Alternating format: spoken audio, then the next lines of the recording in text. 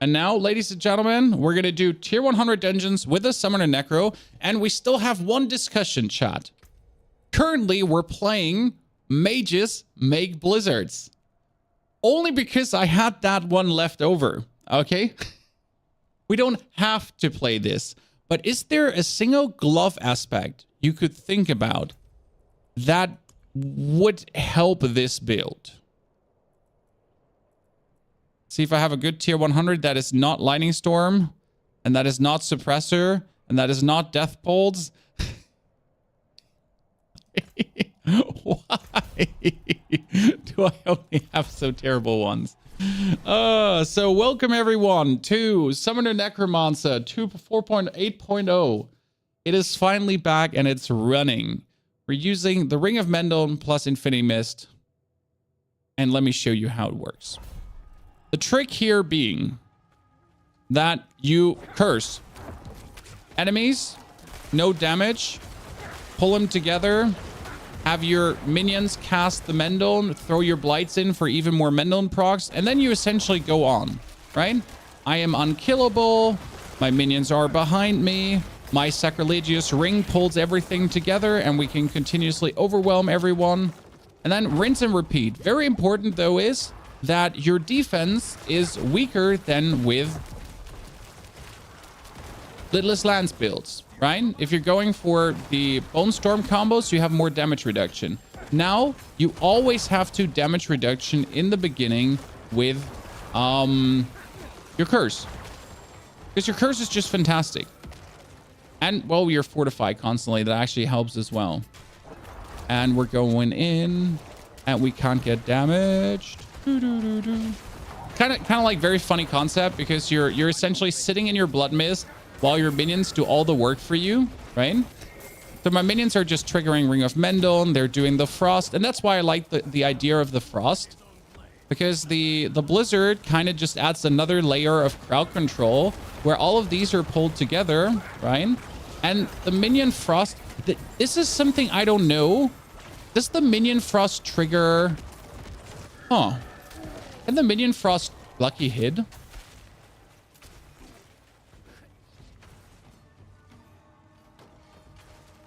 Hold on. I never thought about it, but can it? Lucky hit? Is your opinion on your Melted Heart of Selec? I have it, and it's absolutely... Oh, see, that's what I'm talking about when you're not looking there. I think it lucky hits. Well, we can try it out, or we can do some testing with it. So that's where I was like, you know, if you just walk into minions and you just die, like you get hit and you die. How much are your minions hitting for? The highest I get is around 2 million. So most of the time, minions, when Mendon procs, is 1.5 to 1.5 to 2. That's roughly about where you're going for. You also have to consider that this build is essentially not maxing out Mendon as much as it can. Because if you just max out Mendon, which you could do, you're bringing yourself into an unfortunate scenario where you don't have the survivability to play the build. Because obviously you want to play Mendon, right? You want to have fun with Mendon. But at the same time, you want to actually be able to play a tier 100 dungeon. And if you just max Mendon out, you have a very clunky, non-usable build. And right now, this build has one advantage over all the other Mendon builds. You can actually, like, you don't have to fear death. Because no matter like how strong the enemies are, no matter how strong the minions are that you're fighting against, end of the day, you are blood misting around. End of the day, blood mist is what really nicely keeps you alive. And like I can just blood mist, go in there, right? I can blood mist, go out again. And then I throw my blights in to just overwhelm this dude, and he just dies while he gets pummeled with Mendon crits. But I am never in danger of like really dying unless I just walk into minions full-heartedly without even looking left, right, and center. And that makes this so much more usable than any other Mendon build I've seen, because ease of use is so important when you're playing these builds, right? You like, here's another, like, see, I just go in, And my lucky hits, like all these, there was a million, there was a couple of millions, to be honest. All these lucky hits you're seeing, 1.3 million as well. That's all Mendon, while I just blood mist around. I'm just doing burr, burr, burr, burr, burr, burr, burr, Mendon, Mendon, Mendon, Mendon.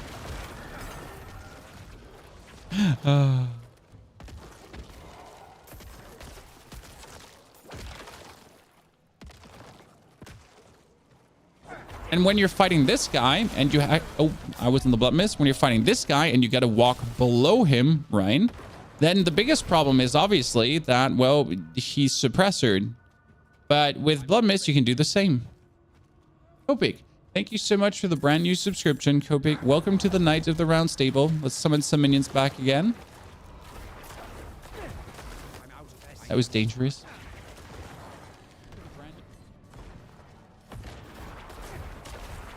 Come on, give me more. And these 75,000 hits that you saw in between, these were Mendon hits, but without like all the stacks happening, right? Leon, howdy partner. What leads to maximum props of Mendon? That's very easily explained. Mendon scales with your damage, okay? So if I am exploding corpses and I get 5 corpse explosions, then I get 40% bonus damage. That's 40% more Mendon damage. If I go for 10 Shadow Blight stacks, that's 180% more damage, more Mendon damage. When I Corpse Tendril, and Corpse Tendril pulls everything together, that is also another 40% more critical strike damage on Mendon critical strikes. So all of this benefits the Mendon damage. All of this plays a role in the Mendon damage. Here, I'm blood misting just below that again. Pull everything together. Increase my damage. Blood mist back in. He dies. So that is all making Mendon damage higher. If I have like a 20% shadow damage multiplier when enemies are stunned, also more Mendon damage. If I get more damage versus crowd-controlled enemies, also more Mendon damage. I get 10% multiplicative damage on cursed enemies as well. Well, that is 10% more Mendon damage. So all your multipliers, everything you essentially do, profits Mendon. That means get as many cool multipliers as possible with your glyphs and so on, and then make Mendon higher. Essence Glyph, 22% increased critical strike damage, 22% multiplicative increased critical strike damage on your critical strikes against non-healthy enemies. Mendon, 600k, 600k, 100k. So the maximum Mendon damage takes a wee bit to ramp up, but most of the time you get it out in the long run. Can you show your stats for a second? Oh, if I'm not going to die. What stats are you particularly looking for? You got to be more precise. You want to see attack power? Do you want to see armor? Do you want to see health? Do you want to see how sturdy I am?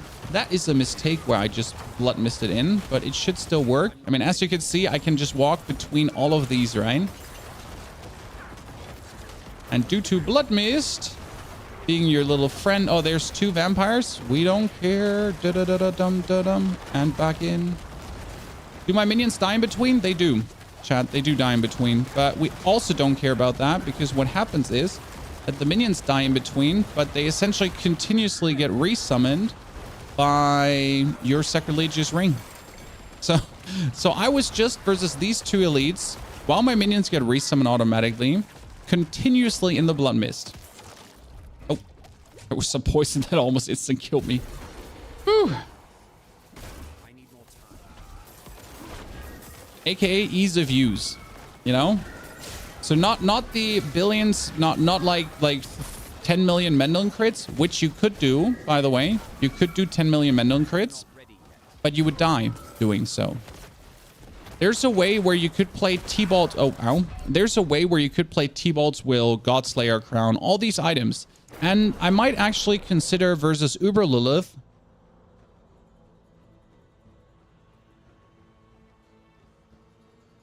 I mean, against Uber Lilith, you could play Godslayer Crown, technically. Yeah. That's a thing. Okay, all of these dudes are dead, so we're returning to the treasure room.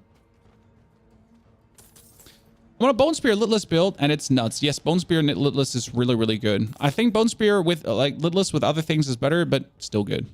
Are you going to give us a Bone Spear? No. Bone Spear is extremely simple to build. There's no real skill needed to make a good Bone Spear build. So I'm just not enjoying Bone Spear. Simple as is. I'm also like, I disenchant every single Bone Spear aspect, every single Bone Spear helmet. I just literally don't play it.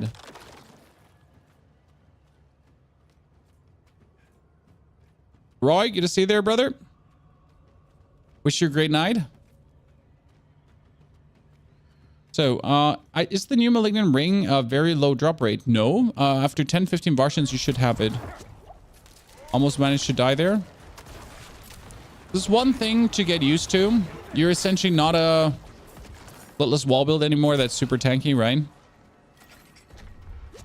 Is there an affix that pulls enemies in? There is.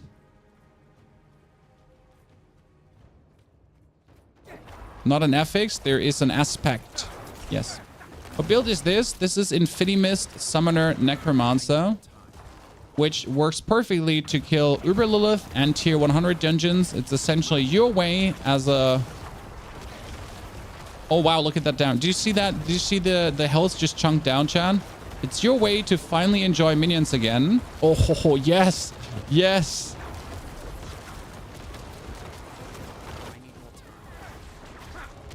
As a summoner Necro and not hate life. Come on, Mendel. Do it. Beautiful. It's beautiful. It's your way to finally enjoy the build again. Okay, let's make our minions more sturdy.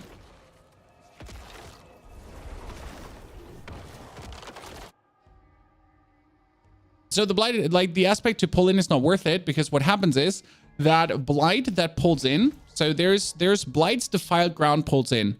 But when you blight enemies, they get pulled to you. So they get pulled towards the blight, but then to you.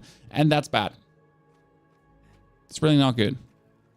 I tried out Machine Gun Lance with Ring of Starless Skies, but I didn't enjoy it. I think Machine Gun Lance can be built very wrong in many ways. So that's the only thing I can say about that, you know? Omni, thank you very much for your 44 months of subscriptions, ladies and gentlemen. That's 2 new subs today already. Very much appreciated. Shout out to both of you. Omni and Kopik, really do like to see you there. Happy we're holding up that Diablo flag high. Let's do another tier 100. And this time I'm going to be drinking a health potion because I'm scared. And I just want to not have a single deathy happening. We do not poison enchanted. Heathen's Keep. Monster damage over time resist. Yeah, great. Yay. Yeah, yay. Someone kill me now.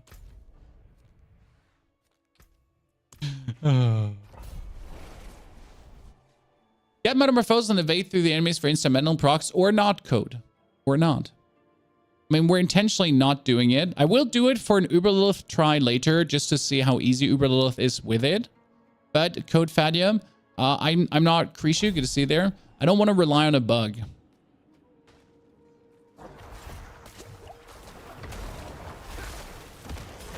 You know, I prefer not relying on bugs when I'm playing the game. This is going to be one hell of a horrible dungeon. Because the enemies are very annoying to kill. But I have to say, I'm really enjoying the Blizzard aspect. I wasn't sure. Oh, there was a 2.2 million Mendel proc. So it is possible into the 2.2 million. I wasn't sure how good the cold aspect is going to be. But I really have to figure out if it can actually lucky hit. We have to do an experiment with that to figure out if the thing can actually lucky hit, because if it can lucky hit, that is insane.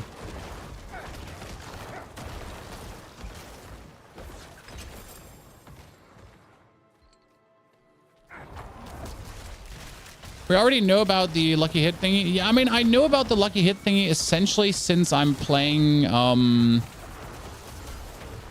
Bone Storm, because like I've been playing Bone Storm Necro, and I've noticed that essentially the lucky hit is 100% when you do it. As you dash through things, and it always applies the Bone Storm, so that's nice. But In that build, you kind of natively use it. In Mendel, you got to go out of your way to use Metamorphosis. Again, it works, but what for? Zergazrid, good to see you there. Have you made a grandfather build? I don't have grandfather. I don't have grandfather. I would make a Bloodlands build with it though. So if you're asking what kind of build would you make with grandfather, Bloodlands. Dude, they just absolutely ate her. I'm not sure if that's legal.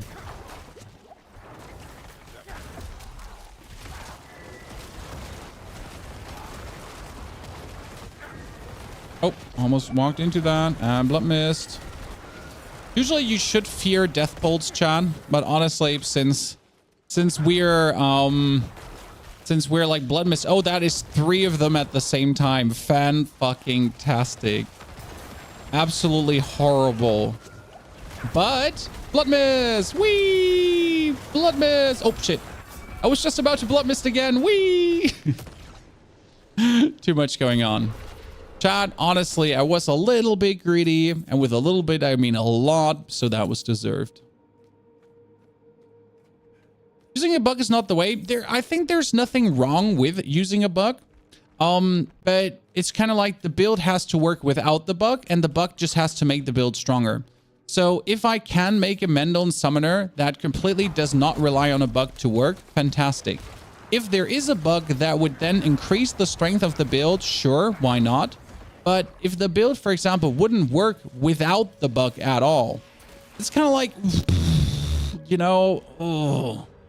If the Blizzard Dominion cast is the same as the Sorg, it should do 33% lucky hit chance. Good point. What we have to try out is we just literally have to do that against the target dummies. So after this dungeon, remind me to not go into a next tier 100. Remind me to do some target dummy testing. Stun him again because this guy's the most annoying thing because he can actually one-hit me with his like poop wave. He does. You have killed all my minions. I do not appreciate it. Resummon my minions. I don't want to click the button. Hello, could you please resummon all my minions because I do not want to click the button. By the way, in case you're asking, chat, despite 500%, yes, 500%, guys, minion life, my minions are still feeling relatively squishy. And yes, that is 500% minion life. And on top of that, also the mage glyph for bonus elemental resistance. So I got it all, okay? I get the elemental resistance bonus, and I get the 500% maximum minion life, and I get the armor increase. And yet, despite all of these things, I mean, minions should virtually be unkillable. Except, by the way, this is not broken. This is merely scratched.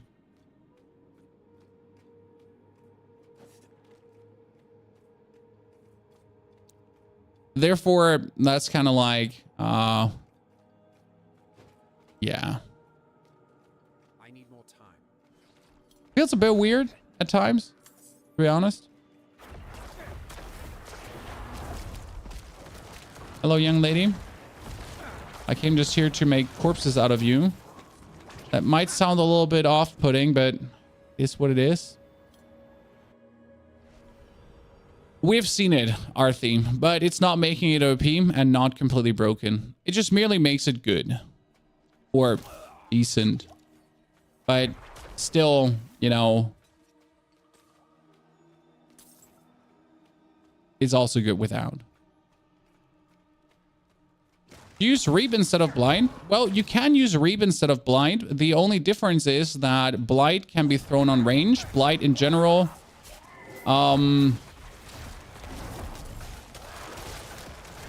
works a bit better lucky hit-wise. And Blight also increases your whole shadow damage by 15% multiplicative, which also increases your whole Mendel damage by 15% multiplicative. So you have to understand that when you're throwing Blight in, and at that supernatural Blight, you and your minions deal 15% increased damage to enemies within Blight. So as soon as I throw a blight on, that means that every single damage they deal, including the Ring of Mendeln damage, is times 15.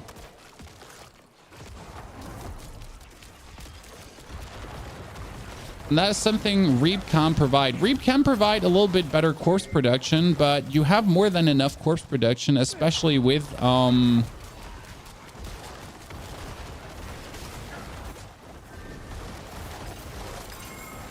Blight as well, because Blight also is very good on corpse production. So yeah, you don't really need that, and therefore never understood why people go for Reap, to be honest. I mean, Reap has been very popular. So the thing is, why do people go for Reap? Reap was used in the first version of Nightmare 100 Dungeons, where they were still hard, okay? But they're not good. You know? They weren't good. Like the actual the actual like tier 100 Nightmare Dungeons back in the days, they were so horribly difficult. They were doing so horrible much damage that if you didn't have like minus 80% damage reduction and the armor cap, and you were running like again you were running Reap for even more bonus damage reduction, that everything would just kill you. But we're not playing these Nightmare Dungeons anymore, right? We're playing we're playing weak ass tier 100 dungeons. These tier 100 dungeons are a joke to what we used to have. You got to think about that, right? So you don't actually need the amount of damage reduction with a Reap that people used to go for, and that's simply the big difference why Reap is not needed anymore. I hope that makes sense to you.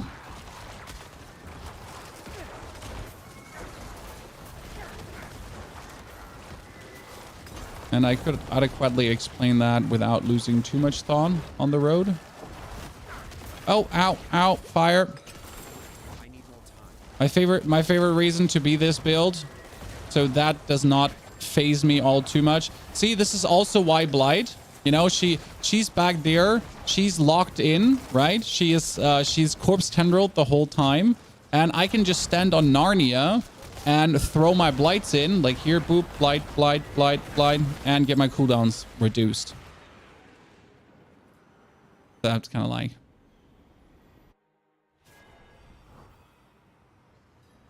Do you think pure minions become viable? So Connor, even if you play pure minions, you're still doing shadow damage. I mean, like even if you play pure minions, you're still... Oh, shit, I should pay attention. You're still playing Corpse Explosion. So even... No matter what build you're going for, no matter what pure minions you're playing, you're going to be Corpse Tendriling. You're going to be Decrepifying. It's never pure minions. And it also makes no sense to play pure minions, right? Again, like minions take 15%, get 15% more damage. If you apply Shadow Blight, enemies also take 10% more damage. So there's so much more damage that you can put in. Why would you just not?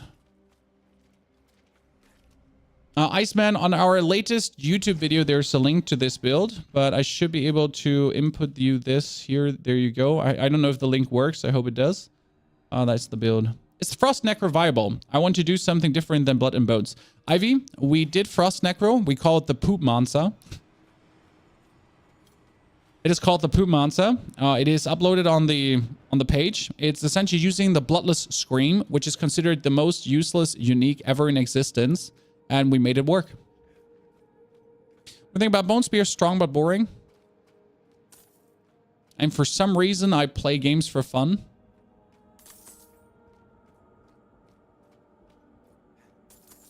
And not for boring. So as good as it is, I just can't, you know. Now let me pay some attention so I don't run into random death bolts. You should do a Minion Thorns build this season. No, I could also just shoot myself in the face with a gun, but I'm not doing that as well. You know? Some things you simply don't do. Like trying a Thorns Minion build. Not that Thorn's minion build is absolutely terrible and that's the reason why you shouldn't do it. It's because Thorn's minion build is absolutely terrible and that's the reason why you shouldn't do it.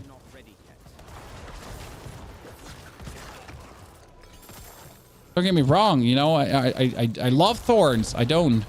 A Thorn's minion build is the most horrible idea ever in existence. It does work on from a casual standpoint, so you can probably get level 100 with it, right?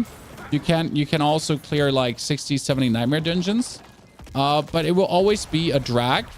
It will never be smooth. It will always be a very weird compromise on Paragon boards and everything to make it work.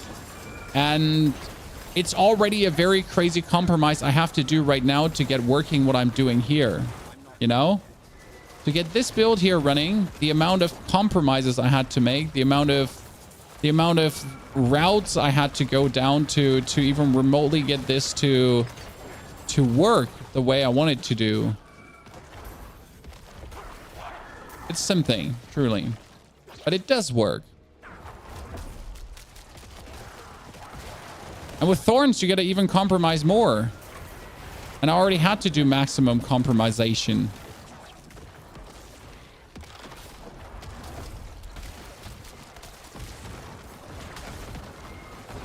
And Bone Spear, but I'm so bored. Yeah, I feel you. I mean, Bone Spear, like, so right now, what is the gameplay loop? I curse, I blight, I run in, like, corpse tendrils. I wait for my cooldowns to go down. Bam, blight again, corpse tendril again, some corpse explosions and everything. What would Bone Spear do? Bone Spear would walk up, press right click 3 to 4 times, and then the enemy would be dead. I mean, that's powerful, right? But at the same time, it's kind of like, I mean, if you want to do that, do that. Okay, he's healing. I don't like it.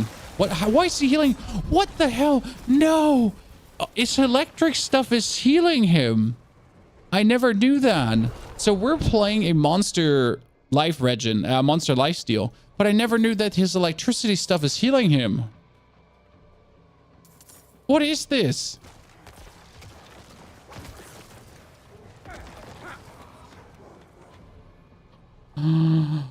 Scary. How am I supposed to kill him with minions? Honest question, Timothy. We gotta hope for some, like, look, he's healing more than I have even remotely the chance to do damage to him because of like his lightning. We gotta kill him before his lightning escalates again. Stun him. Stun him. Corpse explosions. Do it.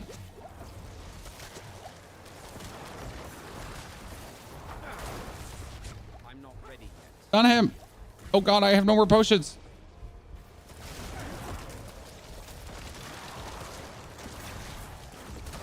I mean, seriously, what are you? How am I supposed to?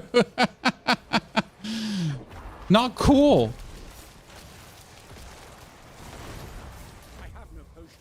I have no potions. Yeah, that's my problem. Sir, this is not okay. I made a mistake, chat, going into a lifesteal dungeon, it seems. I'll be right back in a second. I gotta teleport out and get some more. Oh god, I gotta get some more potions. Well, let me out. Oh, safety in numbers. Safety in numbers. I have to stop summoning minions. I think that that's like the only way how we can kill him, right? Wait, let me put the minions out of my bar for a second. Like.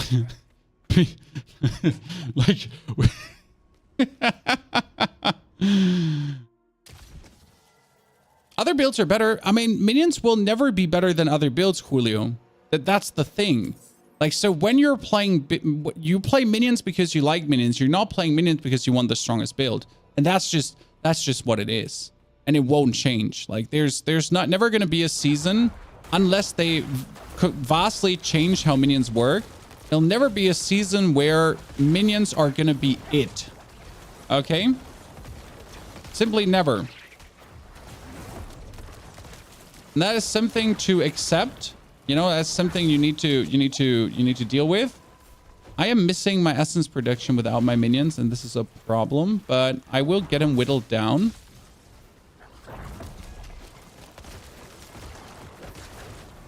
Missing like essence and corpse production and everything. But with the monster lifesteal being so significant. Come on, come on, come on, come on, come on, wherever you are.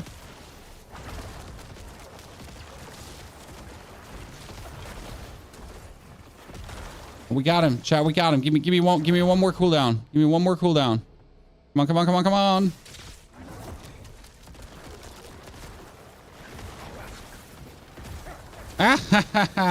Okay, I can put my minions back in the bar. Oh, that is so dumb. He heals with that. I don't believe it. I literally don't believe it, guys.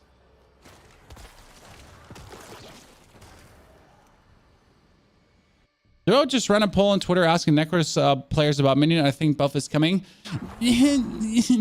So yes, maybe. The problem is that Necro minions don't need a buff. Necro minions need to be completely reworked.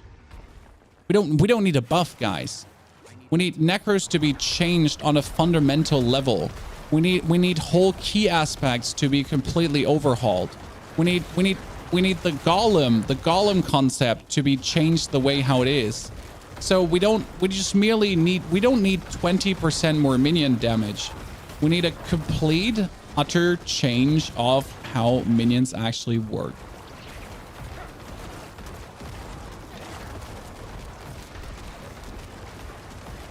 And I need better tier 100 dungeons because this one here is pain right now. Oh, there was a 2 million Mendel proc. I love to see it.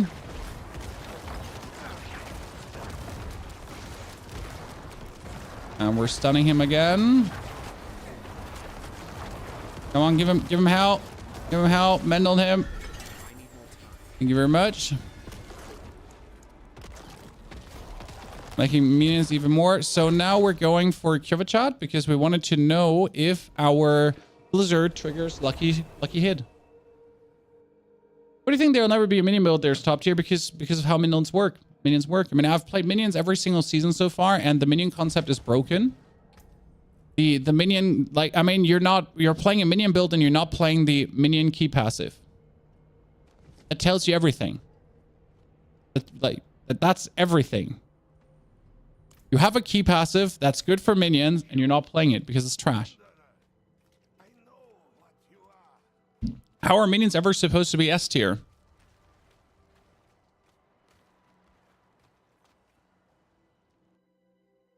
Love to see more proper sacrificial build.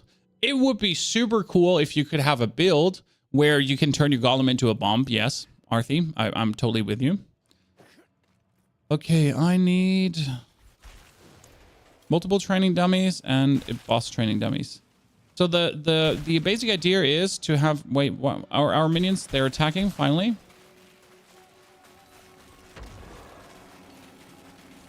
I want to know if the Blizzard could be causing Mendel and procs. Oh, that's was a corpse they made.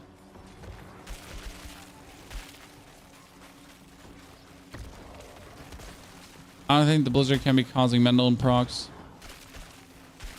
So by the way, in general, like, how high can Mendel go?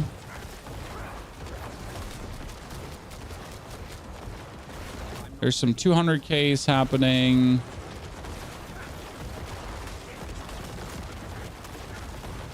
$180s, 500Ks. There's 2 million. There's a 1.9 million, 1.7 million, 1.7 million, 1.9 million, 1.1 million, 1.7, 1.8, 1.6, 1.9, 2.2. And the way how to make this all higher would be essentially applying T-Bolt's Will or Godslayer Crown. Because if I now get T-Bolt's Will in, that's 40% multiplicative bonus damage, right? And that's instantly crazy amounts of bonus damage. Like, if I'm going to be facing Uber Lilith, I could take the pants out and I could just take that in and that's it. Right? But you also don't actually need it. You're doing more than enough damage. It works. A wolf's still only doing 20 damage. I've never actually tried out wolves. Okay, Crusaders Cathedral. Let me try to get a good Drifting Shade. I hate Drifting Shade and Monster Regen. It's like the worst. I just have horrible like sigils. I'm like, let me show you a very smooth and good running Nightmare Dungeon, and it's like Crusader's Cathedral. Getting Mendel to proc more is just lucky hit chance, correct? So attack speed technically also affects the chance. I mean, attack speed gives you more attacks, and therefore you have a, you know, you get more chances to lucky hit. So yes, technically attack speed affects that.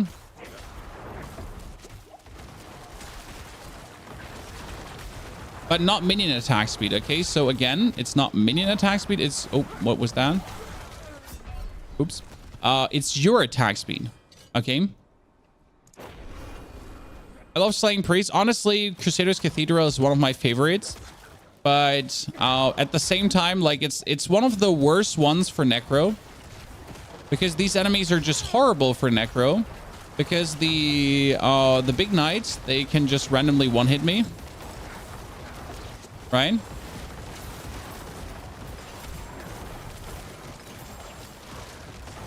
And then put Drifting Shade to that and Monster Regen, and it's just a horrible combination. But for some reason, I like Crusader's Cathedral. You know, I'm really having fun slaying the church, I guess. I don't know what that makes me. A psychopath. Yeah, but I really enjoy zooming through the church enemies. A Flooded Depth. See, that's what I'm looking forward to. If it's not having a Drifting Shade happening. See, that attack, this overhead smasher, when that hits me, I usually die. Despite my damage reduction, despite my armor, despite my life, despite my everything, still die. You found a video how to proc Bendel through dashing? Yes, it's possible. No, we don't want to do it. No, it's also not needed. I mean, you see that we are having enough Mendel procs, guys. We're having enough damage. The problem is not the Mendel procs and the damage. The problem is the staying alive. The problem is, how do you keep minions away from... How do you keep the enemy away from you? How do you have your minions engaged? How do you have, like, you know, your minions do the most? And that's by doing everything else. Is Godslayer's Crown good against Lilith? Yes, I mean, every 12 seconds, you get 3 seconds of damage. That's not bad. That's quite decent, to be honest. If you think about it. Are you going to play Modern Warfare 3? No. I have no interest in Modern Warfare 3. I also have to say that my whole Twitter is either people being unhappy or people being complaining. But no, so I don't know how to say this, but not a single person that is playing Modern Warfare 3 in my timeline is just happy. You know what I mean? It's like when I play Diablo right now, I'm just having fun. I'm just enjoying the game. There's caveats and whatsoever, but I'm just generally just enjoying the game.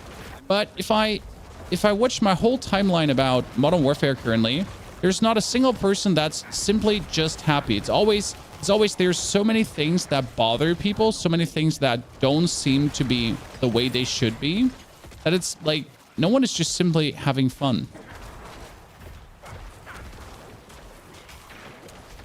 And that's not a vibe I'm interested in. Oh shit, that corpse bow, that corpse bow. He's just sitting behind the door. What the hell?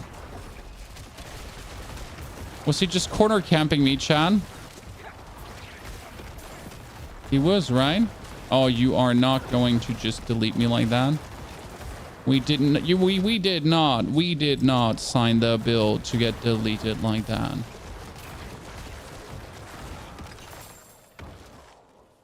Can't wait to face the gigantic knight that is known to just one-hit poor pony.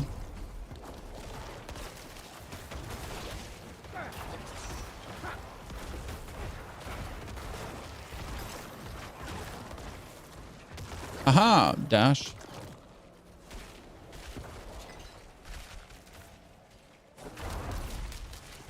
There, back there is a corpse bow, and I don't wish to engage with it. Yeah, you're all dead.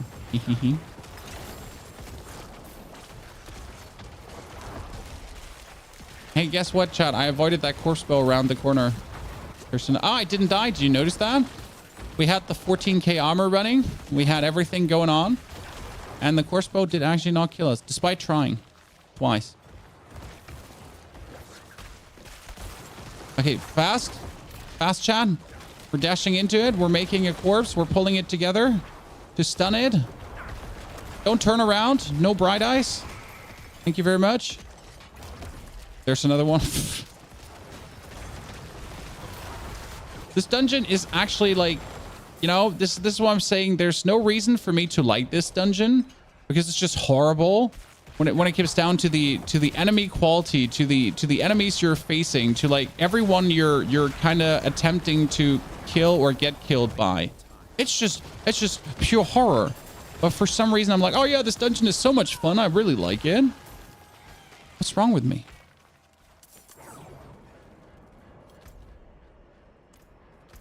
It's here, right? Well, how fast tech info travels through the Diablo 4 community. Well, it's quite simple. People are actually interested in Diablo and everything about Diablo. So things like figuring out how to lucky hit proc something more than you should do and so on. It usually it's like very big word of mouth, right? So you tell your friend tells their friend, and everyone tells everyone. Because people like to share knowledge. People like to seem smart, right? Would you say Infinity Mist is better than Blood or Bone builds? No, it's just very safe to play. So the advantage about Infinity Mist is that that you shouldn't look at your Twitch chat while there's a drifting shade creeping up on you. That they're extremely safe to play. So if you're just looking to not die in a dungeon, if you're just looking to zoom through a dungeon and essentially like be relatively safe. And not only are they safe to play, they're also very low investment. So you can make an Infinity Mist build with barely any uniques. I mean, right now I do have the Sacrilegious ring and I do have Ring of Mendel, but you can make one without a single unique, to be honest. And every unique actually makes it only stronger. That's the cool thing about Infinity Mist, right? Just gets so powerful out of nowhere.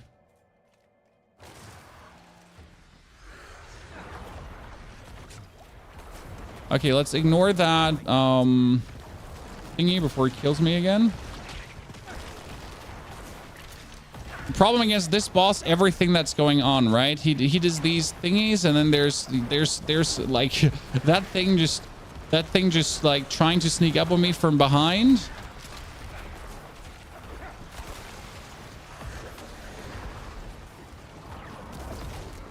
While I'm merely trying to exist. Come on, where's my Mendel procs? Give me the Mendel procs.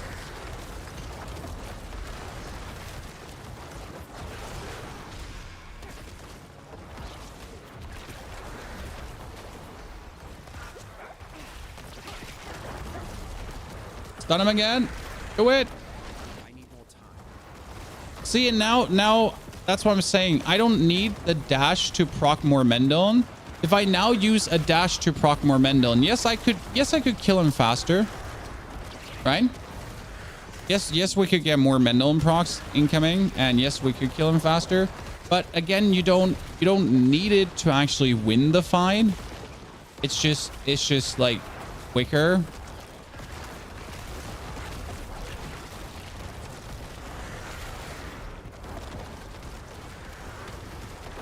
Me living in Blood Mist. Now I feel like half of my Mendel damage is right now going into his walls.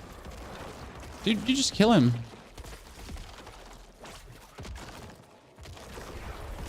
Okay, let's do one more, maybe Helltide, and then we'll try Uber Lilith again, but this time with the right potion, with a crit damage potion. I really hope the new event is not going to be a simple boss, just harder. I mean, they're meant to be very difficult, the dungeons. I mean, so far, from everything I have seen from trusted sources, the Abattoir of Zir, I mean, it's not going to be something crazy special. It's end of the day going to be a dungeon. That got to be clear for you. It's not like going to be the reinventing the wheel, right? It's end of the day just a dungeon. But supposedly a very fun dungeon. And very fun from a difficult standpoint. Because end of the day, how do you make like endgame content more fun? You also like there needs to be an aspect of difficulty, right? Can't you? Okay, well, how long is it until the Helltide? Another 15 minutes. Okay, back to the drawing board, chat. What other glove aspect could we use? We were discussing this now for a while, and we still want to make this build even better, right?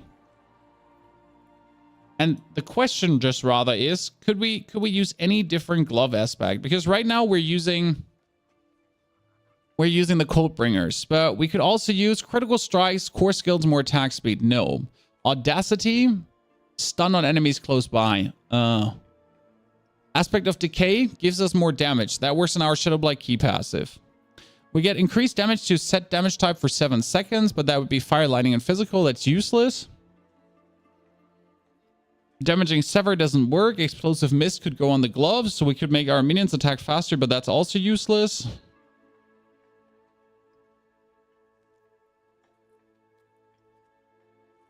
We could get more damage while standing still, which is also useless. Overpower crits. Distant enemies are stunned. Lucky hit crowd controlled. Bone Spirit. Nothing really where you're like, wow, this, yeah, what way? I mean, the only real thing that makes sense would be putting on the Howl from Below. But at the same time, the Howl from Below wouldn't make sense, actually, Crimson, and that's my problem. Because the Howl gives you corpse skill attack speed, nice, lucky hit chance, cool. But the problem is they don't give you crit chance. And that's something you truly want to have, because the critical strike chance is a minimum you need, and I'm at 20% right now. Because I don't have crit chance on my offhand. I actually gotta check if I can make crit chance on the offhand. Because you need crit chance on the offhand, you need crit chance on your gloves, because you can't have it on the rings, and that's about it, right? These are your only bonus crit chance you can actually have. Wouldn't attack speed increase mental procs? No. I mean, attack speed of your minions not, but your attack speed would increase mental procs, yes. Strength, barrier generation, lucky hit chance, barrier generation. Yes, critical strike chance. Ooh, let's go. Let's see if we can roll it a little bit higher. You know, let's go a bit greedy here.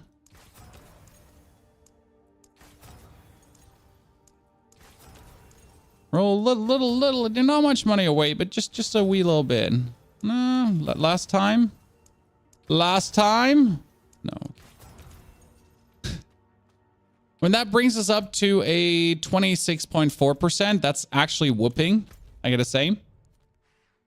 It's not bad, especially against Lilith now.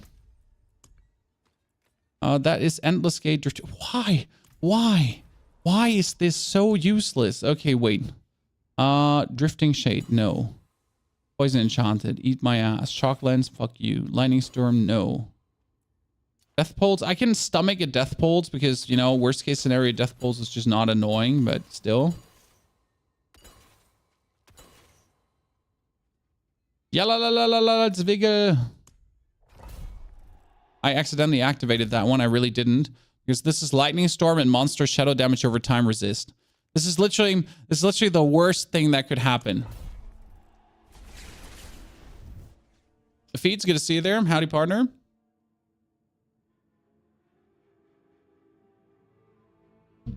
This is the worst that could happen. But I just opened it up, so we might as well go for it, right? Ah, holy balls.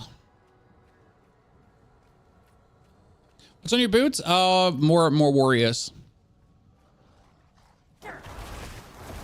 The one problem about playing minions, losing 2 very valuable aspect slots that you really don't want to lose, because why would you want to lose them?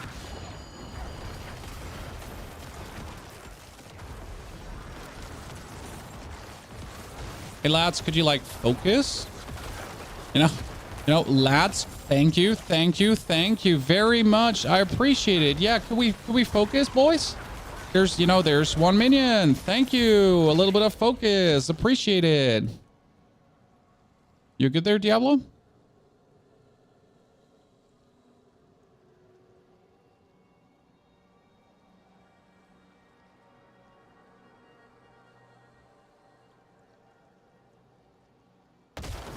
Cool.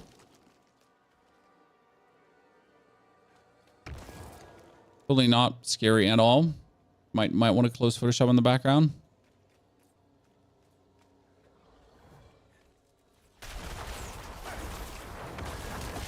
I'm just allowing Photoshop to use too much RAM, essentially all of it. Now I'm like, Photoshop, you're allowed to use all the RAM you want to. Okay.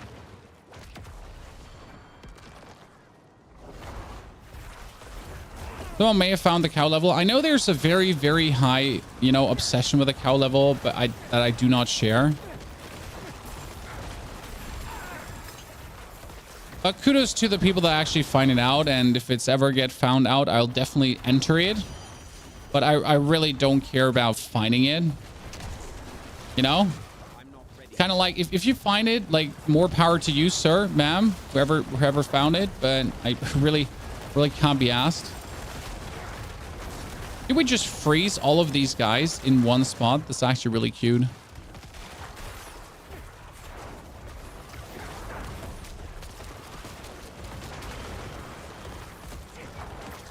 It's one of these things, you know, when you watch these Call of Duty zombie creators and you're just like, wow, you did all of this and you found all these cool secrets out? Well, let me watch your video and then do it myself without having to figure this all out myself. Maybe I'm just a horrible person, Chan. Maybe I'm just a horrible person.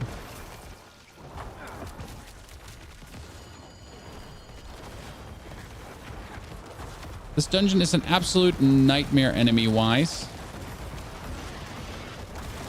Because all these enemies, no matter how tanky I am, even with my most tanky build, okay, Chan? Even with my most tanky build, with the most tanky version of everything I have, right?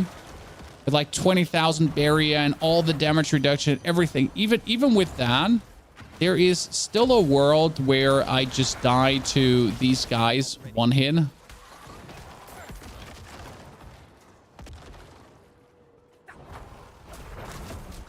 I mean, that bear, right? just walking up to me very angrily from Narnia.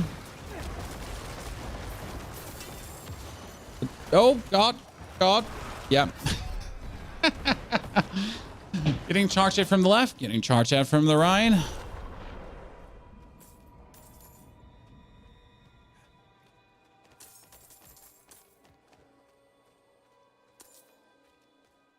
Love to see the passion for the class, but I love to see it with other classes. Yeah, but I don't enjoy other classes. You know, it's a simple thing of I don't have fun playing other classes. What's up, bruv?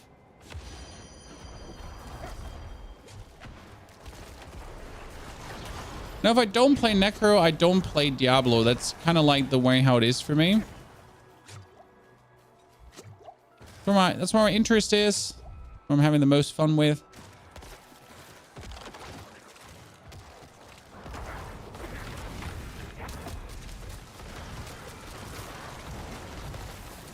And if there's no Necro, then there's no P4wnyhof.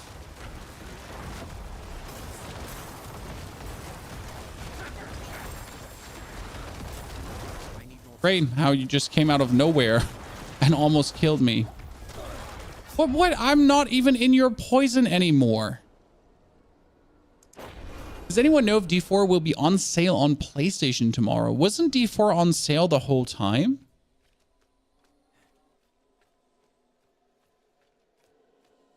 Enhancing the priest healing is a game changer in 100s? No, I don't think so. Because your minions just stay alive anyways.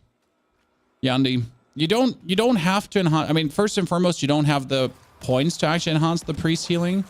But second and most important, what for? I mean, your minions dying is actually not an issue.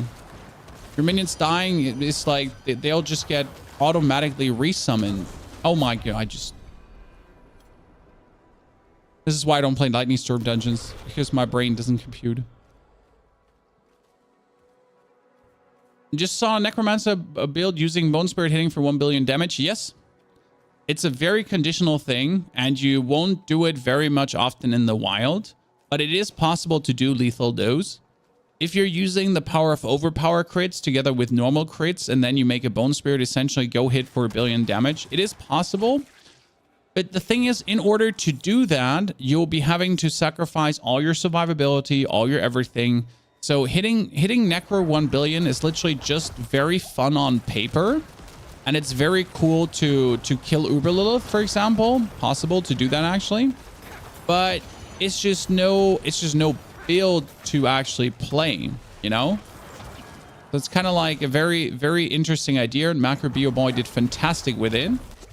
But it's just like if you're actually care to make a build to play, you know, to go through a dungeon, then like sadly the Bone Spear is not doing what you want it to. The Bone Spear is not doing what you want it to do, you know. But it's super cool.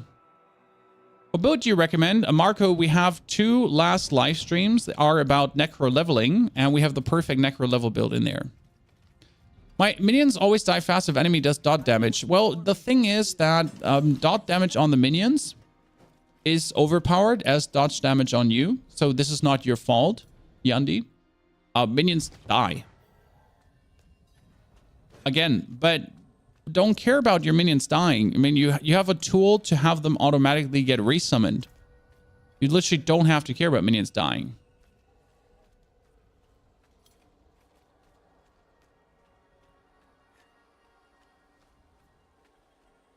Right? Kartong, thank you for the 71 centuries of support. Kartong, very much appreciation. Thank you very much for joining us for such a long time already. Also, let's not get jumped by a bunch of wolves this time, Chad, as we just did a second ago. I need more time. Thank you very much. But ignore chat for a bit to like stop dying, I guess. I just hunted with my Necro and get my X-Felds yesterday. X-Felds is so good. You got Black River and X-Felds. We have a perfect build for you. We uploaded it 3 days ago. It's the X-Felds Black River build. We call it the Shadow Poopmancer. Also formerly known as Punami. I hate this dungeon. Also formerly known as Punami because it's using a Blood Wave. That is a tsunami that made out of poop. Okay, that's Vigil with Nightmare Portal, but I don't want to do this. This is Flooded Depth. Yes. Finally. Finally a normal dungeon. Holy Christ. I've been waiting for this so long. I just want to play a normal dungeon. Like a normal person. Chat. Why can't you just let me play a normal dungeon? It ain't that deep.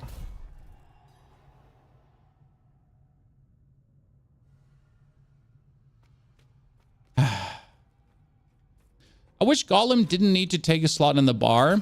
Well, I wish Golem wasn't called a passive and take a slot in the bar, right? I mean, Golem is meant to be your class passive, your passive ability. And here, Golem takes a slot in the bar. And turns out to be useless. With cheese and cream on top.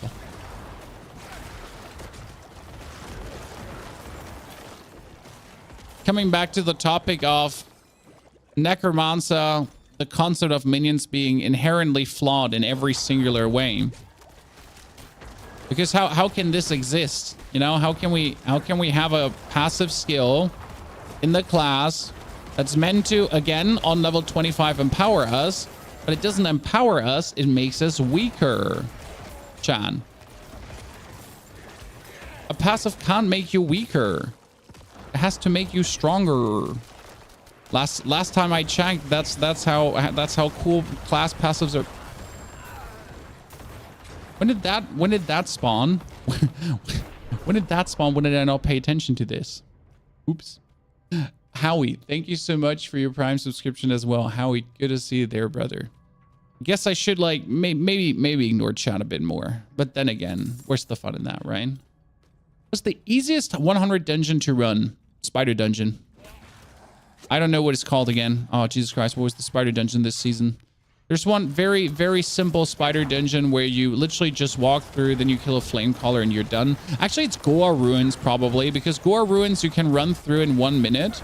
And I'm not joking when I say 1 minute, by the way. I literally mean 1 minute. So you run through the Goa Ruins in 1 minute, and then you're at the boss already. It's actually really, really cool in that regard. With the speed of light, you know, you just go through the dungeon in itself.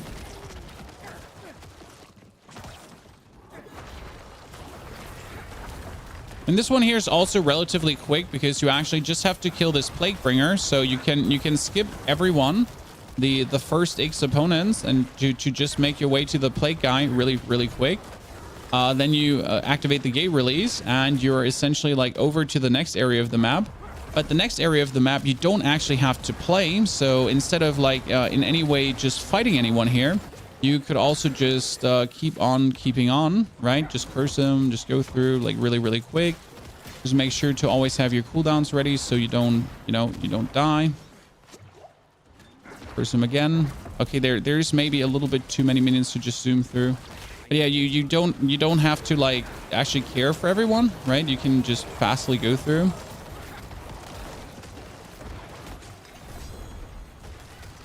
Because this is where you want to be. So this is actually where you run a reach. And then we just have to go from here to the boss as well, right? Volcarajo, also thank you for the 70 months of support. Woo! Very much appreciated. Happy Diablo Day, Chan. To everyone that is actually still enjoying Diablo. I mean, it's cool to see we have currently how many viewers on Twitch? We have like almost 400 viewers on Twitch, guys. We also have 100 viewers on YouTube over here. So greetings to the YouTube gang. And I think we have like, what, 20 viewers on TikTok. So everywhere there's people that are still enjoying Diablo and that still like Diablo and want to talk about it, which is just fantastic to see. I mean, this is exactly what you want to have as a content creator, right? Like-minded individuals that just have fun with games. But I also can't wait to show you the Abattoir of Zir. I hope there's some way to get early access to it. You know, I know some creators actually got... Oh, this is Drowned Bells. I know some creators got early access during BlizzCon. The only reason to probably go to BlizzCon to get like some early access, but then again, they couldn't even talk about it or make videos about it. So, I mean, as nice as the early access is, if you can't even make content out of it, that's kind of like... Oh, I just stood there. Oops. Oh, the sacrilegious build, you beat Lilith. That is fantastic to hear. Can someone explain to me why I'm spawned here, Chad? Despite killing everything in the dungeon, so this is why I died. This is where I spawn.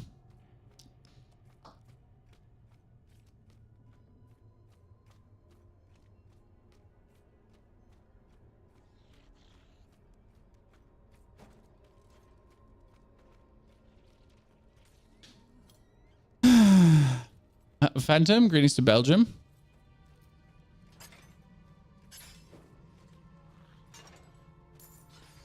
Because the developer doesn't know how to code. My concern here is that this is a known issue, right? This is not a new issue. This is not an old issue. This is a known issue that's out for a while now. And, oh, cool. I get a Nightmare Sigil. Well, I guess it was worth it. And it ain't actually... Oh, that's another one. Well, that's...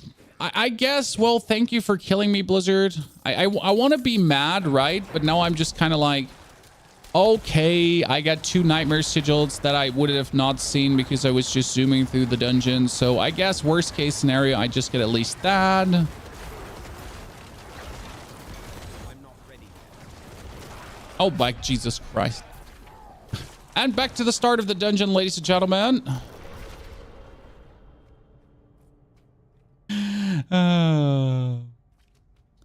Run Ross, it actually doesn't matter if there are enemies left in the beginning or not. It is very random and very weird because I've literally had dungeons where I killed everything early in the beginning and you just get spawned halfway through, right?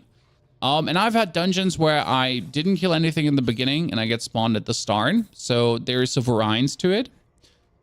The weird thing is that you have this midway point.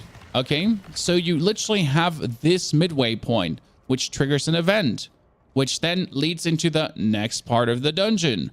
So you're kind of actually activating a midway point, right? You're activating a checkpoint. So everything before that shouldn't even matter because we just get past the checkpoint anyways.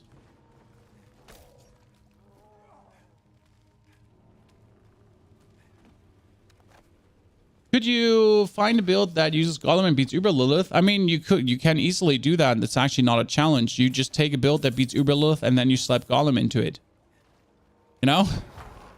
So I can play my Bloodlands build, which does billions of damage, and then into the Bloodlands build, you just put a random Golem in it for any skill, and then you're like, wow, I used Golem to kill Uber Lilith. Whoa, la, la, la, la, la. And that's the problem, because like no build will ever be like, oh yeah, this build is so much stronger with Golem and that's why I was able to beat Uber Lilith. It will always be like, I put it in and now I beat Uber Lilith, yay. Look at me, I am so talented. Wow. You know?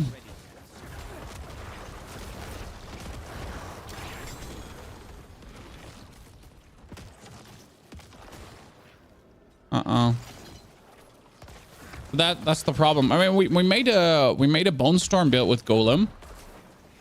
Chan, yes, I made a Bone Storm build with Golem, and the whole build was terrible because of it. I mean, Golem made it so much more clunky and so much more unnecessary and so much more stupid, and everything just felt horrible because of Golem. But we had Golem in it. Cool, right? Right?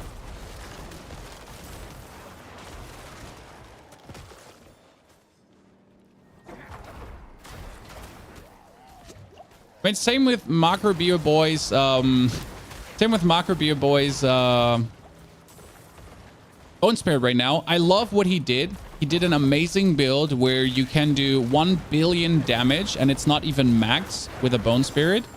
But when I make a Bone Spirit build, for example, I will make a Bone Spirit build where you can push tier 100 dungeons with, right? So my interest is making builds that work in real scenarios. Okay. So making actual builds that work in actual rounds, so you can actually do the challenges in the game, right? That's my attempt when I'm making builds. I'm just not, you know, I'm not ready. just not throwing shit at the fan. I want to make things that help you to enjoy the game even more. And done. Sadly, there was no boss. I'm a bit saddened. Isn't now hell tied up? Isn't now hell tied up, ladies and gentlemen? There we go.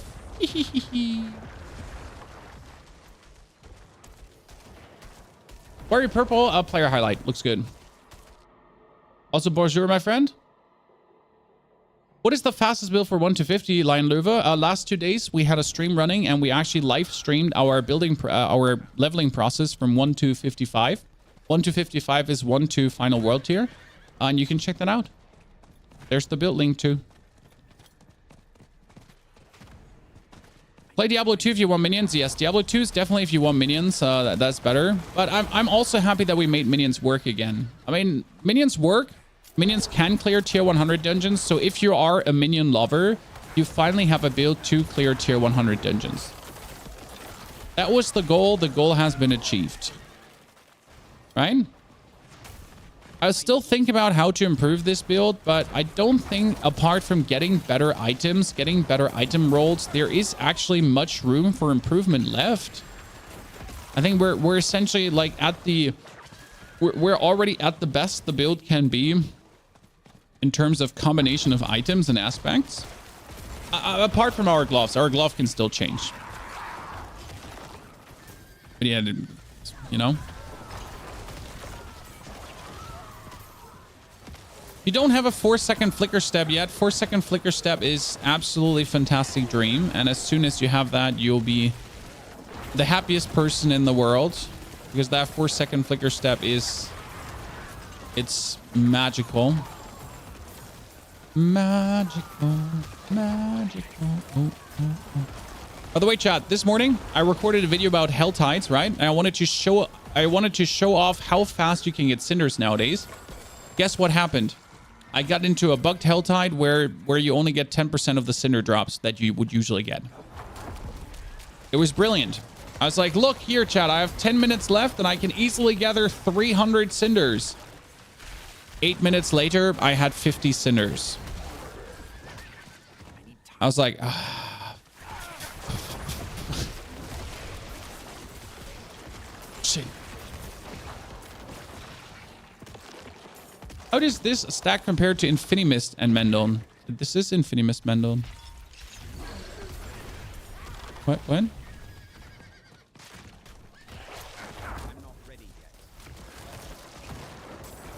How do you know you get those 10% hell tides? I was in one earlier. It took so long. Like you just notice how like if you in 10 minutes don't have 100 cinders, you're in that hell tide. Simple. When like in 10 minutes you have to have 100 cinders. Like else something is not computing. Like if I kill a pack of mobs like this, there's at least like 3 to 5 cinders coming out, at least. And if you're getting 1 to 0 cinders, you just know you're in it.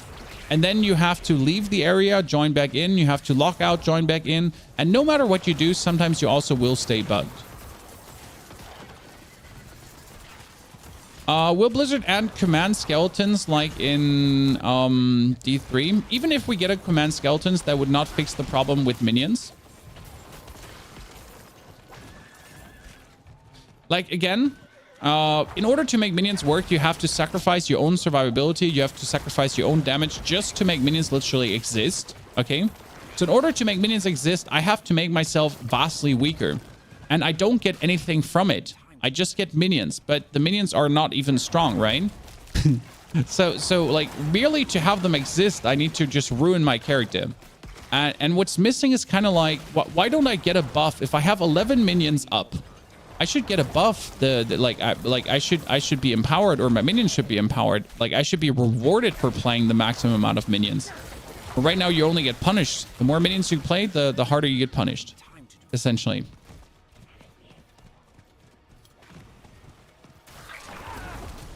Which brings us back to the point of everything minion-wise needs to be changed and rethought. The rest of the Necro is actually pretty good. Shadow Necro is an extreme amazing space right now, especially since they reworked since they reworked how Wither works. I mean, that's just like the Wither rework is like godsend. Like whoever had that idea, so smart, like fucking amazing. So that's brilliant, right?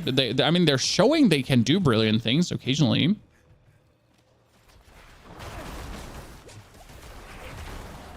The Infinimist without Corpse Explosion and with Bone Storm instead. Why would you play an Infinimist without Corpse Explosion and Bone Storm instead?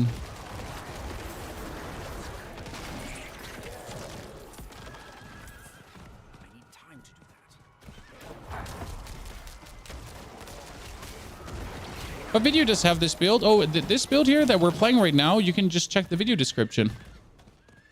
There's a link. I know. Come on, Sean. What do you think? We're amateurs over here? All the build... I mean, sometimes we don't have the buildings. That's true.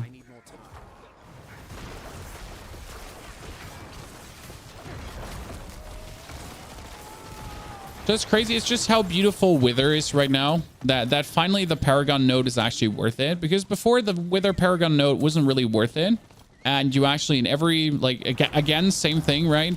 You were playing Shadow main, but you were not taking the main Shadow node because it wasn't worth it. Because you were, like, scaling the wrong attribute for it. 150 cinders in 3 minutes. Yeah, see, this is like normal. I'm now in for 4 minutes into the Helltide, and I'm at 230 cinders. That's normal. And this morning I made a YouTube video, and I was in 8 minutes in the Helltide, and I literally had 89 cinders. And I was like, hey, I'm trying to show something off here, Blizzard. Could you not cock block me? I need time to do that.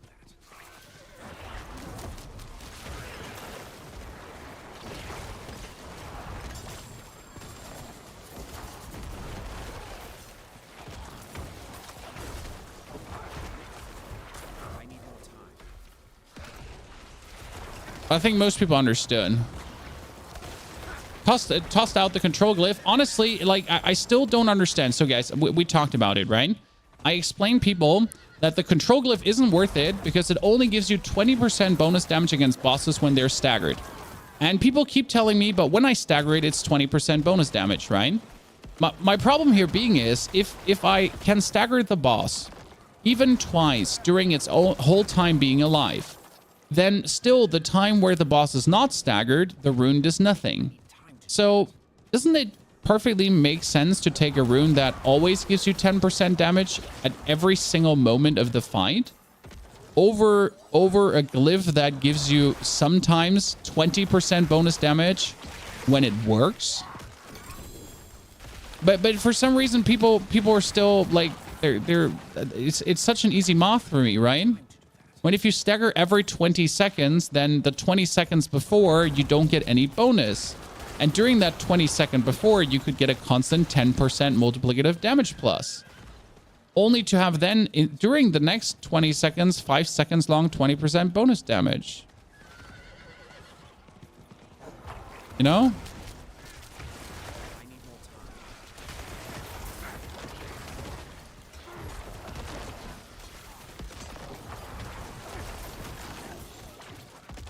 That's why we need damage meters, Chan.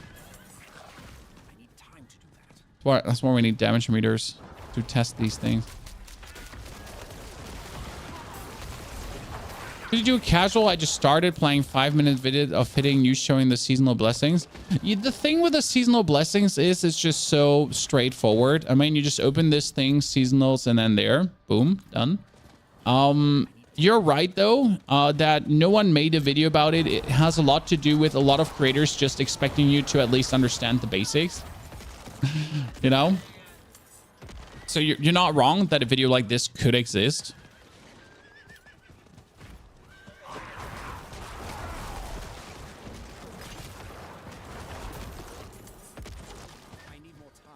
We'll accept that. Where's helltides.com? Never forget about helltides.com, ladies and gentlemen. In case you don't know the website, it's called helltides.com.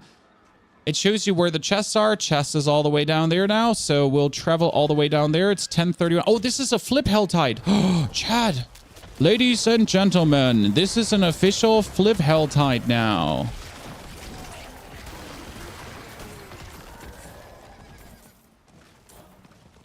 Which means that after playing this for another 30 minutes, the chests are going to refresh. Oh. Pony's in need of 1,200 cinders, it seems.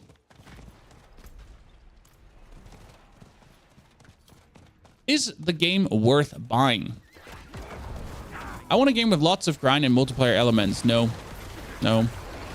No. No. No. No. Sorry. You're looking for a game with a lot of multiplayer elements and a lot of grind? Nope. It's not for you. When there's some grind, yeah. There will be more grind with Season 3. There's no multiplayer elements. Like, there are just no multiplayer elements. What's these multiplayer elements you're talking about? Like, 0. I mean, you can multiplayer in the game, but there's just 0 multiplayer elements. And I think that will never change, to be honest. When it was advertised as this massive multiplayer online game, always online, and you're online with your friends. And have I said online yet? And you can online touch your friends, and like that kind of stuff. But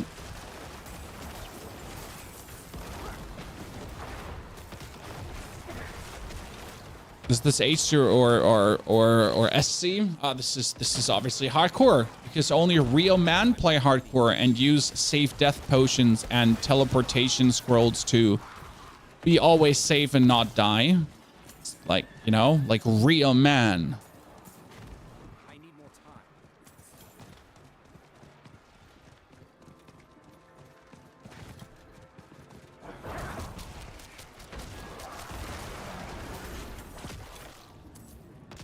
time. What's the purple around your character? Well, that purple around my character you get for membershipping or subscribing to the Ponyhof with your Prime Gaming subscription like Jagermac just did. No, actually you paid for that.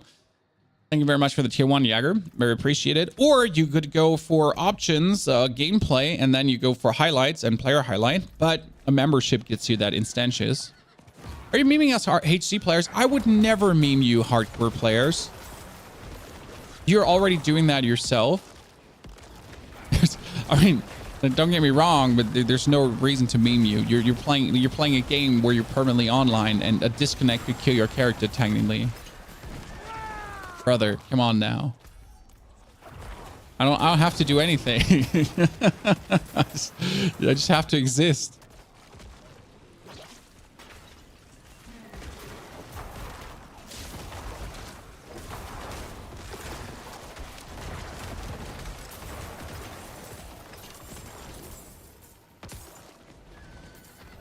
By the way, that brings us back to YouTube comments, chat. I get 1 per day, okay? 1 per day. So since 4 months now, since all the 4 months I've been recording YouTube content for Diablo, there's at least 1 comment where someone says, go play hardcore, the real difficult game mode. Or go play hardcore, the only mode that matters. Or go play the real Diablo. I need more time. At least 1 per day. It makes me smile every time.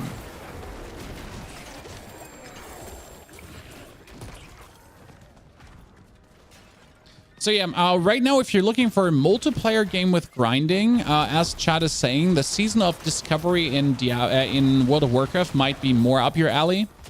But if I'm honest with you, like if you like solo grinding, and occasionally talking to your friends, I guess. But I like, honestly, Diablo is a game for solo players. Like, fuck that. It's what it is. Maybe in 2 years when they add raid functionality or anything, it might be more than that. But Diablo is a solo game that you play alone, and then you flex your items on your friends, kind of. Yeah. I mean, if I was not a content creator and I was playing Diablo, I would probably interact with no one. I'll probably not interact with a single soul. Ever. Right? Abattoir of Zir, 6th of December. So right around the corner. It's coming very soon. Other Diablos had social systems. Yeah, but realistically, most Diablos were still played alone. I mean, yes, Diablos had social systems. Yes, Diablo 2, you had like the server structure and whatever. But most people play ARPGs alone. Most people do not want social things in ARPGs. They just want to grind. They're a little degeneracy, right? When I would like bosses. Did you ever play Lost Ark, Jan? In Lost Ark, there were these bosses that you could do weekly, and you would essentially invite like 4 friends, and then you would teleport to a certain region, and then you had to fight said boss and kill him, and it was a very complicated fight, and it took like 5 to 10 minutes to kill. And if you kill him actually fast enough, you get a certain reward. So that was cool. I really liked that mechanic. That was kind of fun, because it gave you like a reason to play with friends too. I mean, Lost Ark anyways, but still. That was kind of nice. Yeah, you see people on the map and you're just like, get off my way, stop stealing my loot.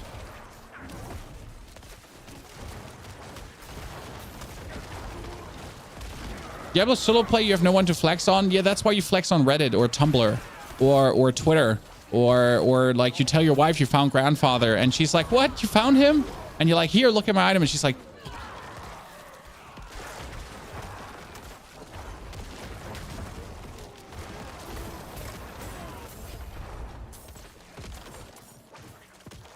Diablo needs daily login rewards. I wouldn't complain. I don't actually know why they don't have it, to be honest. They have a mobile game. I mean, they have Diablo Immortal, right? Already there. They know how good daily login rewards work. And yet, for some reason, they kind of refuse to make something like that. Tinder Flex, my account name is the grandfather. See, you can put it on your Tinder account. You can see like I found grandfather in Diablo 4.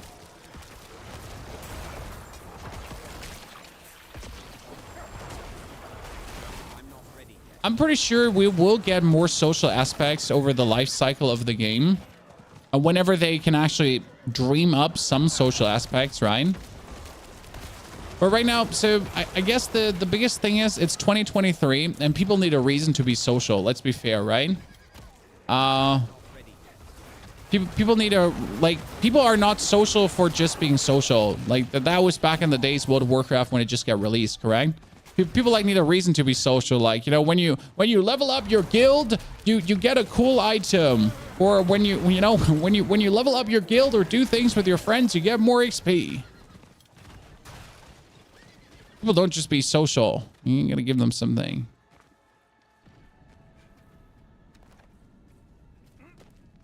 Do you know any non-mobile games with lock-in rewards? A lot of card games have it. Overflow. I need more time. So the Warhammer Warforged, for example, and the DC Universe thingy, you know. If you were to make a new character, would you try another class as well? No, it's always Necro. I mean, again, the only reason I play Diablo is because Necro exists. But this comes together with a big hatred for basic skills. So I think the concept of basic skills in Diablo is just terrible. Like, I don't want to waste my time regenerating essence to use my cool skills that are fun to use. And that's why I absolutely despise any other class but Necro. And I try to find out every single time a way how to not use basic skills. I just find the concept of basic skills is just so stupid. Like, essentially, like you don't do your cool main stuff that is all your damage just because you need to produce a resource to do that. I mean, I remember back in Diablo 2 when I was just chugging mana potions and like fire hydra, mana potion, fire, mana potion, mana potion, mana. That was you playing Diablo 2.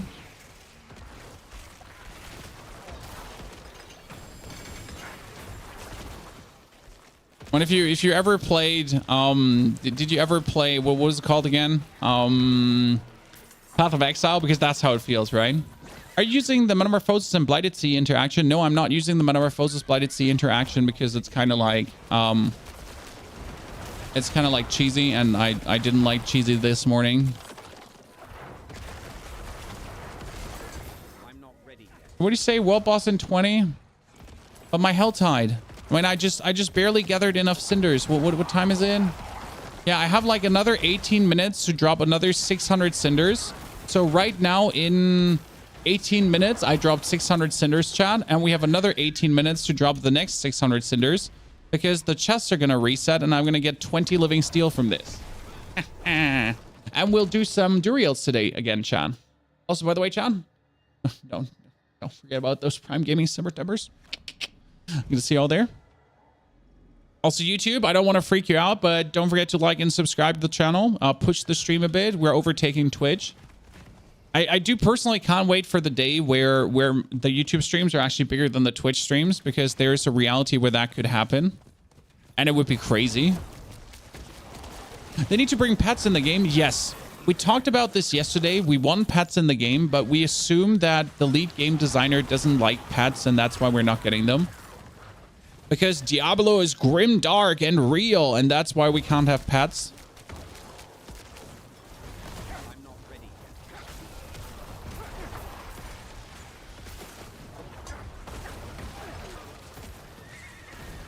Diablo 2 still has way more uniques and combinations even without lot expansion. Diablo 2 is great, but I find the game personally at this point outdated and absolutely washed, so I play D4. That's just me, you know? I like D4 for what it is. I mean, I'm okay with it being less, you know? Is it worth using Litless Wall and Black River together? Most of the times, no, because when you use Litless Wall, your main damage is not Corpse Explosion. Your main damage is mostly Bone Storm, and you're not really in need of like going for Black River then. The hired NPCs, I wouldn't mind the hired NPCs. I really liked them. It was something absolutely that made me enjoy Diablo 2. Like getting your lad and giving him some equipment and being like, oh no, Jeremiah died. I will avenge you, Jeremiah. It was cool. What I miss the most, I think, is the horror dream cube. I don't remember what it was used for. I just remember that it exists and it was cool because you could put things in there and then you press a button and it combines stuff and it was like, oh, I'm so smart. I figured this out. I really like the horror dream cube. I just really don't remember what you actually did with it.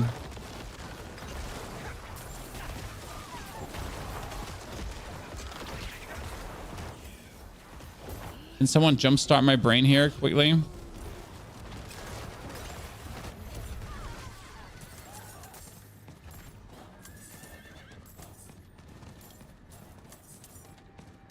Yeah, they won't give us hired help because they want us to play in groups. Oof. Oof. That's schwierig. Oh yeah, you did crafting, socketing, transmute. Could you put your equipment in there, you know?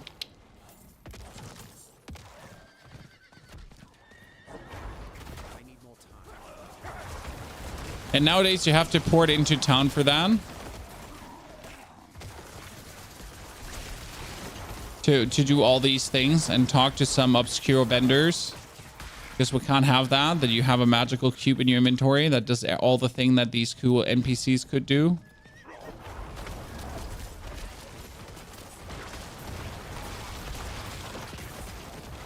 It's always weird when you speak German. It's funny that my German voice is actually vastly different to my, well, vastly different to my English voice.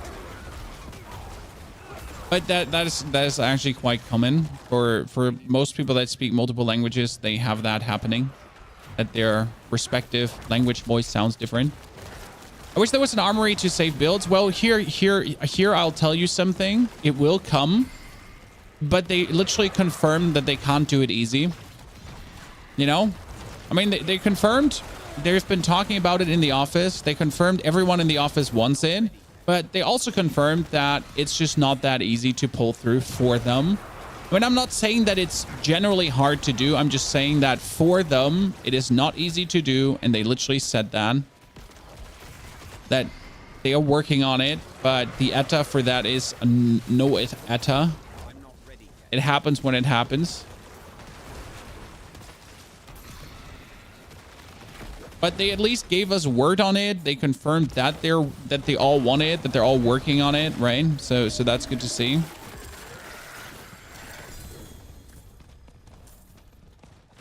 Okay, we got another 300 cinders in the making. I can leave the Hell Tides without losing my cinders and then come back. Or did I lose my cinders when I leave the Hell Tide? I don't remember. I never leave it. I want to teleport out to the world boss, you know?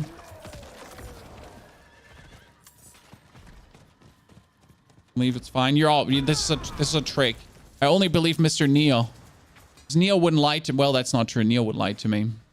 Just for funs and shits and giggles. Just like, yeah, you can leave, and I get fucked. Ah, this is what friends are there for. Yeah, you can, but it bugs sometimes. See, this is what I heard, that there's an off chance it will bug. Is the minion build worth it this season? So, Colin, let me tell you this. I can kill Lilith with this minion build. No, not I. You can also kill Lilith with this build. We can kill Lilith with this build. You can clear tier 100 dungeons, and this is currently the overworld content. So it works fantastically well. It is slower than Tempest Storm. It is slower than Bone Spear. It is slower than an X-Felds build. It's like literally the slowest of all the Necro builds, but it is very fun to play. It's not clunky, and it feels extremely intuitive and good together. And this goes a very long way, because a lot of builds that are powerful just simply don't feel super smooth to play because you need to set up some weird combos or whatsoever. And this one just runs and runs and runs.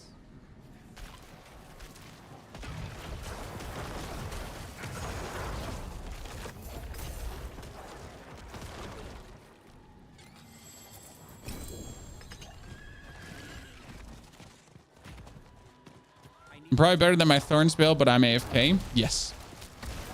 That's the advantage of the Thorns build. You can play it one-handed while not doing anything. I mean, this build can also be relative AFK, right? Because you have your minions to make some corpses, and then your ring will automatically trigger the corpses, and then the corpses will do corpse stuff, and that's it. I need more time. Look at me now. Look at me now.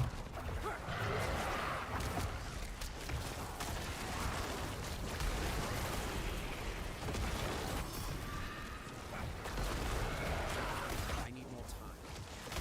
The poor dude just dropped 3 cinders out of his cold dead hands. Quite impressive, not gonna lie. I need more time. Look at the amount of cinders this event is netting us, ladies and gentlemen.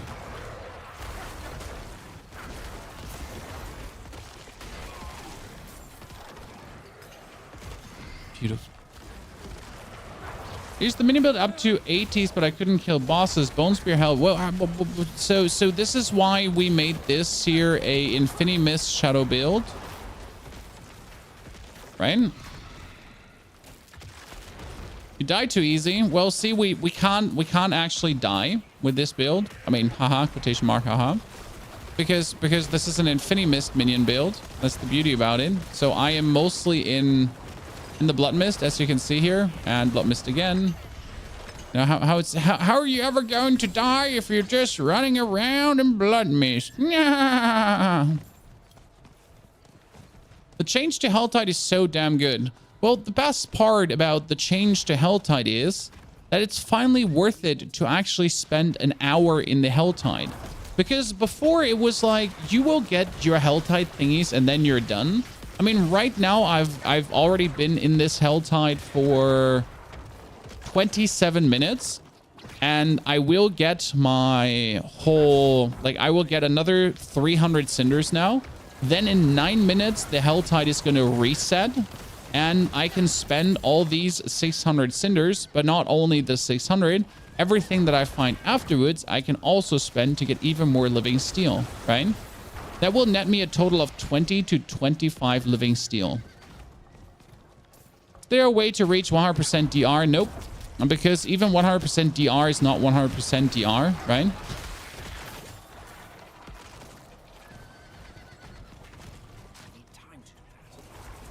So it comes down to diminishing returns, because plus 20% and then adding another 20% to that is not like a multiplier. It's like plus 20% plus 20% is not 40%, right?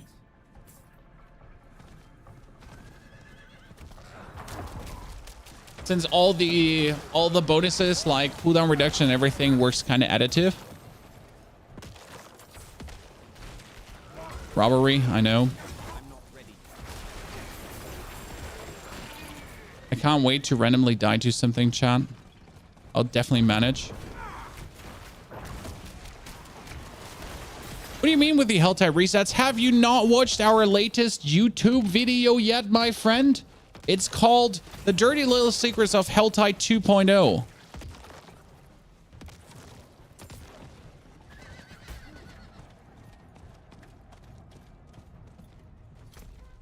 But to answer your question, every full hour, and we're in 8 minutes into the full hour, all the chests reset on a Helltide. Every single chest resets, which means that I can loot the steel chests again. I mean, right now I looted all the steel chests one time, and then when the hour hits full and the Helltide is still up, then the reset happens. Now, like, don't ask me why they actually introduced that mechanic. It's also nowhere explained, I think, right? Was that mechanic ever anywhere explained in game? Or is it just one of these things that exists, but no one ever talked about it? So yeah, there you go. This is the Helltides you want to have, the ones that flip on the hour, because they... Oh yeah, please come here. Doesn't seem like a dirty little secret. Nah, but a happy little secret sounds not as enticing as a dirty little secret. You know, people don't like happy little secrets. They want the dirty. They want the shit. You know. Sounds so weird, but it is what it is. World boss in 5.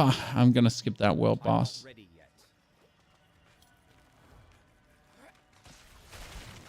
Sure you did something wrong? Well, so we play minions with Mendon. hollow. But we can show you a minion. We can show you a dungeon with a boss if I can find a nightmare sigil with a boss dungeon. Let me finish this Helltide. Then we do a dungeon with a boss. Then we do Uber Lilith. And I think for Uber Lilith, we might actually try out the Metamorphosis cheese. Just like, I mean, we have shown that you can do Uber Lilith without the Metamorphosis cheese. But I just want to see if we could like make phase 2 easier than ever. What is the Metamorphosis cheese again? So when you're using Metamorphosis, then you seem to have 100% lucky hit chance, which means if I Metamorphosis essentially through Lilith, then she will instantly get a huge amount of damage. And if I add then T-Bald's Will to this with another 40% multiplier for the unstoppable thingies, we should technically get to the point where it's going to be absolutely nasty. Okay, 5 more minutes to get 600 because that is kind of like my feeling. They do only like, yeah, they want dirty secrets and happy endings. Exactly, Fish. You get this completely correct. If someone is looking someone is looking for information, they're looking for happy endings and dirty secrets. This is the way. Those are just saving money by having content creators explain the mechanics. Yeah, so what I don't understand is the mechanic, is it intended that the Helltide resets or is it just the way it's supposed to be, you know? Did they plan it this way and then just never tell us? And they were like, oh yeah, this is probably a cool secret they want to figure out. I mean, I like secrets, don't get me wrong, but not like, I mean, how is average Timmy gonna know? I mean, how is Dave the Mason, who essentially works in the stone yard? I don't know what another word for stone yard is. Every day, and he comes home and he plays Diablo and he does his Helltide, and like, how's he gonna know? I mean, his wife yelling at him to stop playing this devilish game. His 12 children are trying to get his attention, but Dave just want to grind. You know? You got no time to watch YouTube videos. I need more time.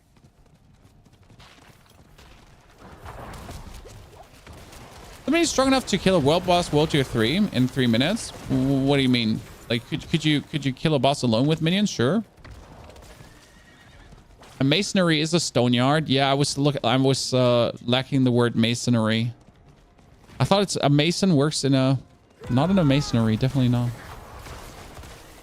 12 children sounds like Dave grinds like hard enough. He's done grinding, dude. After 12, it's over. Oh God, I really don't want to kill him. Actually, I do want to kill the Helltide boss. The problem is just that my particular build, which is a damage over time build, is essentially the worst in existence to kill the Helltide boss, because the Helltide boss just walks away. Right? Like, I'm literally doing damage over time, and the dude is like, oh yeah, you know what? I'll just walk out of this. So I have time for the world boss? Yeah, but I'm just like, you know, I just want to get my cinders done here quickly, and I'm happy with it. I'll leave the world boss for you, chat. Limited spaces only. You can get even more. Well, yes, you can get even more cinders if you have a character that clears the Helltide even faster. Then you can lock in with your alt characters to get even more. That is absolutely possible. First and foremost, I don't have alt characters, and second and most important, I'm not playing the fastest overworld build in existence. You know, I am happy in the matter of, like, I mean, I joined at minute 50 and I'm currently in for a couple of minutes. I am happy with the amount of cinders I'm getting here right now, especially considering that my build is actually meant for dungeon pushing and still good at overworlding. But I definitely want to get the Blood Surge build together and see just how fast I could get the cinders. You know? Are you shaky yet? Nope. I also do want a Doombringer over a Shaco, but we're going to do Duriel today, Chan. I have no Shards of Agony, but I have 17 Living Steel, and I'm going to pick up another 10 Living Steel. plus probably another 3 from random chests. So my goal would be I need to... Okay, we have 15 minutes left. In 1 minute, it's going to flip. So we need at least another 3 chests. That's possible, right? I can get another 225. Sure, in 15 minutes. Come on, chat. In 15 minutes, another 225. Get this shit together. This is possible.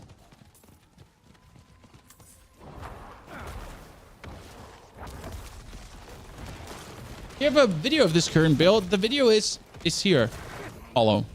You got question, I got answers. There's also a link in the description below with the planner for this build. But the actual video for this, where I talk you through this build, will be created tomorrow. Let's see if this is already refreshed.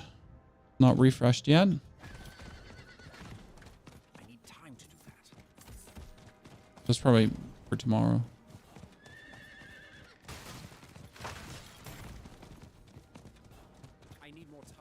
Believe in you. You don't have to believe in me. You just gotta, you know, you just gotta watch me do it. I'll do live. Can you get shakers from gambling helmets? Nope. There is no Uber uniques in the Obel vendor. But I have gotten yesterday. So yesterday I have opened 2 chests, 2 equipment chests. And I did get 2 uniques. They were shit uniques. They were only sacred. I didn't want them. I was really unhappy.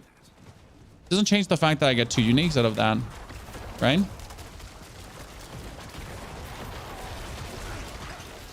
And all the Uber uniques, what would you add to this build? Nothing. Not even Shaco.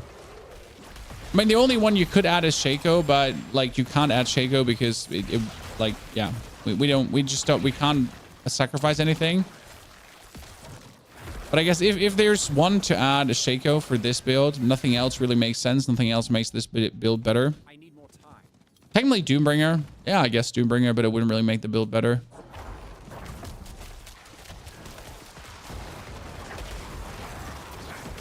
What we swap minions for? I mean, I wouldn't play this build. This is a specific minion build. If you don't want to play minions, we have a couple of non-minion builds. They're all working without minions very well. Oh, that's all the way down there. Okie dokie. Wait, why? That's the chest of mystery. Okay.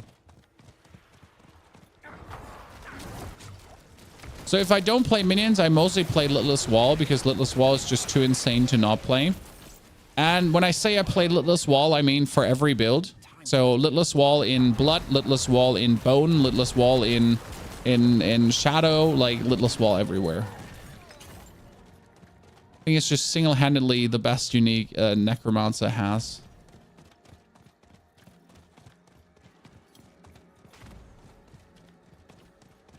What time is your end? It's 4 a.m. in Texas. Well, for us, it is 11 a.m. right now, so we get a couple more hours to stream. We get also a secondary game to play today, which we're actually planning to do. So not only just planning on 1 game, we want to actually planning to play 2 games today. Which is either going to be more backpack battles, which I really adore, or it could be last phase, but I honestly don't remember what kind of last phase key I have, because if it's a console key, then I can't actually play the game. Last phase is a Metrovania side scroller Dark Souls-esque kind of game, where you're having a lot of Bloodborne vibes happening. Definitely cool. Okay, where is the cheese? Oh, all the way there.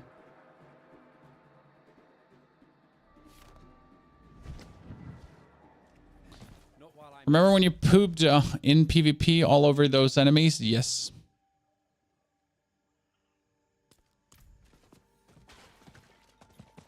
Wherever you might die. Nah, I can't die. I mean, seriously, like there's no danger of dying in the overworld. Unless I go AFK, right? That's the only way how I die.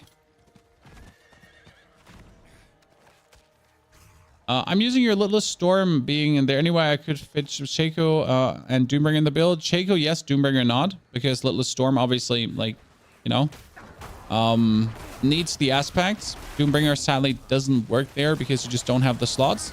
Shaco can be put in instead of the chest. So you essentially took the shielding storm on the chest and you take Soulbrand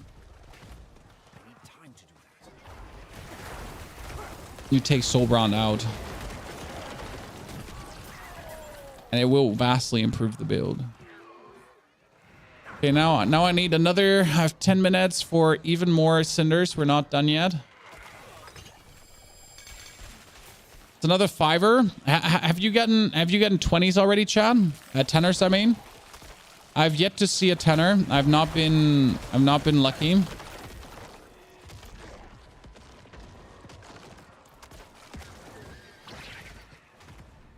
I need more time.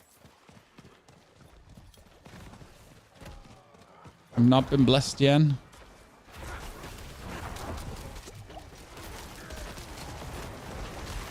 I wouldn't mind if these random chests also randomly could drop too. Thank you, Living Steel. Appreciate it. Expertise Elixir. Hey, come on, 45 for more.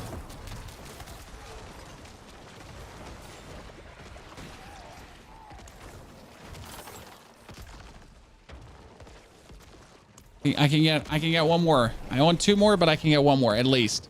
Me for Lines, thank you for the 32 centuries. Katie also, thank you for the brand new Prime subscription. Welcome to both of you. Great to have you with the Knights of the Round Table. Not while I'm in town. Breakfast tacos. Oh, people join me, Bennett. We will not make a fireball, Sork. No. And how do people join me? Well, we usually, when we do Duriel, we ask people if they have their own Duriels, and then it's going to be a bring one, take one kind of thingy, where I summon like some Duriels for you, and then you summon some Duriels for us, and then we do like 5 to 10 Duriels together, and then we laugh and he ha ha ha. We just have a lot of fun, you know, the usual. I'm not ready yet.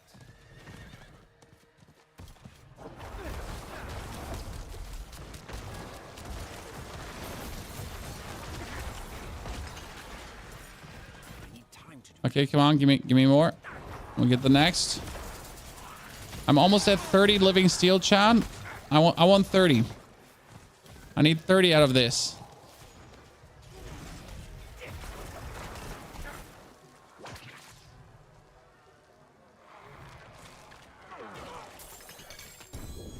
Living steel.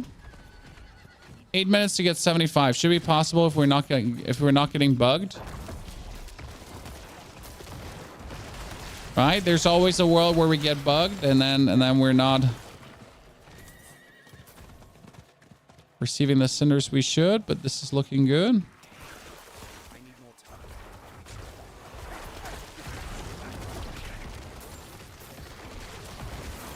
One KFC now. Just stop talking about food, please.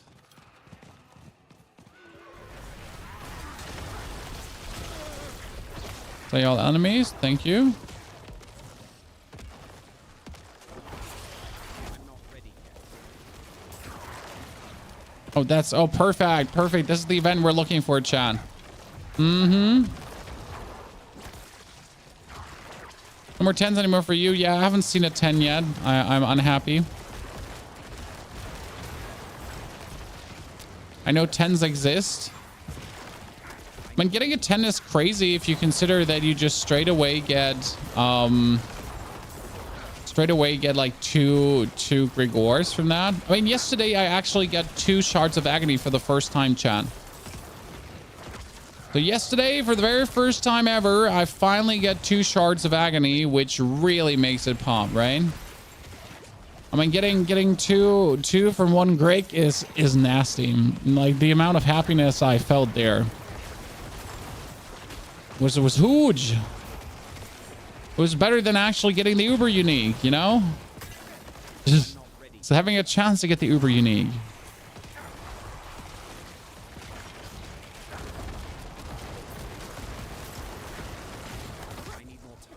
Been very lucky with uniques. I mean, I have all the uniques I need on a max roll. Like, I have my Black River on a max roll. I got my Ixfeld's Corroded Signet. I got my Mendone, my T-Bolt's Will, my Godslayer Crown, my Soulbrand, like every single unique that I essentially play, I get as a max roll. That's quite decent.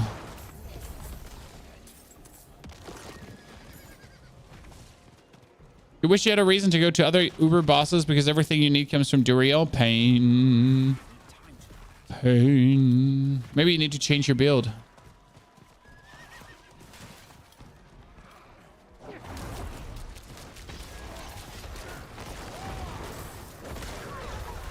Okay, some more Necros. They're looking similar to my results I'm getting. Overflow. Frenzy Dead ain't good. Oh, Havazar Barding. I had that one already. No, I didn't have that. Oh, ladies and gentlemen. Ladies and what? There was a Barding I didn't have?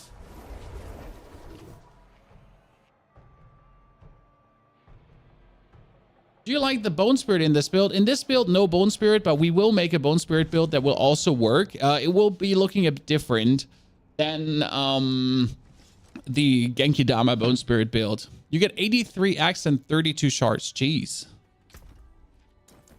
Jeez, good sir. That is excessive. Nope. Nope. Nope. Nope. Nope. Nope. Nibbity nope. Nope. Nope. Nope. Nope. Actually, I do need to look for better boots because my boots are so random. All stats, dodge chance, slow duration. And my boots are horrible, but I just didn't have better boots. All stats, dex, ranks, and bone spirit. Kind of need something like that. Oh, this needs to be kept.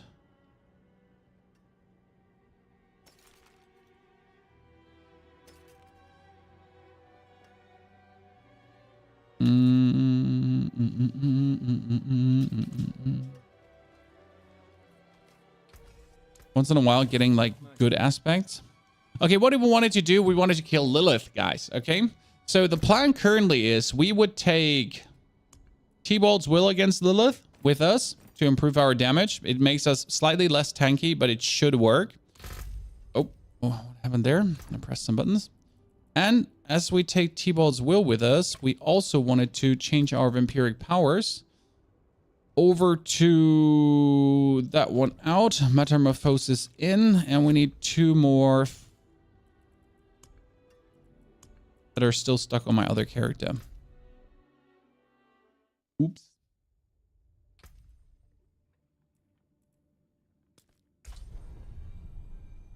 Yep, that's exactly what I'm getting, Overflow.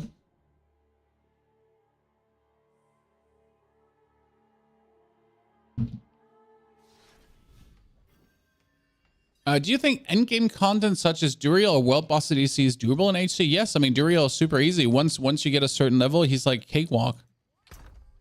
They're just super effing simple. I mean seriously, they're like child play. Depending also on what you go for. Like I mean, with the right builds, like with my Beria build, for example, with the Litless Wall build, super simple. I mean, if you're under leveled, right, they're gonna be pain and you're gonna be having like a hard time, but you get it done.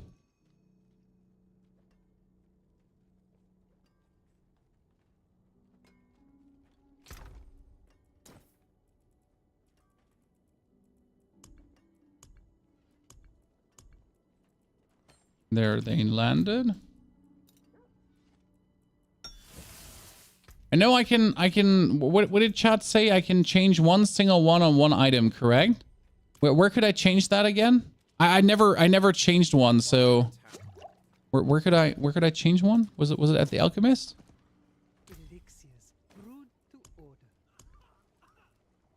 A pact alteration. Yeah, here we go for cleansing acid divinity. I want to get one divinity off. I cannot do that here. Yeah, so I'm usually cleansing everything, right? No, I usually never do that. Not while I'm in town. I want to get the one divinity of the chest. If you've got the making.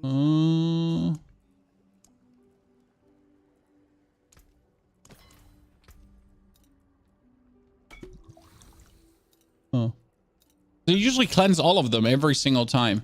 Okay, now with the vampiric powers and everything, let's see how much more we're having.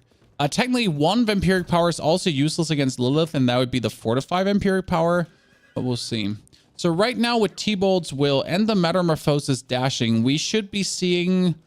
I mean, we have Mendel procs that go up to 2 million without T-Bolt's Will, and then 2 million times 40% damage. Should be good, right?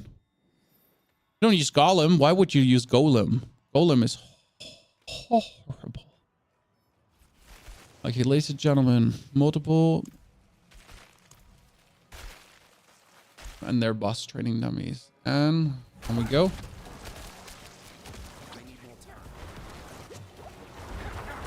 Tell me what you got.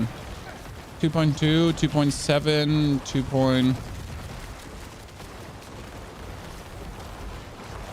2.5, 2.8.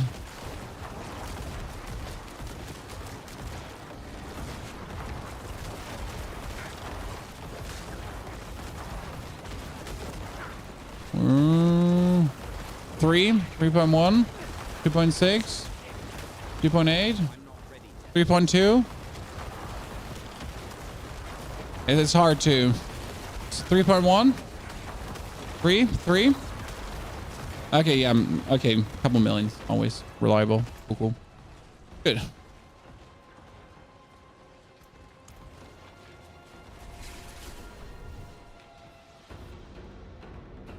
Which vampire powers are you running against Lilith? Let me show you. We're gonna be using currently Metamorphosis, Feed the Coven, Prey on the Weak, Flowing Veins, and Sanguine Brace. The problem with Sanguine Brace is I don't think I can get fortified enough to actually make it work, but we'll see in the try here right now if we get fortified enough to make it work, right? After we're killing Lilith, or after we're doing Lilith, because we might not actually kill her, right? We will be looking for Duriel tries, I think, together with you. Using the Scum build, no defrag, I'm not using the Scum build. I'm using the P4wnyhof build, but we are doing for Lilith the Metamorphosis thingy that we have been also using for our Litless Wall builds. I do know Skull made a build, but he plays his things vastly different to me because he's a Bone Spear lover, and I respect him for that. But no Bone Spear for me.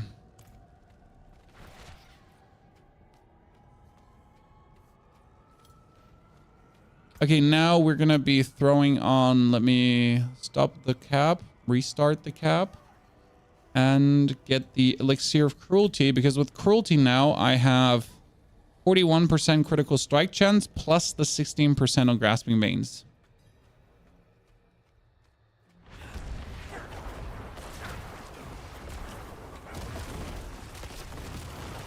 I'm not ready yet. That's her den.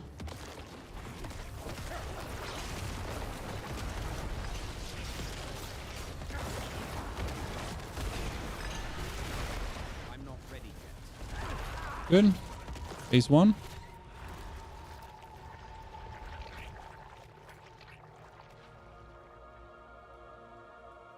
Good start, Chan.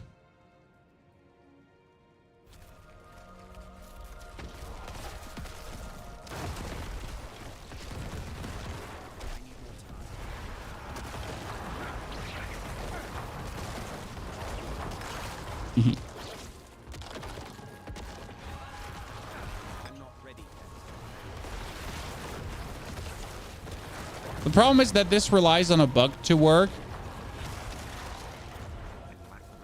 Because again, if you dash through her, well, that's all my minions who just died, Chan.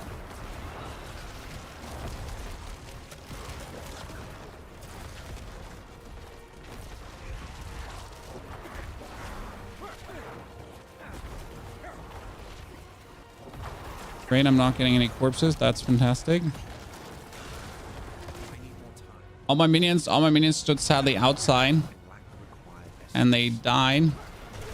Oh god, I stepped outside. Oops.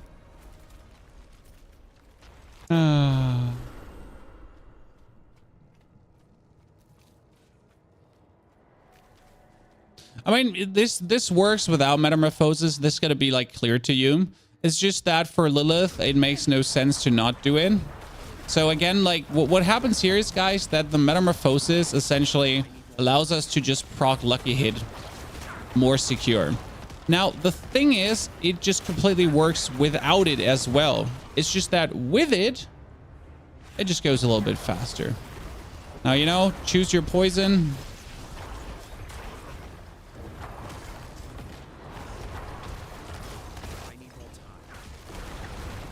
You want to do that or not? Great, just land on me, mommy.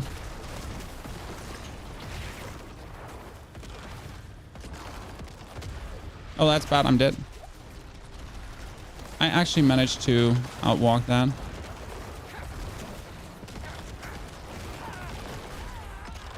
Out, out, out, out, out, out, out. What do I need to walk all the way away? Because there's a bunch of corpses. By the way, you notice we're not getting the fortified chan.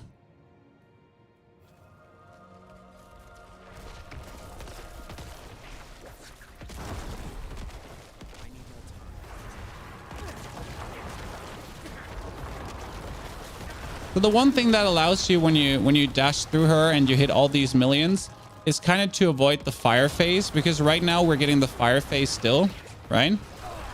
And that's the thing you're trying to avoid with this, so that you wouldn't actually get the fire phase. But you still gotta get lucky to get your lucky hit, right? To just secure past that. Because if you get the fire phase, I actually do need to put 2 points out of corpse explosion. Put 2 points in here. Actually, that's not true. Why am I putting them out of corpse explosion? That makes no sense. You can put them out of here. Because same point with this as with everything, because this doesn't work against Lilith, that skill. You know?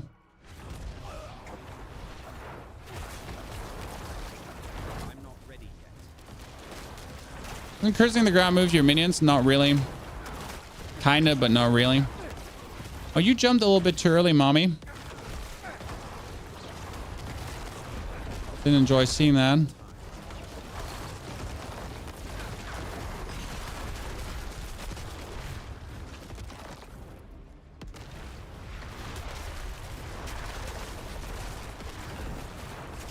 not ready. She is just taking all the damage. And she's gone. Dust in the wind.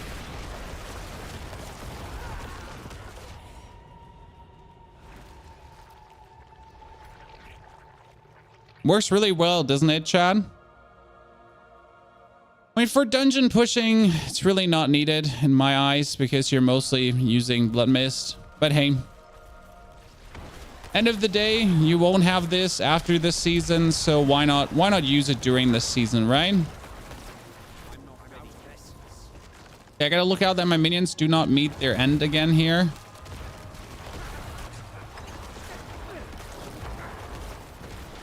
Come with me, minions. It'd be great if you don't. I'm not ready yet. Did you actually spawn the blood thingies? No, you didn't, right? Yeah.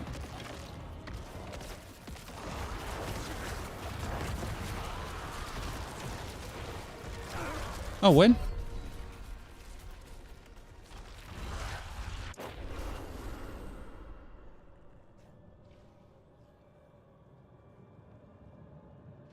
Hello? We stood in the safe zone where you don't take damage. That's the safe zone where you don't take damage. I'm not ready yet. Yeah, welcome to Lilith Fight, where things just don't literally make sense. Oh god, oh god, oh god.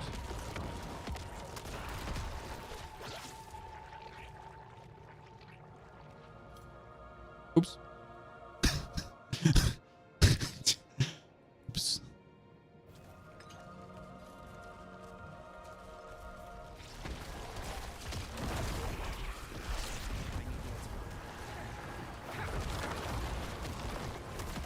Oh, come on. You had too much damage on you to do that. Uncool. Uncool, Lilith. Don't appreciate it. Uh-uh. Oh god. Right now I'm terrible at this. So the blood vessels, well, this is why you're doing this right now. So this is why you're trying to kind of skip her phase, because like with the damage we're dealing with, the multitudes of damage, you can essentially just skip her actual annoying phase, the one where she does the blood orbs. But for that, you just need to hit the right Mendon crits, or, the right amount of Mendon crits. And as you see, they're a little bit unreliable, because you can just never know, am I going to hit them? Am I not going to hit them? Is this going to work? Is this not going to work?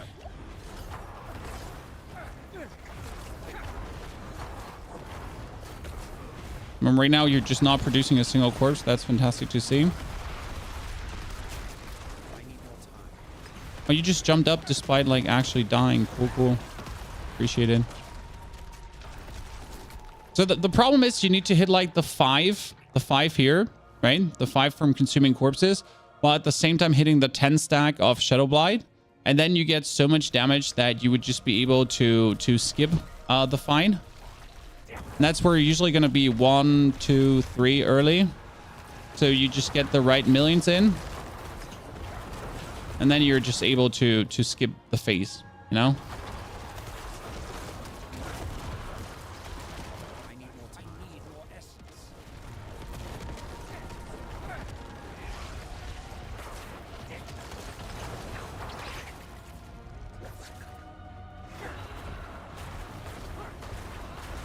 need more essence.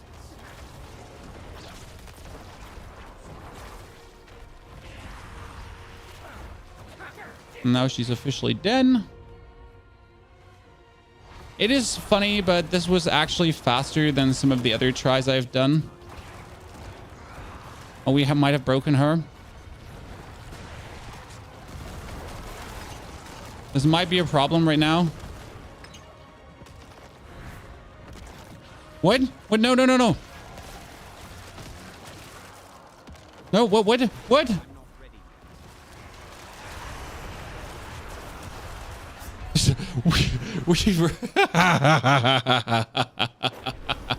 We completely broke her. This is like the weirdest part about it, right? She was supposed to break that part off, but by stunning her there, she went for a complete different. Jesus Christ, we like how so two tries where she just did things that are technically impossible. Was good to see. Yeah, she doesn't know how to handle minions. Like, seriously. What is this, guys? 2 tries now where she broke. This is, by the way, what we call when Lilith breaks. Okay, because well, she just literally does that. She just breaks.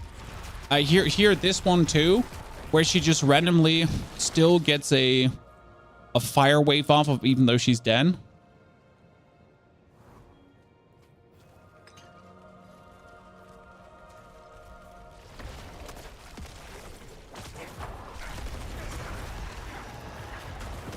Oh, this is not going to be enough. We're not going to skip the fire phase. That was a horrible start.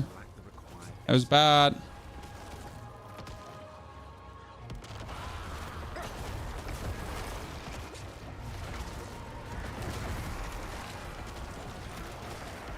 My biggest problem right now is honestly seeing the fire. It's because she was one of... Oh, yeah, it's because we staggered her, Rainbow. It's sure why she broke. The problem is she has no more HP, right? So she can technically die. But due to her being staggered and not cutting off the last piece, she can't die, right? So she continues doing weird things where whatever. Do you have a video killing Durio with Blizzard? Oh no, the Blizzard is just in for the YOLOs. Honestly, the Blizzard is absolutely unnecessary in this build. It's just fun for dungeon pushing. For Lilith, it makes no sense. I could actually, for Lilith, put in the corpse explosion aspect and it would be better. But it also would give me less critical strike chance. So, and we kind of need critical strike chance to like reliably or unreliably get even more Mendon procs in. I mean, because we've figured out that, Mendon is less than reliable.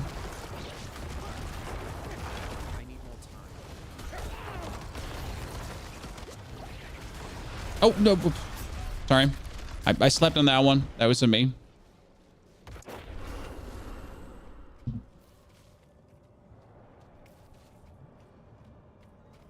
You do too much damage? No, it's just literally that the whole coding of Lilith is shoddy. And when you stagger her at the wrong time, where she's not supposed to be staggered, she just forgets what she's supposed to be doing. That's the best way to kind of explain Lilith. Because she's kind of like, she's supposed to be breaking the tile. She's supposed to be doing that. But she kind of forgets, like in the middle of the action, she's kind of like, oh yeah, you know, I was supposed to be doing that? Nah, can't be, bruv. Oops. And then she just does other things, and she eventually comes back to that. But yeah, in between, she's just gonna do like weird, unpredictable shit where you're just gonna be like, I did not see you doing that, lady. No, I don't know why you did this now. Interesting as it might be.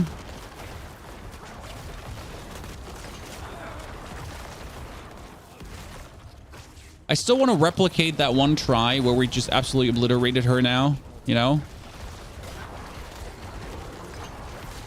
I need to stop using my blood mist in very stupid... Sorry, chat. Right now, I'm just using my blood mist where I'm not supposed to use it. There's some kind of time pattern if you push it too early. I mean, we noticed this with the Barbara heart the first time, that Lilith is actually weird. Because when I mean, alone being able to actually skip the fireballs should be impossible. Because right now, like every single good Lilith clearing build clears her by skipping the fireballs, right? So when you skip the fireballs, you did everything right. But that kind of brings me to the point, why is it even possible to skip her fireballs? I mean, shouldn't that be a fixed mechanic that you're not able to kind of skip?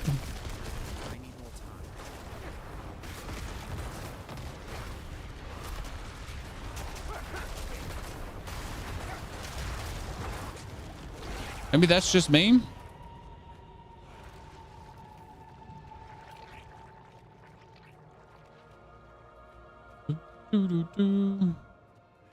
Is this build better than a pure summoner in every single way, Sentis?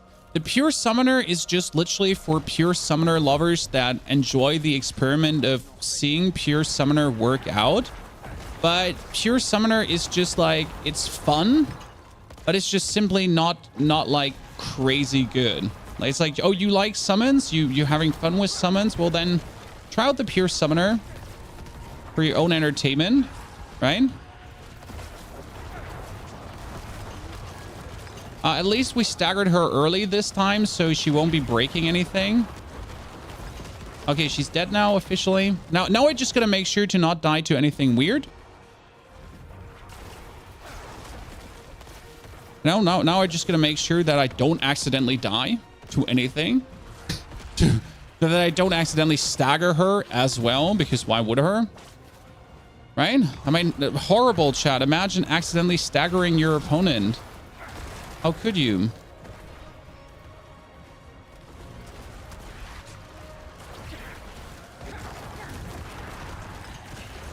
I'm still gonna die to the ah! I mean, we win, so I'm fine. But we still died to her ghost. Woo! Lilith killed with minions. I love it. That is happiness. But now comes to the question, like, could we let me do this one nightmare dungeon with the Mendel procs. I mean, again, we're playing nightmare dungeons without the metamorphosis, because now here comes the thing. Why don't I use T-Bald's Will also in tier 100 dungeons? That's simple, because if I use T-Bald's Will, I'm at 9,000 armor, correct? If I use the right pens, I'm at 10,000 armor, 544, and I get also another 1,000 life and 50% maximum minion life on top. Too useful to ignore. Everything is working. Now let's do a tier 100, but let's please get a good one, okay? Belfry, Zakara, Volcanic, screw you. Heathens Keep, Death Pulse, screw you. Yeah, you know what? I'll do a suppressor. I'll do a suppressor. Screw it. What could possibly be wrong, right? What's a good iteration of Black River Bloodwave Necro for Helltide?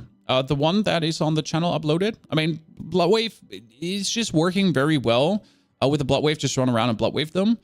Generally, like, it's just more a dungeon build again than an overworld build. Some builds are just dungeon builds. Some builds are overworld builds. No loot from Lilith. You get 2 uniques for killing... 2 uniques. Two legendaries for killing her the first time. And that's it. Oops. Will kill me. So you get two legendaries for killing her the first time, and that's about it. Monster burning damage. It should be fine. It should be fine. 67% chat. Should be fine. And what's the worst thing that happens? That we actually die to monster burning damage? Nah. Right? We're not gonna just randomly die to that. And to the suppressor things here. It's not gonna kill us, is it? Nah. Look, we're just fantastic. Go to the inner sanctum. Can do that. Let's go. So right now, by the way, we're trying out with the vampiric power on the dash to just essentially get a bit more Pendulum procs, but honestly, is really, again, not needed for this to even remotely work. Curse. Cursity curse. Cursity curse. And it might be good for boss fights, I guess, but for overall dungeon clearing, make the thing make the thing faster. You wonder why my minions are dead? Because they haven't been automatically resummoned yet. I mean, you think I care about resummoning my minions myself? Wait, I was about to blood myth. That burning damage is quite something. Also, it's chunks. Don't need any minions. Well, the question with Raza, could we make minions work, right? Also, by the way, what I'm feeling right now is due to having the Metamorphosis vampiric power, one thing that's actually killing me here currently, and I could like, is not having the heal. Because in this build, we actually do play the heal on skill use, which is just way too good because the Sacrilegious Ring just heals you the whole time. So I would probably have to get rid of the Fortify to slot the Undying. Yeah, if we're going to play Metamorphosis for the people that want to use that mechanic, then we will have to slot it that way. No question, because Undying is just too good. Like, it's just passive regeneration of HP that we'll just get without... You just kill me through the wall. That's fantastic. It's just passive regeneration of HP that we just get while doing nothing. It's so good.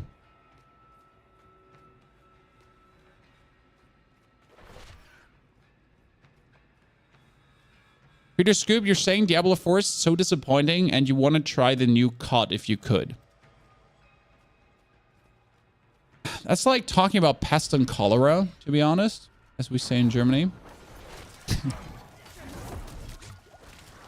And if you don't enjoy Diablo, that's on you, but Diablo is like beyond being a disappointment. It's a good game. It might not be a game for you. Oh, really? What am I doing right now? It might not be a game for you. Realistically, like that could be said. I mean, Diablo might just simply not be a game for you, right? And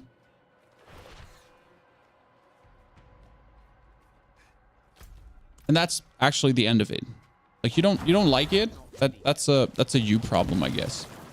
The game has shaped up to be quite nice right now. I mean, it's definitely lacking in many departments still, and there's a lot of upgrades that are missing.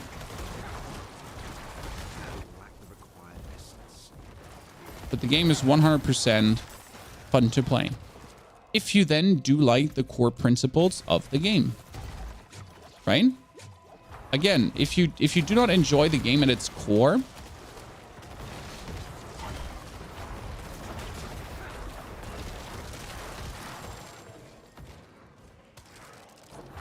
then definitely look for a different game. That's not Diablo.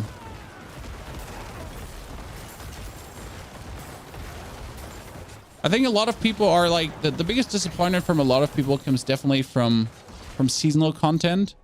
And these people just not liking seasonal content. But if you don't like seasonal content, then Diablo 4 is super ruined for you straight away.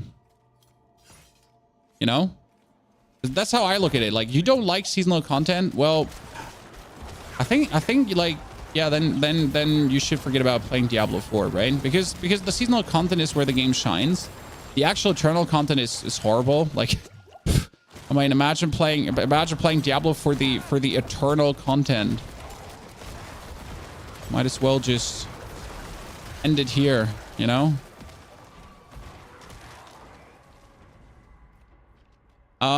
Blood is fortify, overpower, bonus, vulnerability, and crits. Shadow is debuffs and dot no. It's like, so the thing is, technically that is true, but Bone can also use overpower in some ways right now with certain uniques. The same goes for, oh god, we just caged the goblin in, Chan. We have him, chat, we have him locked in, he can't leave. I'm not ready. We need our mages as well. There, we got him. Beat him up. Beat him up, boys. Got him. So, yeah. They're like my dots hit for multi-million of damage, for example. Which helps also vulnerable damage. Like dots can't crit, but dots get higher with vulnerable damage, for example. And I have a build where my dots just hit up to 5 million. So I might not do a 10 million hit, but I do like in 2 seconds, I do like 2 to 3 to 4 to 5 million hits in a row. So yeah. And these dots though, they rise with vulnerable, they rise with like you know, damage while healthy and all that kind of stuff. So there's more to it. You have specific suggestions how they should change minions? Like we need to change the key passive to something completely different, and that therefore to change the complete minion interaction. What I would currently hope for is that they would change the key passive in something that actually empowers my minions, so that with doing damage, I stop doing actual damage maybe and just boost my minions damage. And like for every point X of damage I deal, my minions do X more damage. So if I'm like sending my corpse explosions away now, that 50% of the damage I deal gets transformed into minion damage and multiplies their damage higher, so they could actually escalate and be very dangerous. Because right now minions are just sad, and that's it. End of it. Like even if you boost their damage to your fullest heart's desire, even if you put everything into minion damage, you will still not have good minion damage.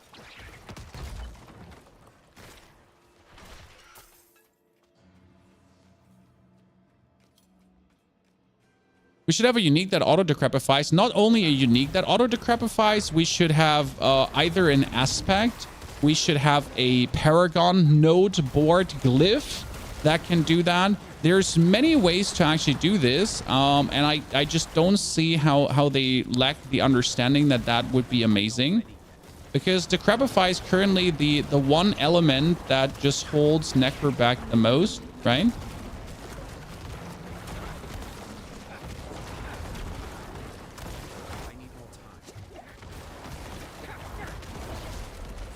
The actual need to play Decrepify.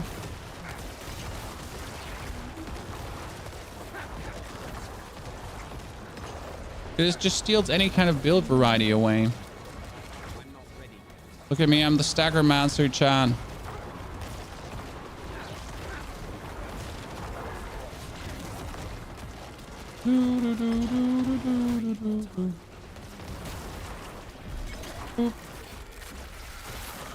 Dude. Yeah, this is how you kill them. Does X-Fells work with a minion build? No. So you're already playing the Ring of Sacrilegious Souls to make minions work. Then you're playing Mendon to make minions work. And if you play X-Fells instead of Mendon, then you might also dump minions.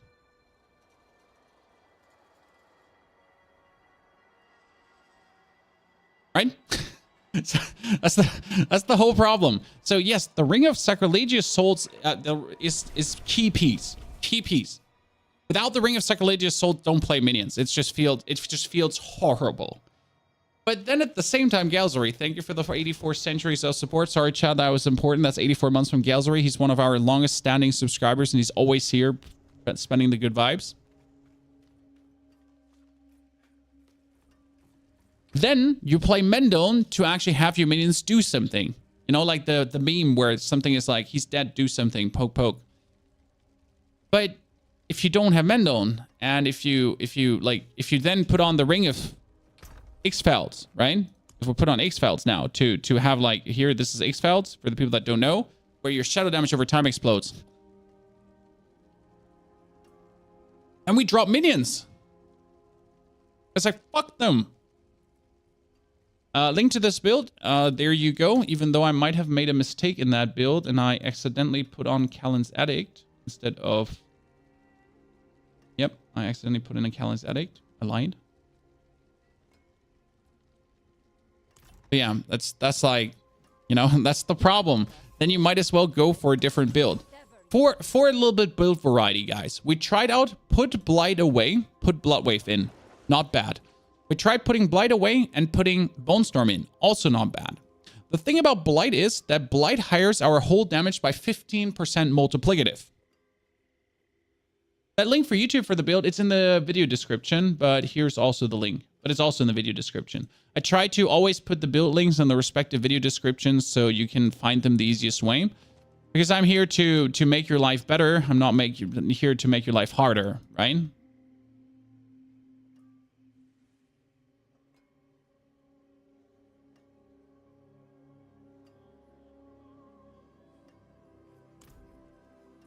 Some people want to use Decrepifying Iron Maiden. You could use Decrepifying Iron Maiden in Season 1. This season is absolutely impossible. And yes, the 50% multiplicative shadow damage is nice. Still not worth it because it takes an aspect away and 2 skills. The problem is if you want to use both curses, okay? So there is both curses, Chad. And the biggest issue is that by using both curses or with using both curses, Iron Maiden is just useless. So Iron Maiden itself just is a bit more damage. It's just a bit more heal. Like it's a great leveling curse. A great leveling curse. And then it gets useless. So yeah, that's the biggest issue. I wish the minions were like Diablo 3 minions, way more health. My biggest issue is I have right now 471% minion life bonus. I got also a huge amount of minion armor bonus. I have on top of that the minion glyph slotted that my minions would take less damage. Right here. So my minions would now take less damage. And then I, on top of that, somewhere have the... That is this. That is Darkness. That was Scourge. That was Amplify, but we actually had to put Amplify out. Exactly. So instead of Amplify, we also had the minion glyph slotted. So for more resistance, elemental resistance of your minions. And yet,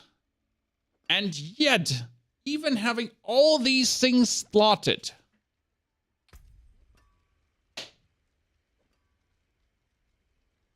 minions still die quite simple. Okay, what we're going to do now is, guys, we're going to kill some Grigoire Zilgavanic Saints. I can actually kill... I can kill 6 of them. Then I'll be having 6 shards of agony. And then we will do, with the community together, Duriels. Okay? So we'll see that we get some Duriels out for you. I can summon quite some. Actually, not 6. I can summon 3. So that's the current plan. I cannot do that. You're missing 2 aspects. Time to farm. The aspects might be able to be had from the Codex of Powers.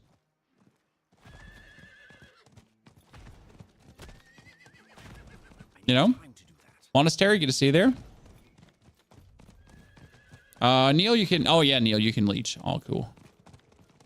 Neil, you can come with me all day long. You know how it is. I need more time. Means we'll have 2 slots open for 2 community members. That maybe 2 new ones that we haven't taken yet ever before.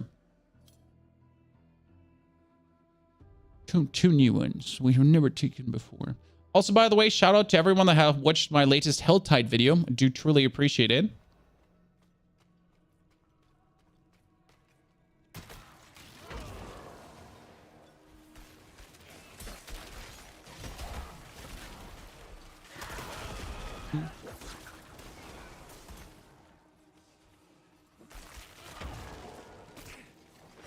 Good. Rumors are true that there will be a new class called Shaman in the next expansion. There will be a new class. We don't know if it's like a priest or a shaman or whatever it is. We literally don't know what it's going to be.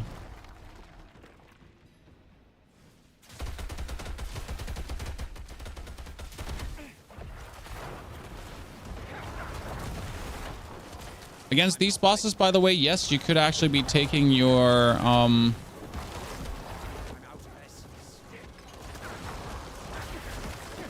T-Bolt's will again. I'm not ready.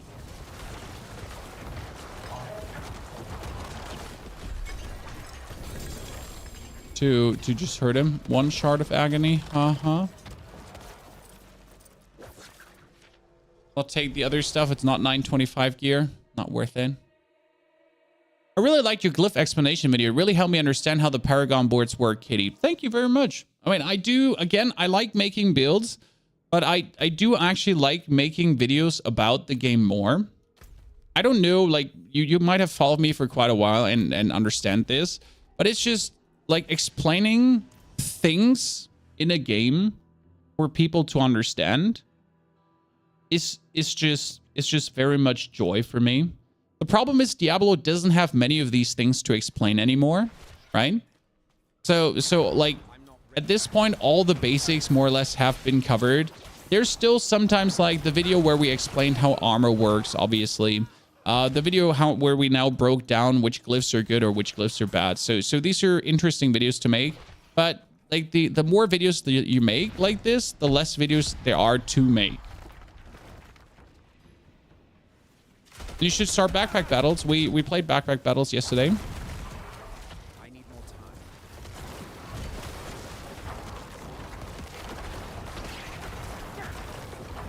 I still have a lot to learn myself. Do you notice how fast he died this time? A bit of a problem with the Mendel damage is that the damage is like highly volatile. No, can happen, cannot happen. I tried minions until I couldn't do more than tier 35 and my friends with other classes doing 5 million damage. Yeah, little robot, this is why I made the build for you and people like you that still enjoy minions, hopefully, and they want to do tier 100 dungeons, because here you go. You can do tier 100 dungeons and you only need Mendel and you only need the Ring of Sacrilegious Souls. That's it. Have room. I have 6 eggs and 10 shards. Alandis. Well, Alandis, then you're going to be our number 3. I'll need your Activision ID to add you. Battle.net ID thingy.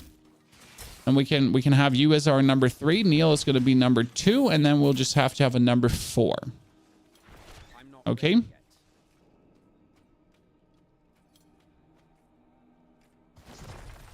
Oh. Wait. Oh, I have to summon. I'm like, why is he not coming, Chan? Why is he not coming? Where's the boss? Donde está la biblioteca? I said, Donde está la biblioteca, yeah? If you now know where this quote is from, which movie, because you're old as fuck, then you're my hero, Chad. There is a movie from back in the days, but only if you're old, where this is a very popular quote.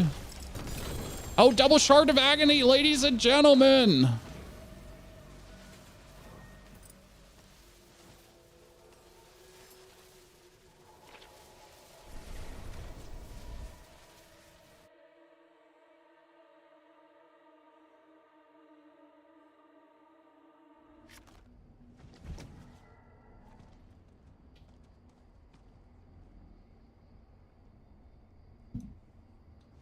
It is this masterpiece, ladies and gentlemen. It is this masterpiece that if you haven't watched it, it would still hold up to date, if I'm honest with you. Brendan Fraser and Elizabeth Hurley. Great movie, right? That is like, it is.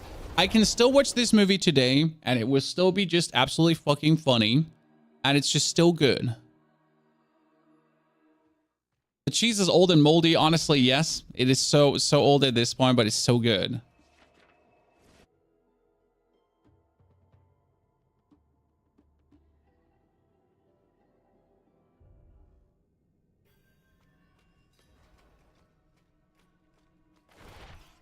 But one of my good childhood movies. There's a second one.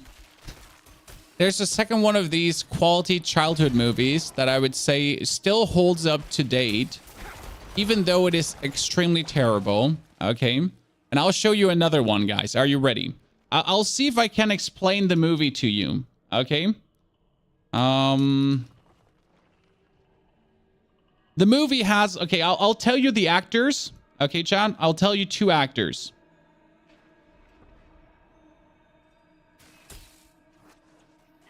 And there is Woody Harrelson, Randy Quaid, and Vanessa Angel playing in there. Okay? And the movie is about a man who has an injury on his hand, and he cannot do his favorite sport anymore. And they have to find an innocent Amish boy that has a very strong arm to do the sport for them.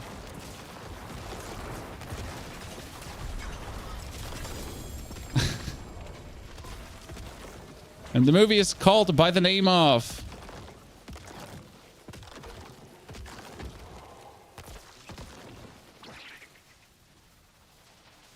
What a masterpiece. And Bill Murray, yes. To not forget Bill Murray as well. It's quite surprising where Bill Murray has appeared everywhere, you know?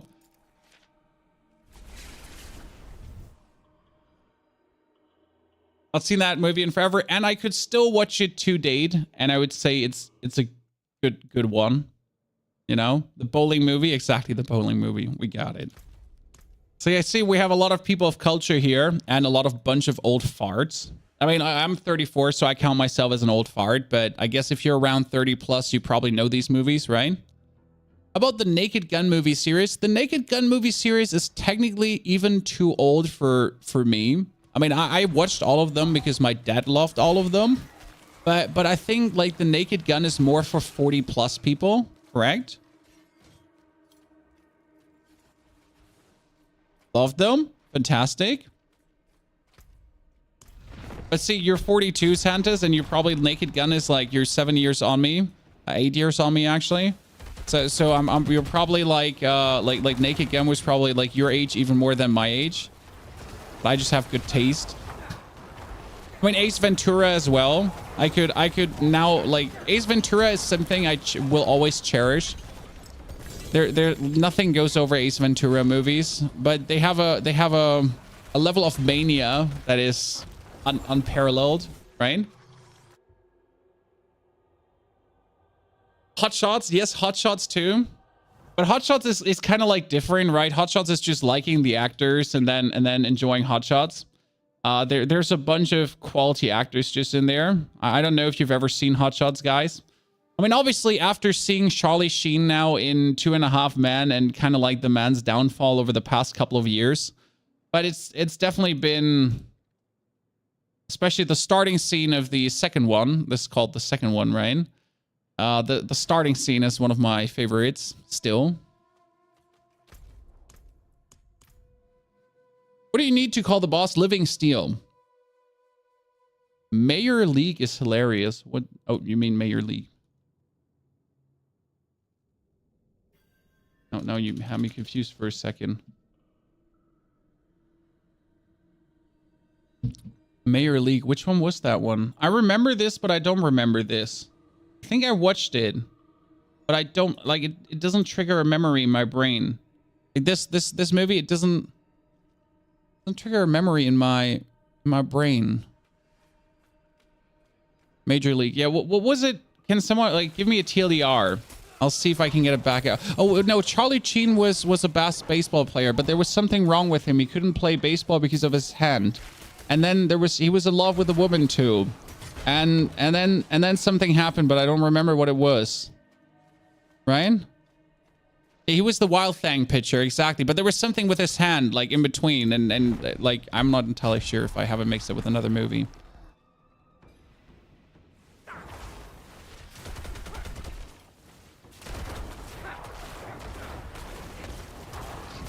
Oh, he needed glasses. That was it? Terrible eyesight. Jesus, then I mixed it up with the second one. See, the thing is, the movie is called Cleveland, Major League, right? But in Germany, it was called the Indians from Cleveland, right? Yeah. So you had it called Major League. But in Germany, the movie was called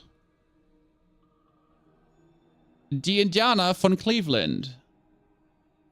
See, like same movie. So you call it Major League and Major League and Major League 2, but it's like the Indians, because that's what the team is called, from Cleveland. That's literally the name of the movie in German. Right? That's like, welcome to Germany, just renaming movies because we can. Well, so simply, why do we rename it from Major League? Because Major League has no meaning in Germany. We don't have a baseball Major League. So it just makes no sense.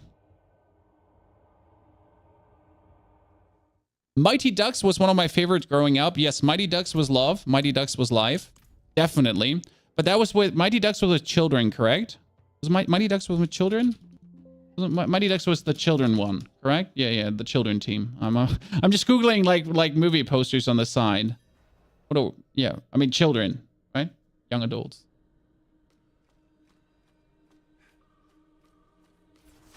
They still synchronize movies in German, yes, and they're actually pretty good at it.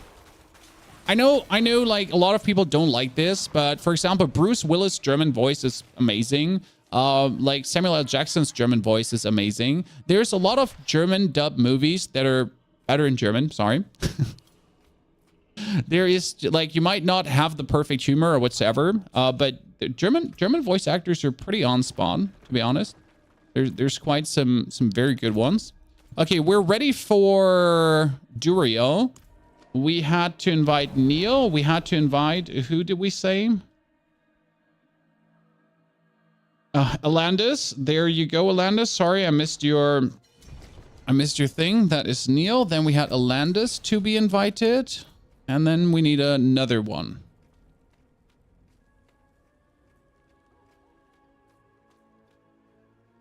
If this channel is turning into a 90s movie nostalgia, I'm subbing forever. Yes.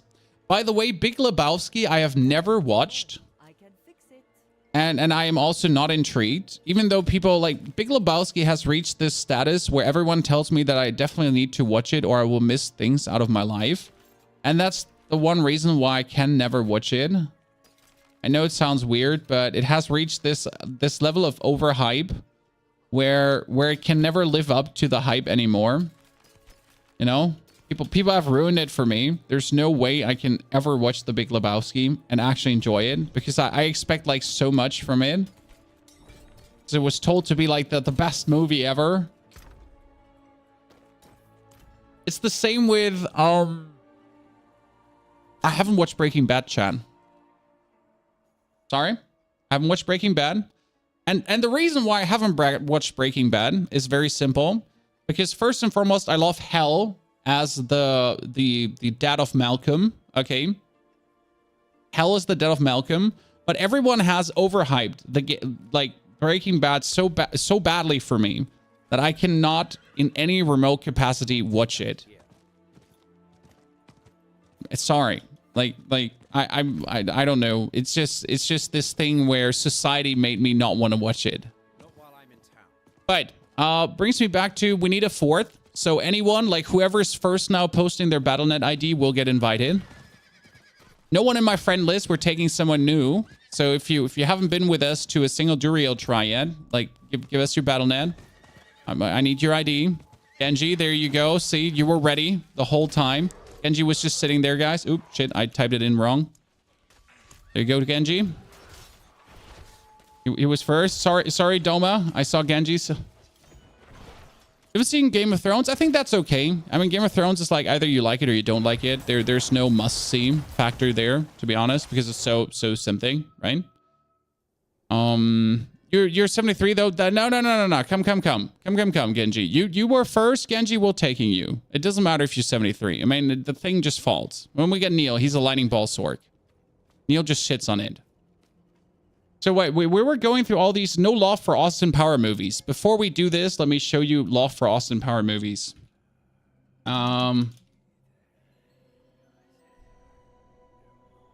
I am an absolutely lover of Austin Power movies still, especially with this specific scene here, ladies and gentlemen.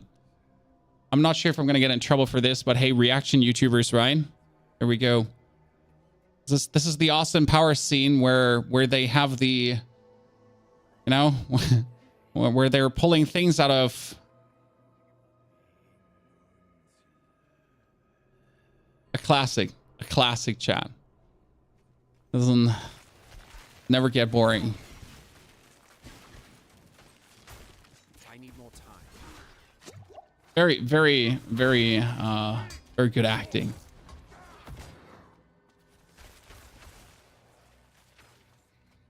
So, we'll start Duriel in a second. I mean, first we need where's Genji? Genji, I can't invite you, Genji. You need to crossplay. Genji crossplay on, then we can invite you. Like we'll get Genji in a second, and before we do that, let me quickly run upstairs, get a drink, and then we'll continue. We're gonna get an uber unique now, guys. 3 to 5 Duriels. Let's go.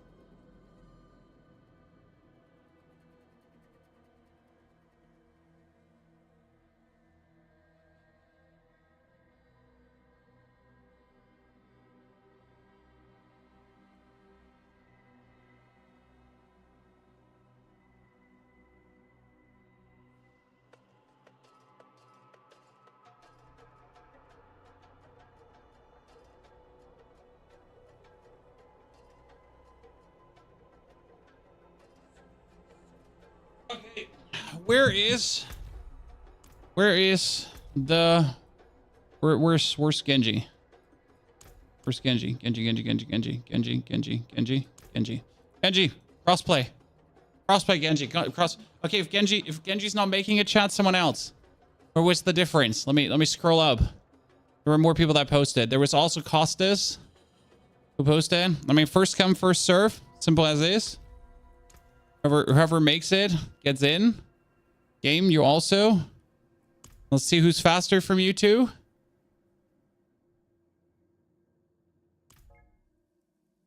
Oh, that's Costas. You already in there. I got my food too, chat. It's a little it's minced beef, cheese, And pizza dough. And tomato sauce. Sorry, almost forgot the tomato sauce. And that, oh, sorry, Costas. I got games invite before your invite. That was clutch. Also, isn't Baron Zamidi, isn't that some very good whiskey? Rum, right? Isn't Baron Zamidi rum? I think I have it here. Yes, yes, I have this here. I knew it. I am not crazy. Yeah, I got this here. It's a good. Good. The spiced rum. I think I'm drinking Baron Zamidi tonight. For no reason. For Shadow Build, Decay or Blighted? Always Decay. Blighted, sorry. Always Blighted. Decay is optional. So we're missing, please teleport to us. We're missing Leah, and we don't know where Samidi is. Samidi, where are you? I can't check profile. Can't check profile. I can inspect Neil, though. Unable to. What? Neil! Why are you doing this to me? I'm just over here wanting to inspect people, right? And I'm getting robbed. Isn't this a buy skin? Did someone spend money in the store?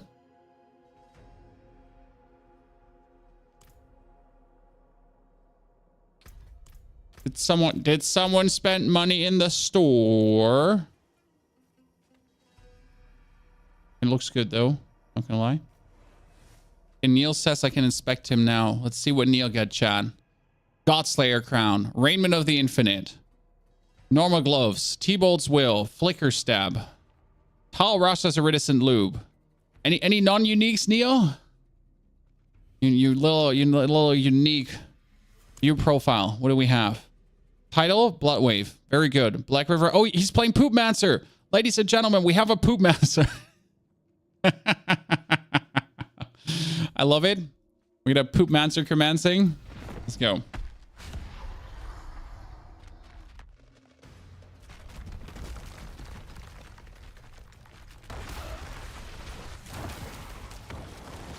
We love the Poopmancers in here, chat. Okay, let's see how much damage we can do against Duriel with our minions. Right, we know like our millions that we can deal, right? But Duriel is like the only thing that stays alive long enough that you can actually see some damage in between. Same goes like for the damage over time builds. Okay, we cut 2 lightning ball sorks.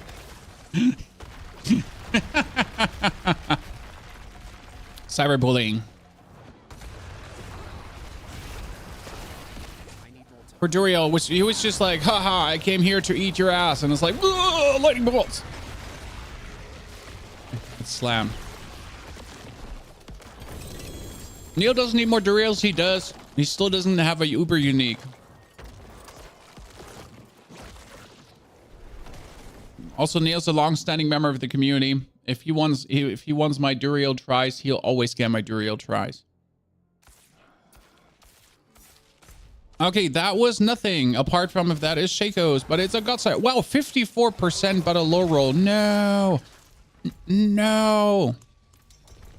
I have gotten around 500. Around 500. And I have still not gotten the perfect Godslayer crown. I mean, the amount of Godslayer crowns I've gotten is like disgusting, right? Disgusting. And I am still not like I still don't have the perfect one. Anyone of you get a 60% Godslayer crown? Anyone has seen a 60% Godslayer crown?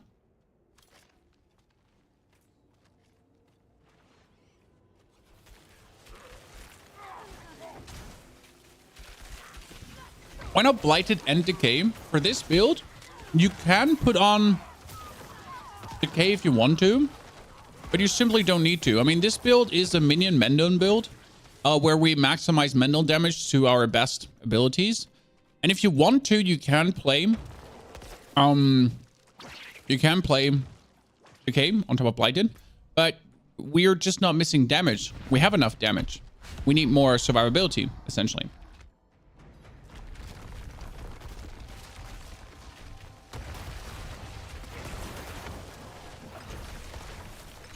Now, 58% in the stash. I want a 60% one. I just want a grandfather to make like billions of Bloodlands hits. Bullied. You get 2 Visage and 40 kills yesterday. Honestly, I don't like Visage, but I would like to try builds with it. You know?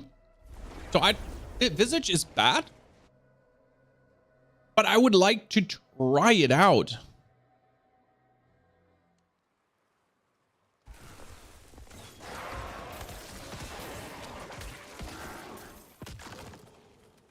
Hello. I need help. Same kind of I can do the same amount of runs you put in. Cool. Yes, absolutely, game. If you want to do that, that's appreciated. So I would like to have Doombringer, because Doombringer is interesting build. I would like to have Endariel's Visage for fun builds too, and the Ring of Starless Skies as well. By the way, Equide, was that the right RAM I posted you? Do you get any uber unique? I got the Melted Heart of Selig, and then I wanted to shoot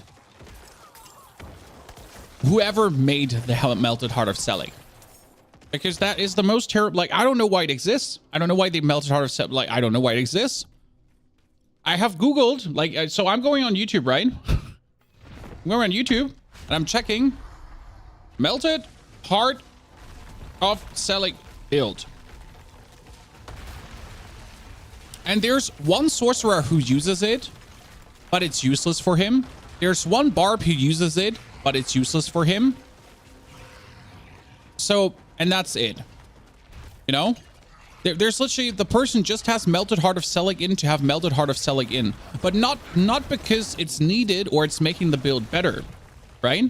Not because it's like a build defining unique that does, it's more like it's just in because I have it.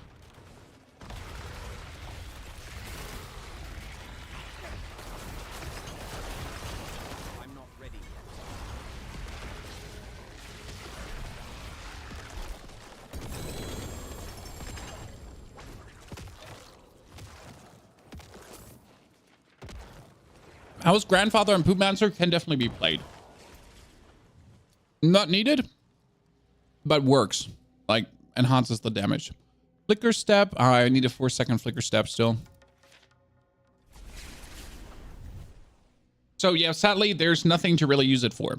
Technically, the Melted Heart of Selig can be used in a Own Spirit build, but even for that, it's terrible.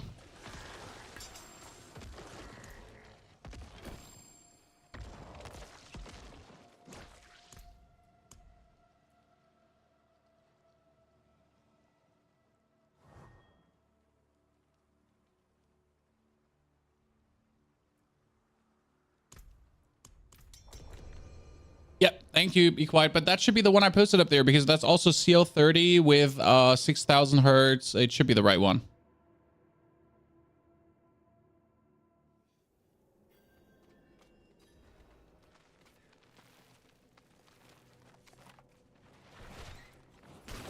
If you have a resource generation build, Selig makes you borderline immortal.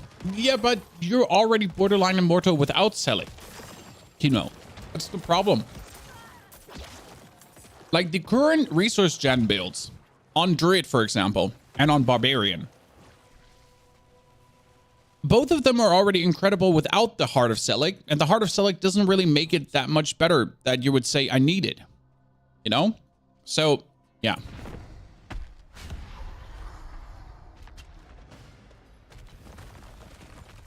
Yeah, Katie, you need Flicker Step on the Poopmancer.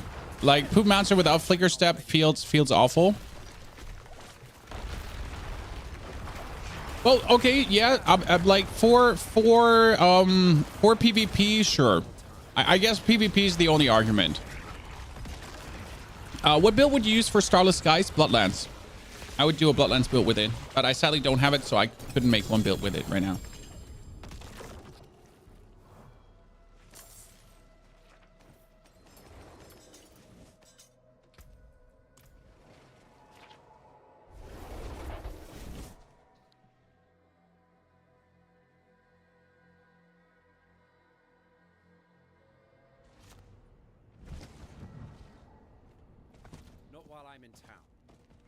Playing Doombringer and Ross as a Bloodlands is pretty good, but variability is somewhat annoying.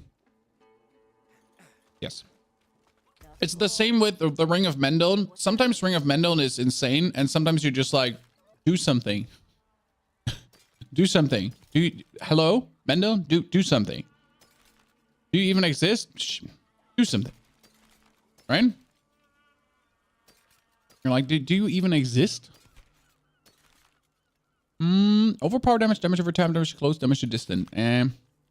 All stats basic. Critical strike.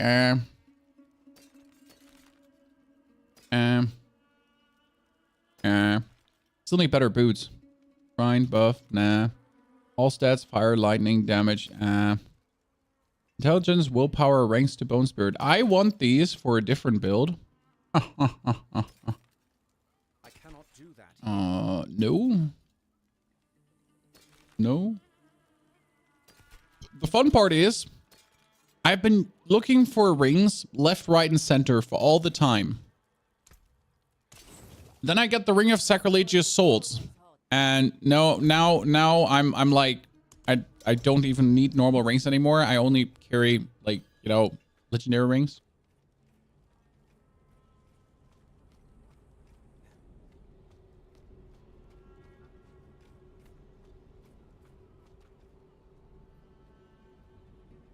Do you think Bloodlines would be better than Shadowblight? Depends on what you're doing. Would I be a jerk if I help you with your English pronunciation? Depends on how you're going with it. If you're like, hey, sir, that word is actually pronounced like this, just trying to help. Or if you're saying, hi, you loser, can't even pronounce that word. No, I'm an adult. I'm not native. I'm not mad if, you know, I pronounce something wrong and someone tries to help.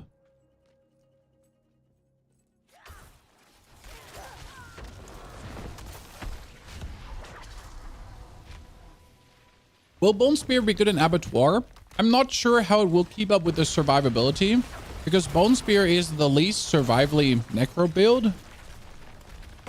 So yeah, I don't really know just that from that standpoint, right? How well you're gonna be doing on that department.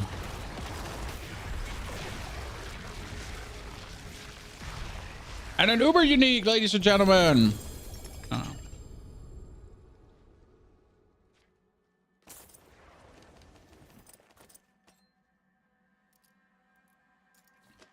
After killing him so many times, you just don't even feel like citing excitement anymore killing him. That's probably my biggest complaint, Ryan. Should a rogue use Doombringer? I mean, if you want to use Doombringer as a rogue, you can. I don't know if rogue has any shadow scaling. Can someone answer that for me? Ooh, ladies and gentlemen. The 60% roll with almost life max roll and cooldown reduction and damage. So that's actually good. So I don't know if a rogue has any shadow scaling and therefore there's any worth for actually going for it. That's the only problem I see there. Finally, after all these years. Oh, did I reset? Did I reset or did I not reset?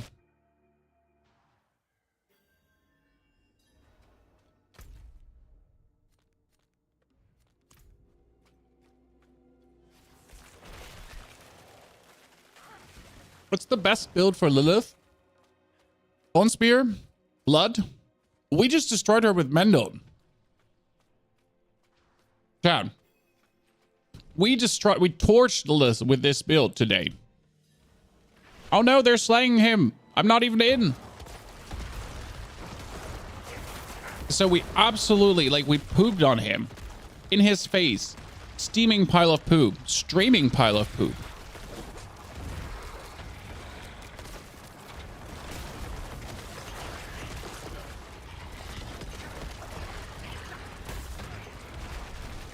Thank you, Katie. Appreciate it. I would probably still do it wrong. You know, sometimes you might know the proper pronunciation or someone told you the proper pronunciation, but you still end up doing it wrong because, yeah, that's what it is. Another chest armor. I just want to get good loot. Is that so much to ask for? 2 uniques. Oh, what are you getting? Baron Samedi, ladies and gentlemen, drum roll, please. Baron Samedi is about to pick it up. About to get the Game of Thrones, the Game of Games. The loot of loots. The unique of uniques.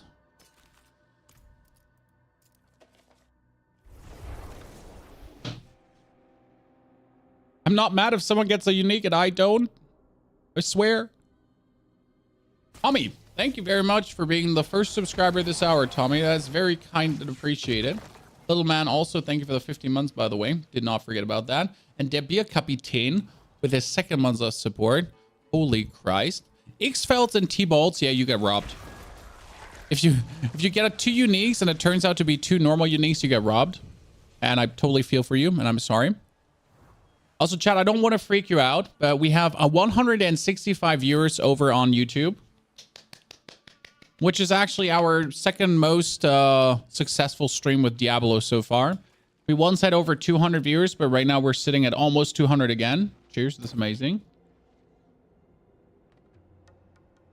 What build are you doing? I am doing a Mendel, Ring of Mendel, Minion Infinimus build, which is amazing. It's super good to see. And I love it. Also, chat, how far has Diablo 4 fallen?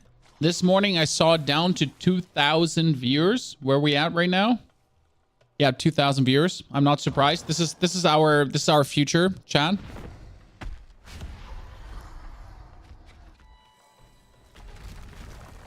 Metamorphosis procs Mendel. Yes, we know that. We've known for quite a while already. Or assumed for quite a while. Next Helltide is in 5 minutes already. Well, wow, we just did a Helltide. I'm not sure if I can mentally do another one. I don't know how you're feeling, chat, but it's like one or 2 Helltides per day keeps the doctor away, but I can't do more. Like more than 1 hell, and I'll just slowly start going insane. I mean, I was thinking about actually redoing our build to go for the next build already, because we have proven that the Mendel build works, so I can finally actually do the next build. But we might actually keep that for tomorrow, because either tomorrow we're gonna do some Blood Surge shenanigans with the new Blood Surge that's also gonna use Corpse Explosion, which I'm quite excited for, if I'm honest with you. Or we're going to do Bone Spirit. So it's Blood Surge or Bone Spirit, and I haven't decided between these 2 yet. Is the Shrine Uber unique weapon trash? Well, I wouldn't call it hot steaming trash, but it's hot steaming trash. That being said, you can use it. Okay. It's not all horrible. It works. Okay, do we have one more, chat? One more Duriel, or we're done? I only need Littlest Wall, that's all, please. Hey, sir, if I could donate my exquisite blood to you, I would. Oh, cool. Game and Brando, but Baron have one more. Oh, 2 more. You get game. Well, then let's do 2 more from you. I'm trying to reset, but we're waiting for Samedi to leave.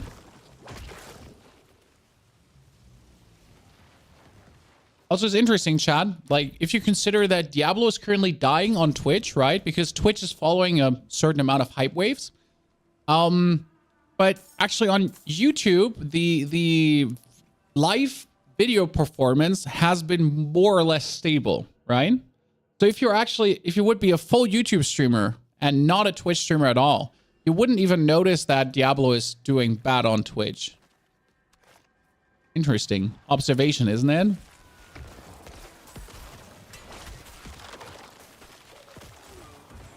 So before you ask, can this build also kill Duriel alone? It can. It can. Maybe we just kill Uber Lilith. And Uber Lilith is here, where Duriel is here. They don't even play in the same league, right?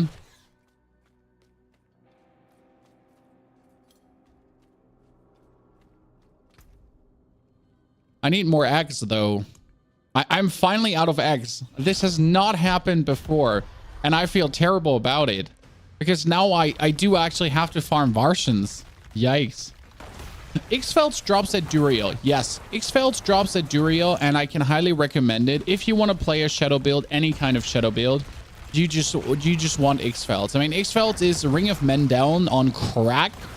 And especially with the way how shadow builds work is insane. I mean, it's just continuous like 5 to 6 to 7 to 8 to even 10 million potential procs. And that while you're super tanky and you're not able to die, and it's just so good. I mean, you have to imagine like the Ring of Mendel allowed your minions to do millions of damage, right? And now you have X-Felds where you are essentially able to do the same, but you don't have to rely on... You got 2 X-Felds? God, robbery. I mean, I'm still hoping for a better X-Felds roll because I need a perfect X-Felds.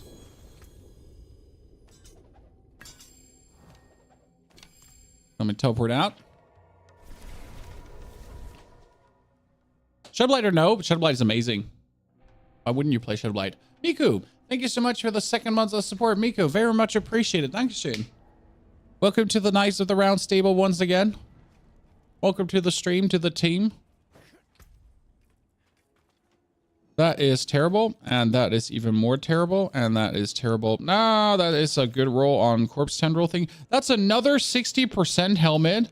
What is happening? I don't understand Diablo drops, you know, because it seems like that you're unable to drop a 60% until you drop the 60%, and then finally it's unlocked, right?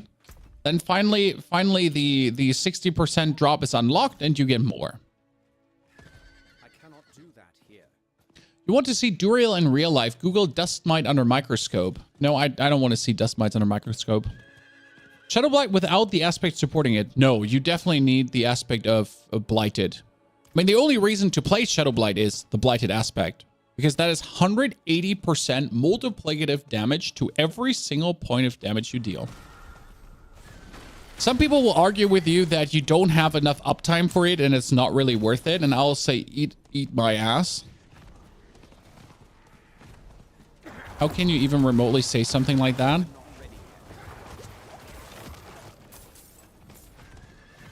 How do you dare to even say something like that? I'm not ready.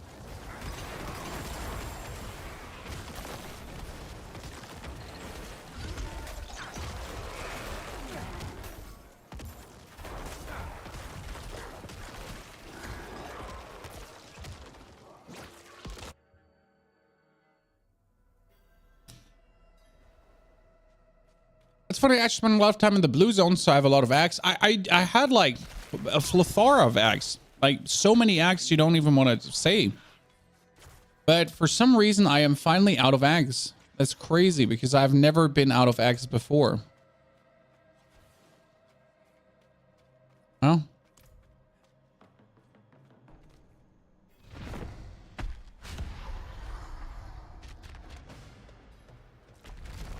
In all fairness, someone could tell you that the bank doesn't open for another half an hour and you tell them to eat your ass as well. True.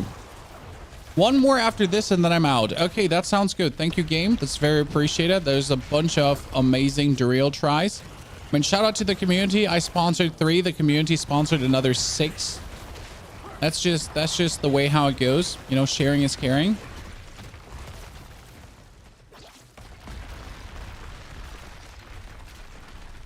What's the classification to know how strong you are?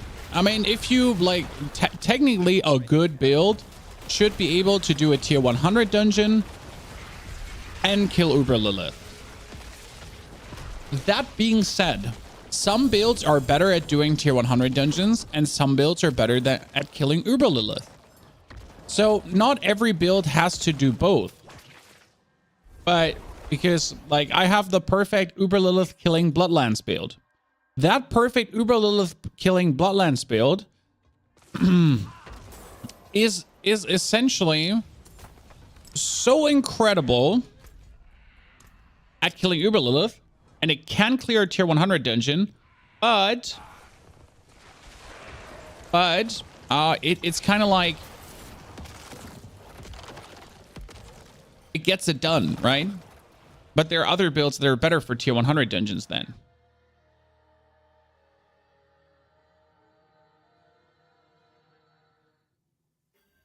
So that's kind of like how you have to look at it, right?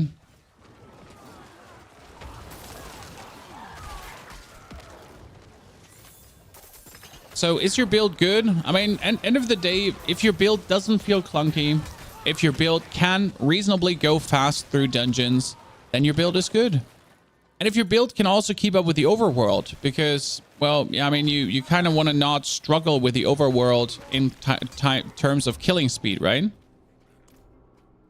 Because right now, my build is really good in dungeons, and my build works in the overworld, but it's like just like not the fastest, right?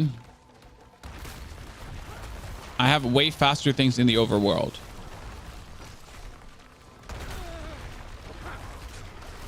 Is there builds out there no one has come up with?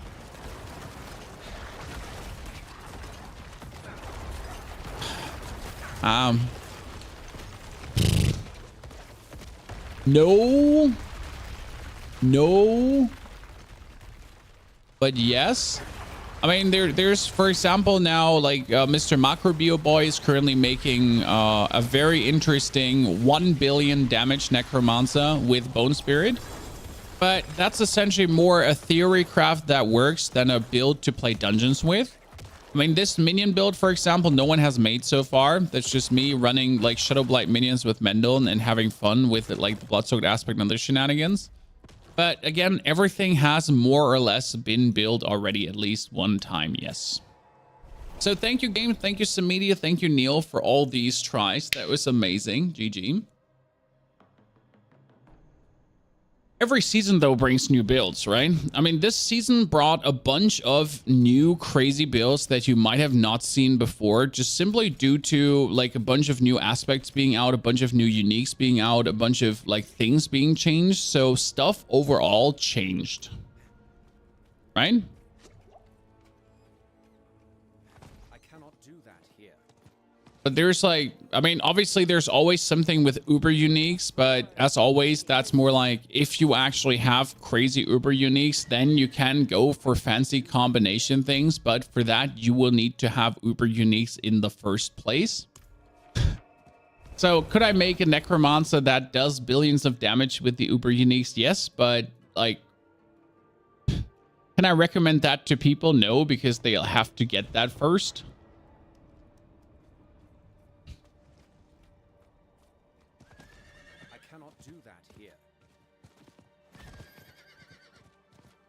Is the game worth buying? On sale. I can tell you right now that if you buy Diablo, you will at least get 50 to 100 hours of fun. That's the minimum, okay? So if you buy Diablo, it's at least 50 to 100 hours of fun with the current season. Then after X month, there's the next season coming. And, well, that's another 50 to 100 hours of fun. And then after 3 more months, there's the next season coming. And then there's the next season coming. So technically with Diablo, if you like the game, you are getting every 3 months, 50 to 100 hours of bonus game time. At the minimum. For the price of $42. Would I say that's worth it? It sounds pretty goddamn fucking good to me, if I'm honest with you.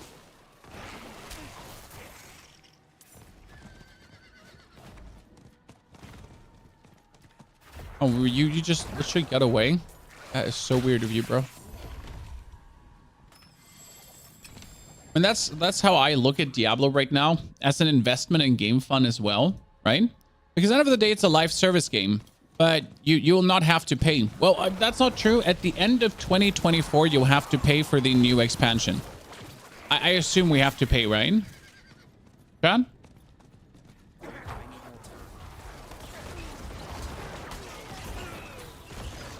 Black River, what pairs with offhand? Focus. I mean, we have an insane Black River build, in case you haven't seen it on the channel. You can check out. I love running minions builds. Currently running Shadow Summoner with Mendel. What's the fastest minion build you can go with clear Helltides and Harvest?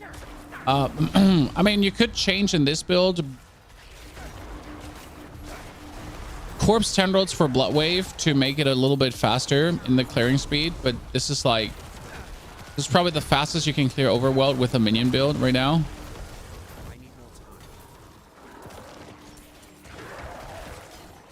My Blood Surge build just doesn't slab. Are you playing Blood Surge with Lidless Wall or without?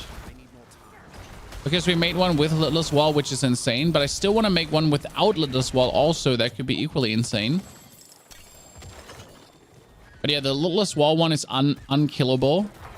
But I want to make one that's also like essentially running like get damaged and then return from the dead. I'll be having to experiment with that as well. You always pay with Blizzard. Yeah, but realistically, paying for an expansion is okay for me.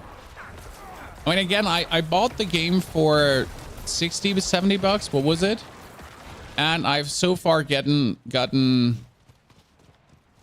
over 500 hours of game time out of it. And every season I get another up to 100 hours of game time. So until the next expansion comes, I'm almost going to be at 1,000 hours of game time with Diablo.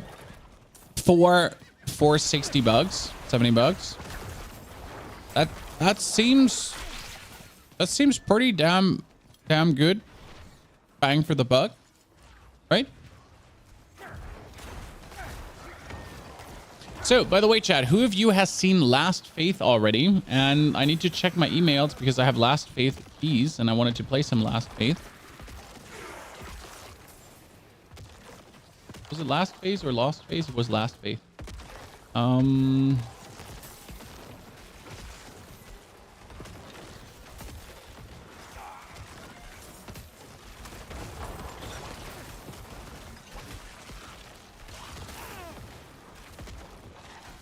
I think this is a PlayStation key, and I hope it's not. I actually have to check on Steam.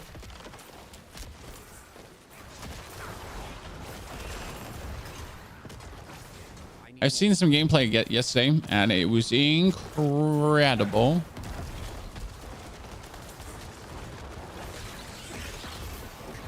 So I want to see more of it. Yeah, it has looked absolutely incredible.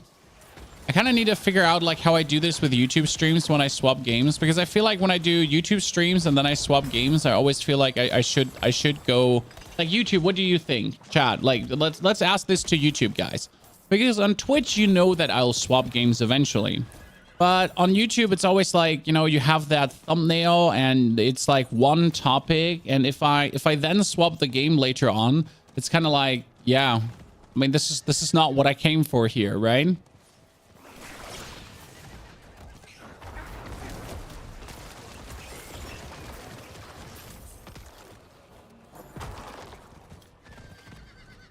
So I'm never sure if I just should like shut down the stream, you know, because we've been swapping games, or if I should leave it on. So let's see, where's my Steam? Let's put my Steam to the side. That's my Backpack Battles addiction. No, it's a PlayStation key. No.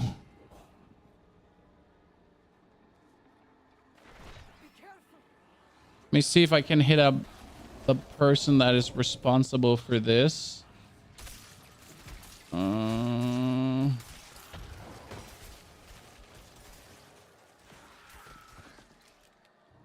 me see if I can hit up the person responsible for this.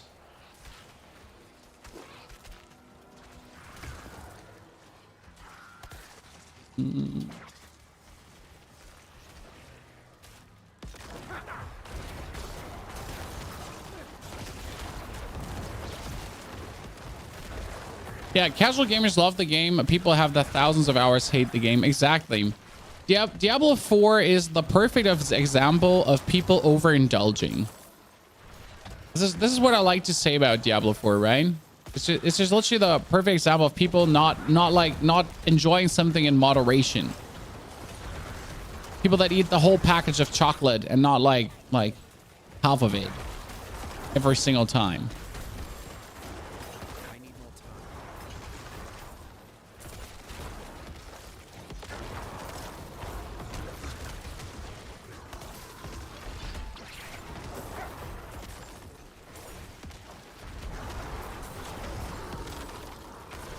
And then there's the people who just simply enjoy the game or enjoying the game. Oh, hello, dear demon daddy. And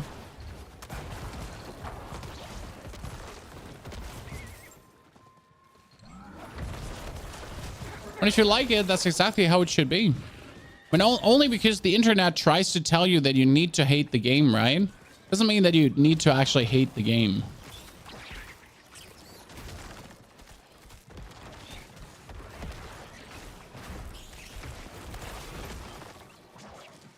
No, you don't actually have to. You're allowed to enjoy the game. There's a lot of people hating since season 1. I think that, like, so we have to separate there though. There's a group of people hating who simply don't like seasonal mechanics, right? So there's people that simply don't like seasonal mechanics, and they're now hating on the game because there's seasonal mechanics. They're like, oh man, I can't be asked to make a new character every single time. Bibbidi bobbidi bobbidi boo. So there's that group of people, right? And there's the group of people that plays way too much and therefore has no endgame content. They're complaining, but they're complaining at least with sense making because there's no endgame content, you know? Katie, appreciate the input. And then there's the people that decided to play hardcore, and since it's an always online game, lost XXX characters to disconnects and whatsoever, and hate life now. Understandable, right? But also, why did you play hardcore in the first place?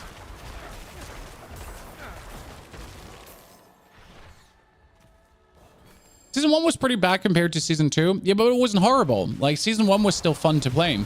But it was pretty bad compared to Season 2. Yes, fact. So, step 1, fact. It was bad compared to Season 2. It was still fun.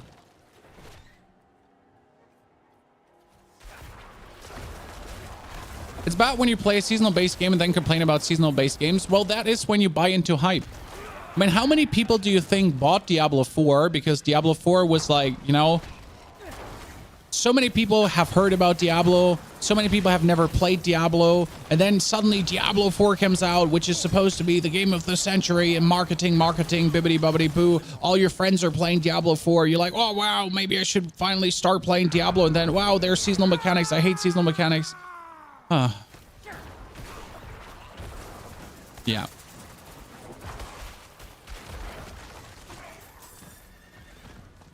That's how it goes. I need more time.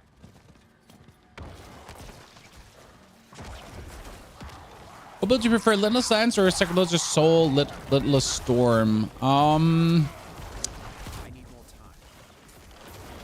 I like Limitless Lands more, but Limitless Storm is easier to play. You know? When people complain too much, they need to get a life and get a bit outside for sure.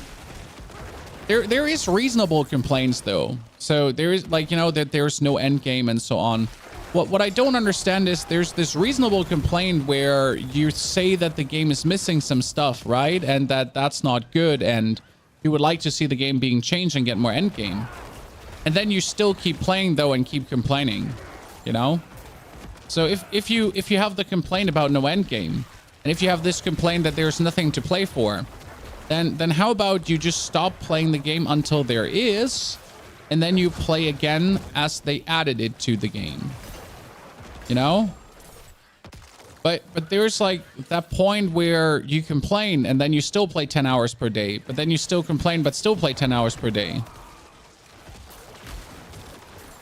And you're like, but sir, that doesn't make sense.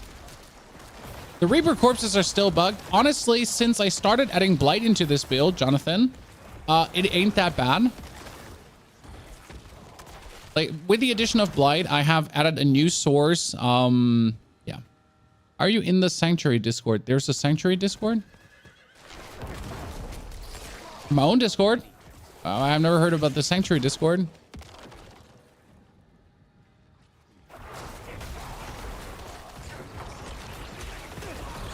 I saw a video this with a thumbnail this morning saying they don't have games to play. If anyone doesn't have games to play, it's definitely a them problem, not a gaming problem. Right, Chad? If anyone is saying right now in 2023 There is nothing out there to play. Gaming has become plenty. If you say this, it's a you problem. Gaming has been the least stale this year than it has been in the last couple of years. So many surprises, so many quality indie games, so many amazing things. You have nothing to play. It's definitely a you problem.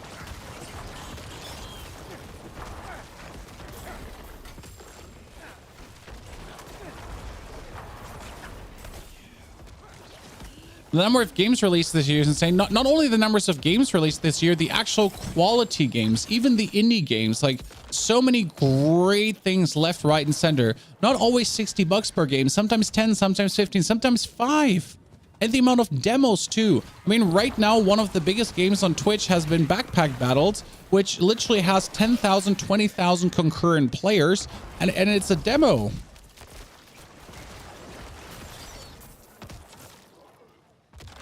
Risk of Rain's Returns just came out. That's 100 hours guaranteed. Jonathan, we had a promotion with Risk of Rain's Returns in case you missed it. It was so good. I loved it.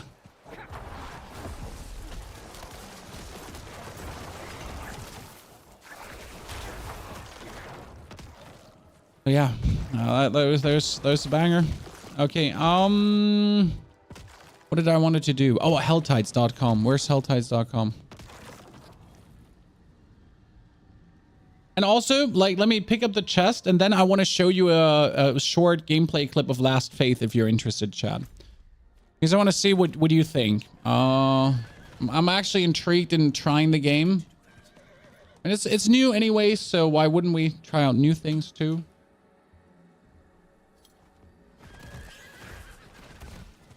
I need more time.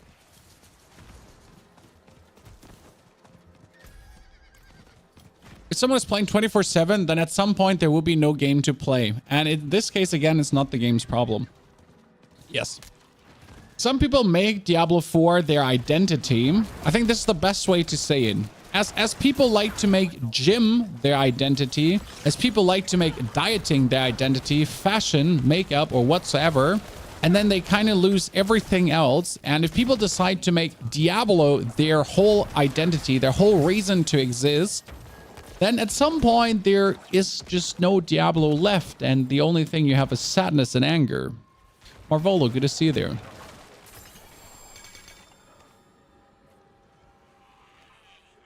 Cruelty.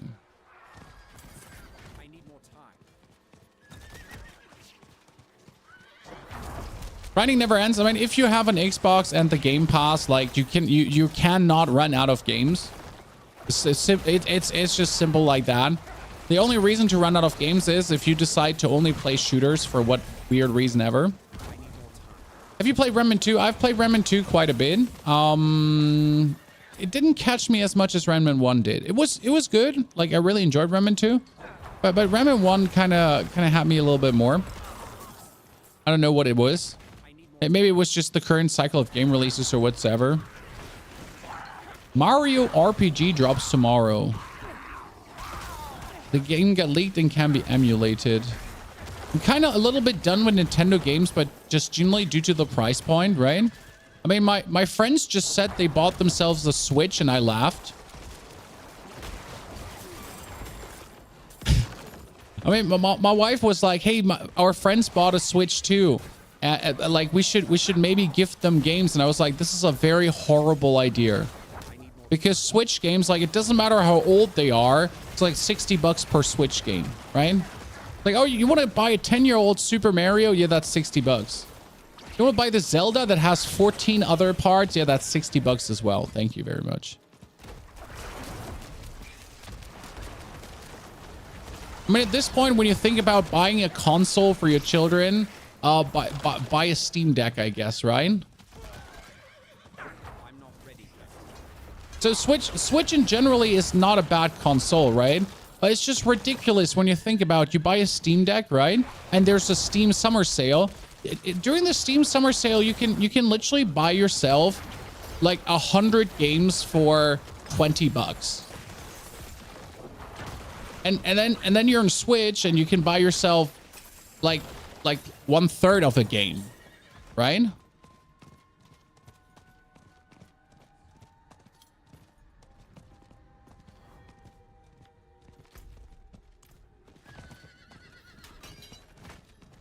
That's where I'm like, God. I mean, I have a Switch here too. And you know why I have a Switch, ladies and gentlemen? It was gifted to me by Fortnite. Yes. I'm a PUBG player, or an ex-PUBG player, right? And Fortnite invited me to an event to Berlin a couple of years ago. And there was the Fortnite Switch release. And Fortnite was rich, so they gifted every single creator a Switch. Because they hollow dollar bills y'all, you know? If you make a couple of $1 billion with your Fortnite like store, then you need to throw it out somehow.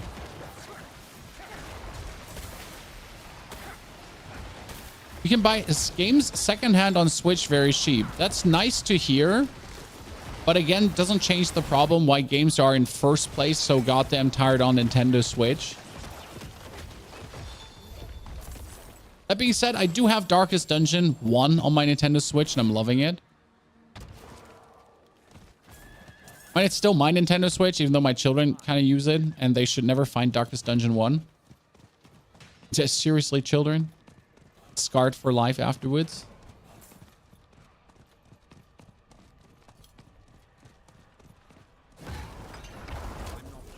Right?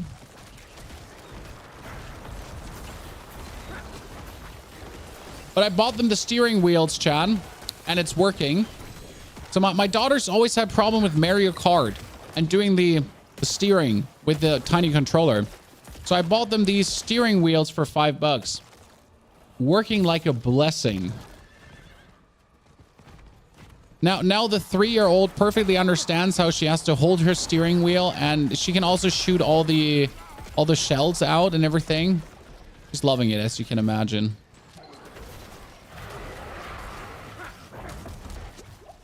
Fortnite was cool for the first year. I mean, Fortnite just recently brought their all-time, like, they broke their all-time player record, where no one ever assumed that that would actually be possible, because they already have broken all the records, right?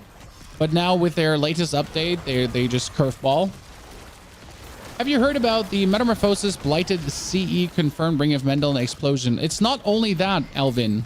It's not only that. It is also that just generally Metamorphosis has an extremely high lucky hit.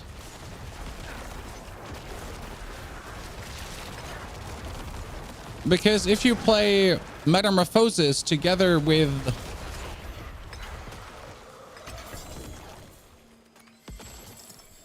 Come on, brain, say it or I'll punch you. Bone Storm and the Littlest Wall, you almost always trigger the Littlest Wall when you dash.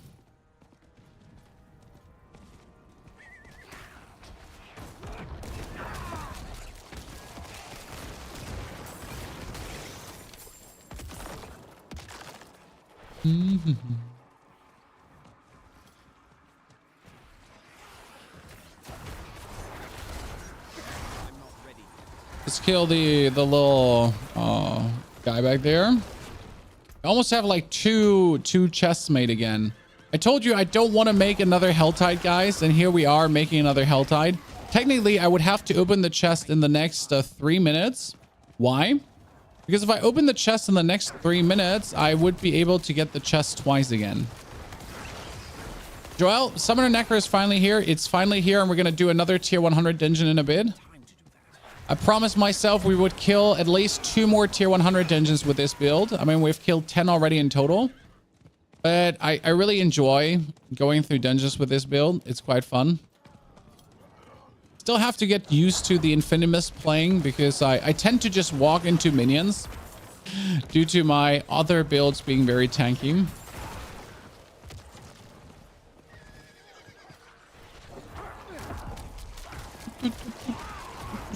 But let's not be mean to the Nintendo Switch, guys. There's also a lot of free-to-play games on the Nintendo Switch, right? Gotta be realistic there. There's also free-to-play games on the Switch, which are pretty damn good. I mean, I've been in my times since I have the Switch, I've been having some good gaming experiences. I'm not ready yet. was willing to let you escape, little goblin.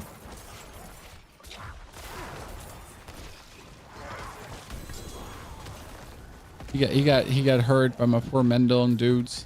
I need time to do that. Wee woo.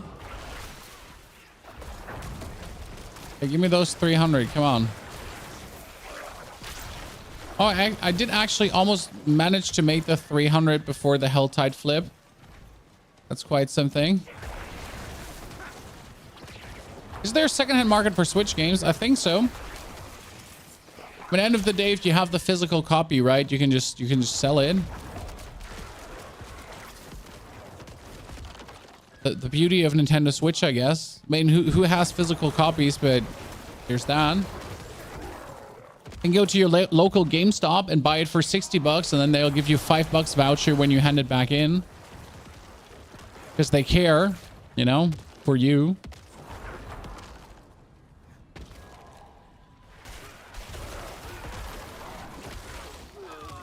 They really do, I swear. Okay, where's the other chest? Where's the other chest? Where's the other chest? It's gonna flip in a second. Oh, there it goes.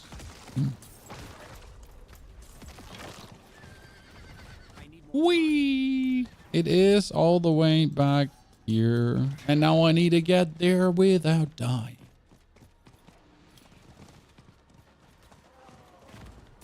I need time to do that.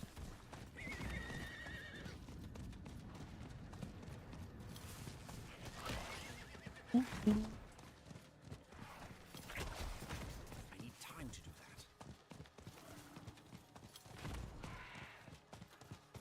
that. Okay.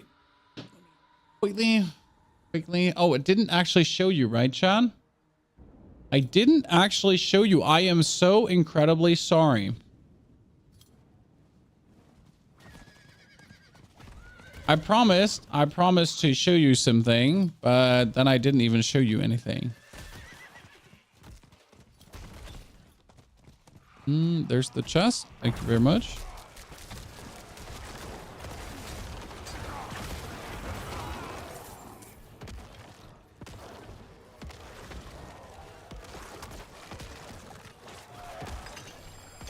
Ooh, hello.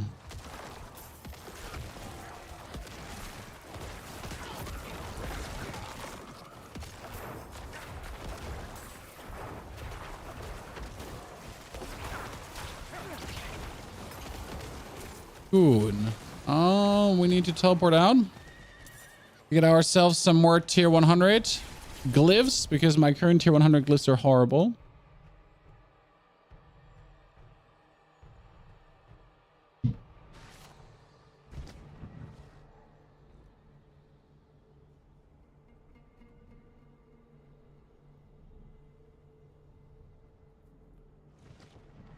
Moxie shared his panda.necro. I mean, the panda.necro is just simply litless wall, Mendel Necro. That's it. I mean, you have here the so-called penta.necro, which is just litless wall together with ultimate shadows on the Ghost Walker aspect, which is completely useless. There's no reason to not play Flicker Step. With the blighted aspect, which does obviously make sense, with Grasping Veins, with the blood-soaked aspect, which is different because I play the Sacrilegious Heart here, which is better. With the Shielding Storm, and then on the helmet you could play the Godslayer Crown. So that's essentially my build that I'm playing 1-to-1, with a slight difference that it's doing some things worse, and that's it. The only difference is that this build can actually make a 70 million crit, where mine kind of caps out on 20 because I just don't have the equipment to higher the crit. But mine survives better. So, yeah. Samuel, I have a panda.dot build. I just didn't call it a panda.dot build.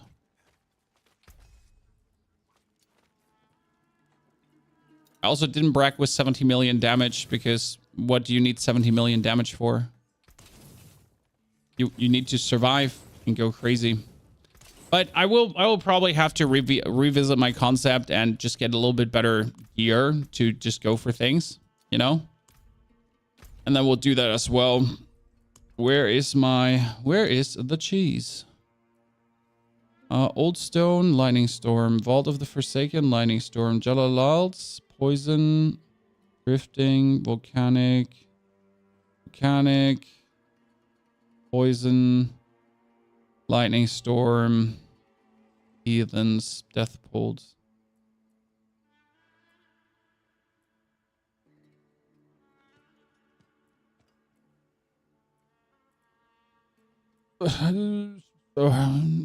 Crusaders Cathedral, okay. Oh, sorry, Neo. Need to remove you from the team before you come in there.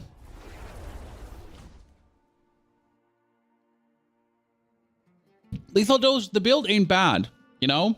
The build ain't bad. The build is just simply, you know, it's just doesn't reliably do 70 million damage all the time. It's just advertised as the build to do 70 million damage, but it's kind of like, what does that even use you? You want a build which is super goddamn tanky that still zooms through Nightmare Dungeons like there's no tomorrow.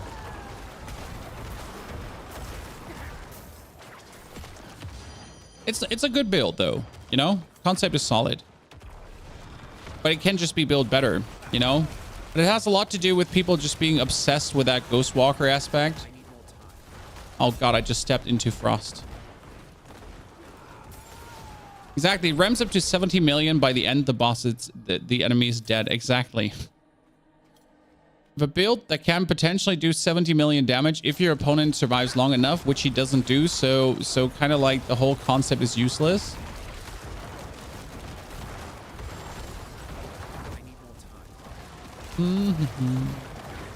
It's the same with like here Mendon, so I could push the Mendon crits higher, okay? But I don't do that, and there's one simple reason for it. Because I have enough damage to kill everyone, and it's more about actually surviving than pushing the damage higher. Because what does more damage use me when I die? Right? So it's all about staying alive and being able to essentially, you know, then continuously do the damage I'm dealing, rather than getting like a wee bit bigger damage numbers in, which do look cool though. I mean, like, again, that's the reason to have Grandfather, so you can make a build that does millions of crits.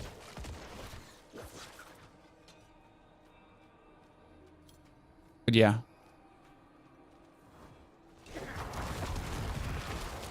Magic Find was removed. Jesus Christ, yes.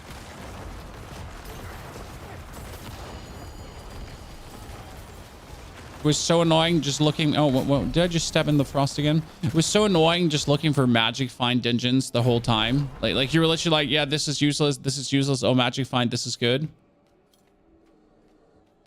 You share the superior Penadot build. It's on the website. It's on the channel. I think it's called Super Tanky plus Massive Damage. Or Easy Mode. I'm not entirely sure.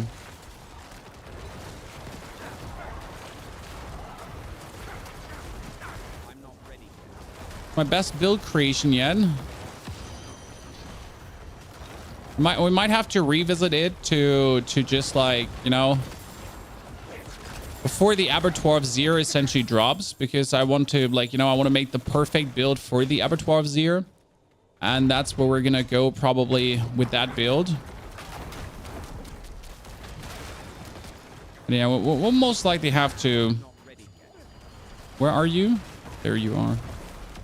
We're probably going to be revisiting the build as the Abattoir gets close, and then we'll just, like, you know, like a top 3 Abattoir of Zir builds. Kind of. Yeah, all the damage obsessed people will kind of learn how much survival is important. Well, that's the question. Will they though? Will they though? You know, will the Abattoir of Zir really need that much survival? I hope so. I hope that the Abattoir of Zir is going to be at the level of the old Nightmare 100 dungeons, kind of. Just without some of the stupid one-hits that the old Nightmare 100s did. But that's what I'm kind of hoping for.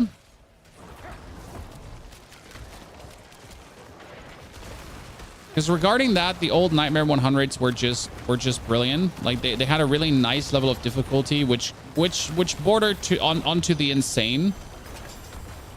And if you ever played the old Nightmare 100s, you know what I'm talking about. They were kind of like, oh god, I was out of this first and foremost for 100 years already. But second and most important, I dashed into a wall and that probably killed me, right? Did you hear the YouTube changes about AI videos? I heard there is something, but I didn't really check what there was. So please inform me. I mean, YouTube usually tries to stay ahead of the curve, so I assume it's a good thing, right?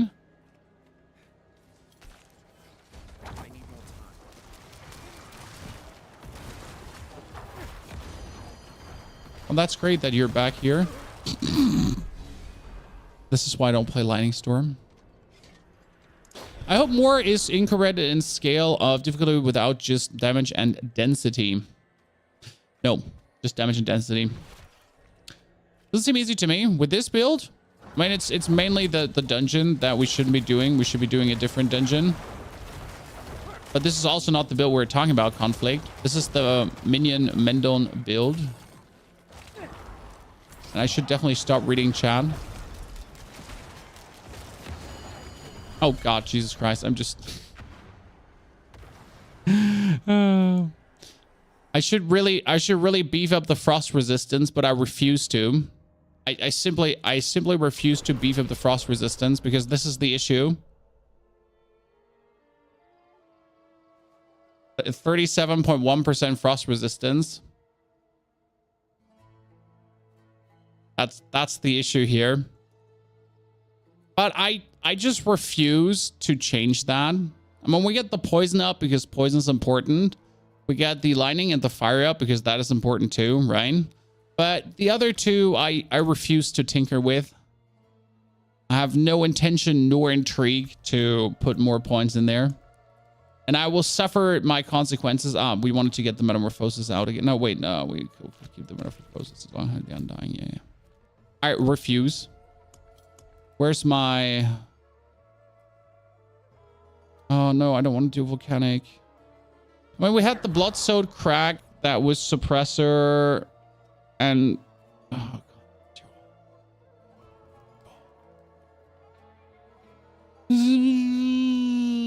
Yeah, sure, Whispering Vault. Another one with horrible opponents. I haven't gotten, like, one of my single spider... Where are my spider dungeons at, Chan? How are you? You've been enjoying the Necro life? That's what I want to hear. Necro is the chosen one. What tier is this? 100. I'm like, when I do builds, I always check if they can do tier 100s, and that's it. So technically, no build needs to be able to do tier 100s because farming tier 100s is just stupid. Since tier 90s is just so much more efficient. Like right? So if you think about actually farming tier 100s, it just literally makes no sense because tier 90s is just really where it's at. They're just so much like vastly easier to do in every singular way. Where tier 100s are just like don't even give them like any more special rewards, right? So technically you should actually not do anything over tier 50 because tier 50 is where you get 925 gear from, and that's like it, right? That's why you're in these dungeons, to get the 925 gear. So anything over tier 50 is technically a waste of, or 51, was it 51? It's technically anything over that is a waste of your sanity. But like the thing with YouTube is, and so on, if a build can't do tier 100s, then people think the build is terrible, so a build needs to be able to do tier 100s. No matter that is a metric that makes no sense, right?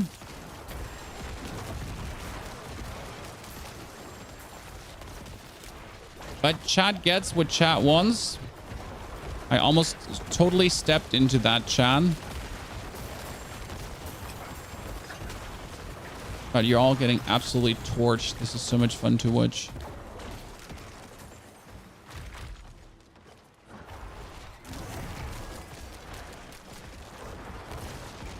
Despite this being an absolute horrible dungeon minion wise. Oh, really? Really? That hit me? I am very surprised that killed me. Glyph XP, yeah, but again, the 90 glyph XP is equal to tier 100 glyph XP. And even if you're able to speed farm tier 100s, the 90s are just so much more convenient because everything dies so much faster. It's like crazy because from tier 90 to tier 100, well, the difficulty ramp is just so much higher, right?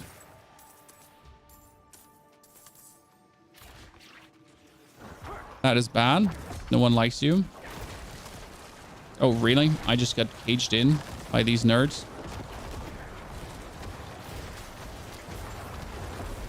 See how they're not dying, chat? See how my minions are just standing in the fire and they're not dying?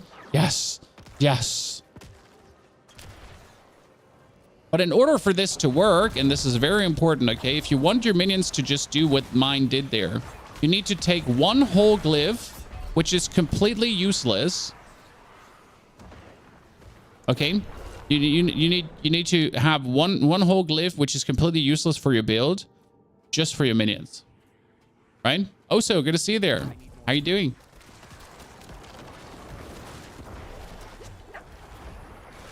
If you're going for records, I think 2.5 to 3 minutes in max is optimal. But if you speed farm, 5 minutes for tier 100 is more than fine. Absolutely. I mean, there is some tier 100 dungeons which are just extremely fast to do. For example, Goa Ruins can be done in a minute.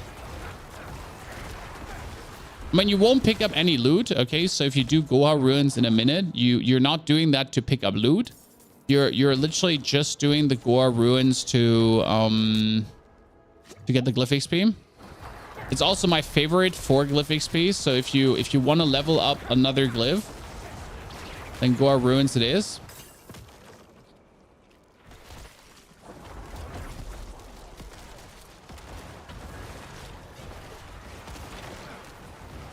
That one is literally just a walk through. It's actually funny. You know, you don't actually play the dungeon. You just walk through the dungeon. I feel like I'm looking for the sacred seals, but I'm walking currently the wrong corridor. Can that be, Chad?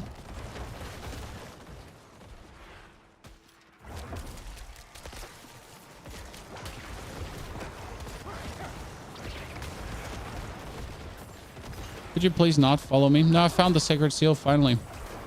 Oh, that took me a while.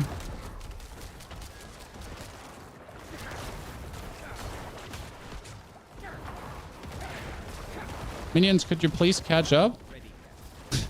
Minions, could you please stop fighting the guys that are back there because we're here right now. This is where the music is playing.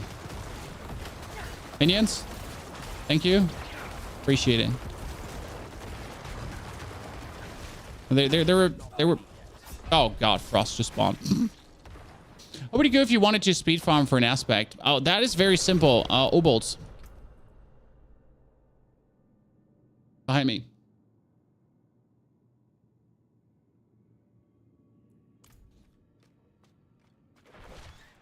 I mean, you can go Blood Harvest, as Neil says, where, like, for the Blood Harvest, you're essentially getting,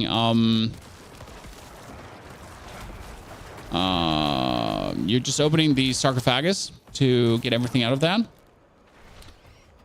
But with Obolts, you can, like, target the respective aspect you're looking for. So if you're looking for a defensive aspect, you go for pens most of the time. If you're looking for an offensive aspect, you're going for the focus, the offhand. And if you want to get a respective resource aspect, that is most of the time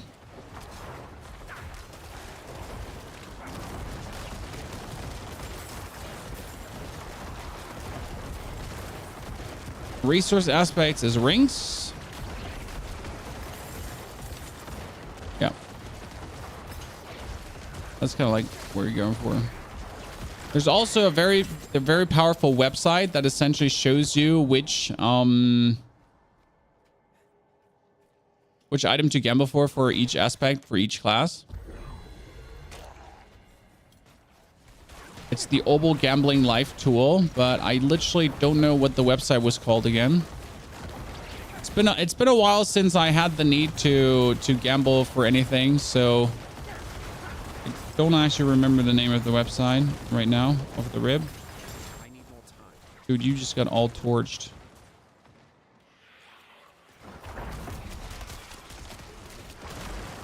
Right, there's a corpse bow back there. There's just one to mingle and jingle.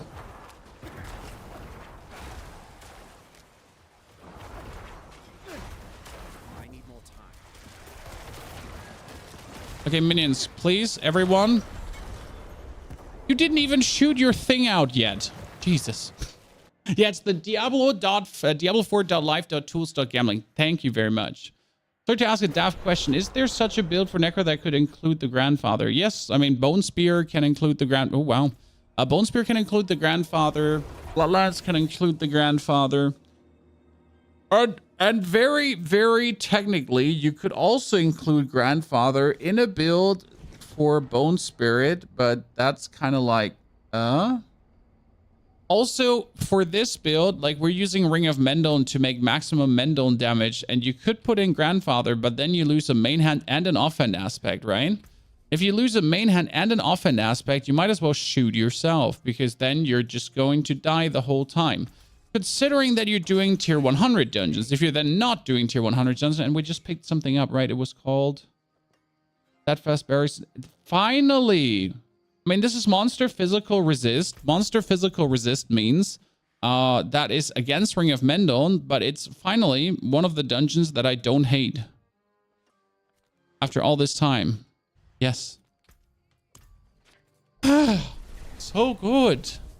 Is it solo mainly or MMO activities? Well, technically, there is some MMO activities that you don't really, engage in. What do you think will be the strongest Necro build for the Abattoir of Zir? It's definitely going to be Lidless Storm. That's for sure.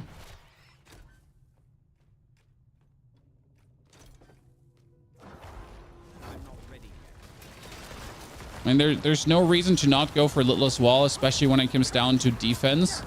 Because you're simply not going to be able to beat the Abattoir of Zir with only offense. I'm sure about that. Yeah.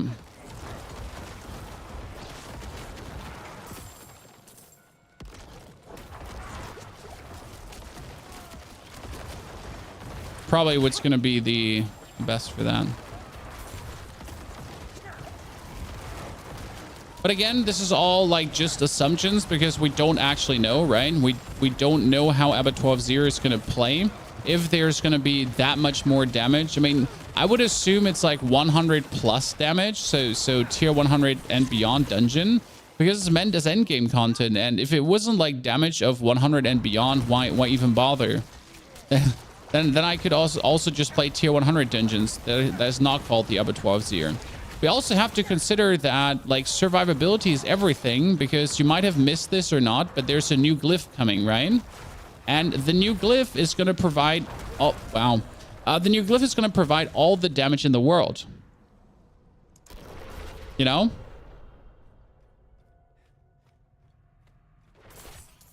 So...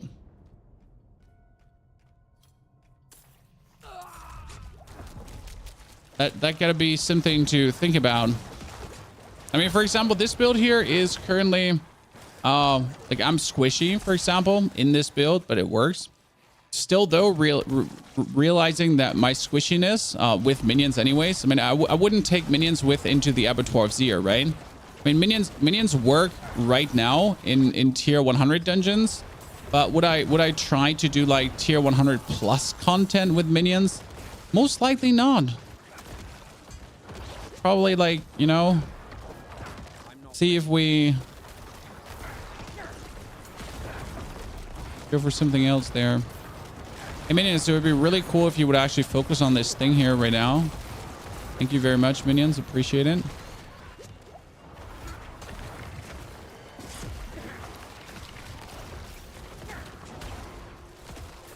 Oh, God. I actually do have to kill these. Like, one problem about minions, right? That they're just slow as fuck. So if your minions decide that they want to kill someone, they just won't keep coming. No matter how far you essentially jump ahead, no matter how far you kind of skip ahead, they're gonna be like, oh yeah, we really need to kill these dudes. It's important for our well-being, We need to kill them. We can't run past them.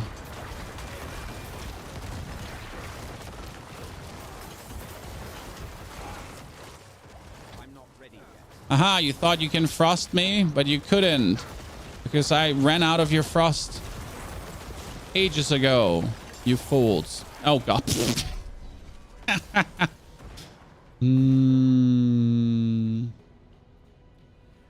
You die so much on your poop wave build. My armor is sucky. Well, so if you play the poop wave build, you need total armor percentage on your amulet. You need total armor percentage on your chest and what's it, pants? Yeah, so you do need the total armor percentage. Like else you're gonna be like squishy-ish.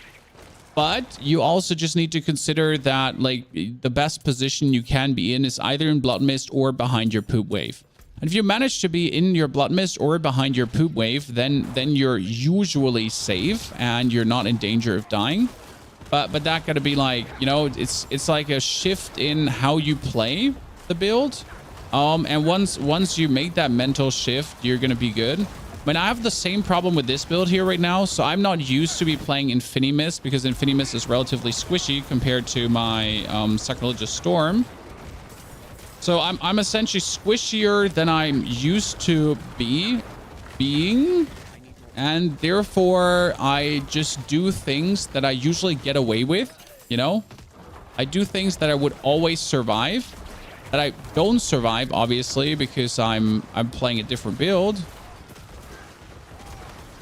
And I just die to some things, but like, you know, it's just a mental switch. Like, you gotta get to the point where you're like, okay, yeah, sure, this makes sense, you know, this is how I should play it. And then suddenly you stop dying.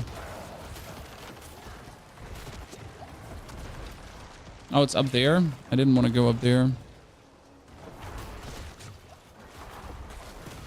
I'm not ready yet.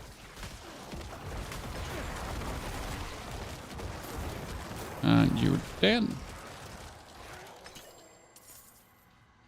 That's kind of like how I look at that. The new glyph puts minions at the S tier. No. So the new glyph is like, we can check the new glyph in a second, and I can tell you why survival will be so important. Because it just makes no sense to then push damage further with the new glyph. You stick to tier 90s, 80s, you're fine. You should generally just stick to tier 90s, 80s. Again, it makes no sense to do these high dungeons continuously the whole time. Apart from, like, if you're a content creator, you can't obviously do below tier 100 dungeons because people are going to be like, huh, nice build you got there, brother. Can it do a tier 100 dungeon? So that's what you're constantly have to prove, right? Unless you're a hardcore content creator, because then you do tier 50 dungeons. But yeah, the reality is that after tier 50 or 51, the drop rate or the drop chance of items doesn't get higher. So it just doesn't make sense to do any higher dungeons because you're doing them for nothing. But prestige, pride, challenge, I don't know, whatever you want to tell yourself, you know, whatever reason you're giving your mirror image. but there's just like no feasible. I'm not ready yet. Oh, they just absolutely get destroyed, those poor little bastards. You simply want to reach the point where 925 gear can drop, and that's about it. But I still feel like if I finish a tier 100 dungeon, I should just straight away get a glyph max leveled. You know? There's like any... How do I put this now? There's like any incentive missing in beating tier 100 dungeons. Like, you can beat them, you can farm them, but I'm missing a little incentive, you know? Like, you're literally doing the hardest content in the game right now available. But there's like no reward for it.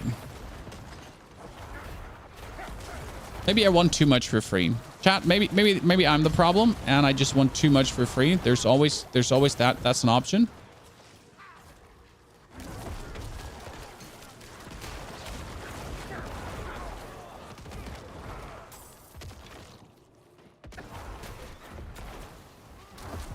It's just the way you feel, right?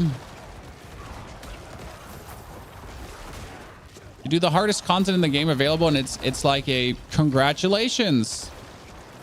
Here is nothing. Here's literally nothing. You did it. Here's nothing. Not even like an extra item drop or so for beating a tier 100, right? Not a bonus legendary, not a bonus sacred item. 100 gold. Anything.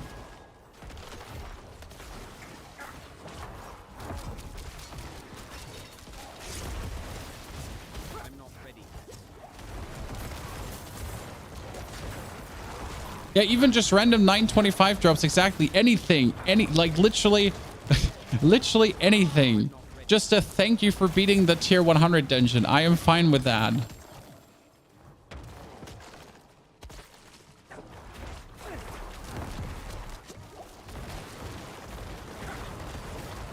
A shard of agony. No, that would be probably too good. Like even a safe distilled fear. Okay, guys. So you know distilled fear to get the Beast of Ice boss. That one is random from Nightmare Dungeons. So I could clear a tier. You need to clear tier 31 and above, correct? But the thing is, if you clear tier 100, you're not even getting a guaranteed one there. You know? Alex, good to see you there. Howdy. Also, Lethal Dose, good to see you there, brother. I hate this boss, by the way. This is single-handedly the worst boss because it does a lot of lightning damage. And she just that, right? Lightning damage beyond belief. And she walks out of my damage over time. I need more time. She's horrible for me.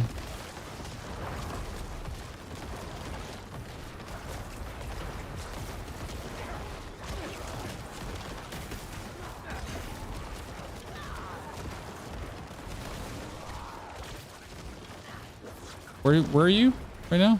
Oh, you teleported into the wall. Why did you do that?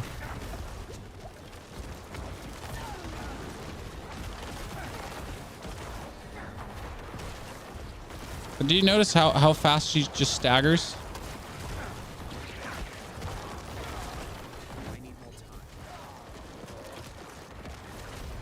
That's cool.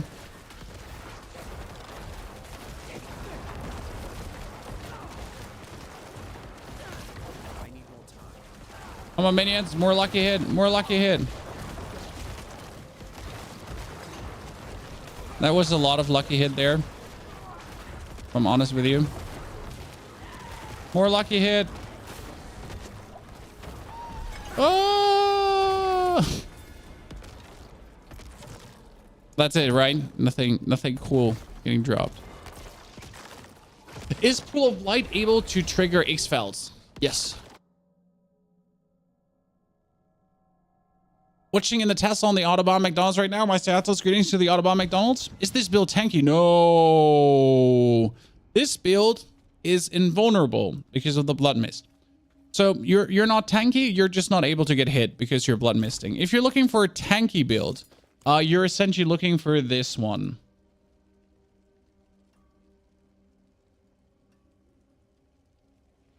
This one here. The S tier Necro easy mode. The tankiest build I have available for you. Because this is me in a tier 100 dungeon right now. Okay, this is a tier 100 dungeon, guys. This is the Goa Ruins.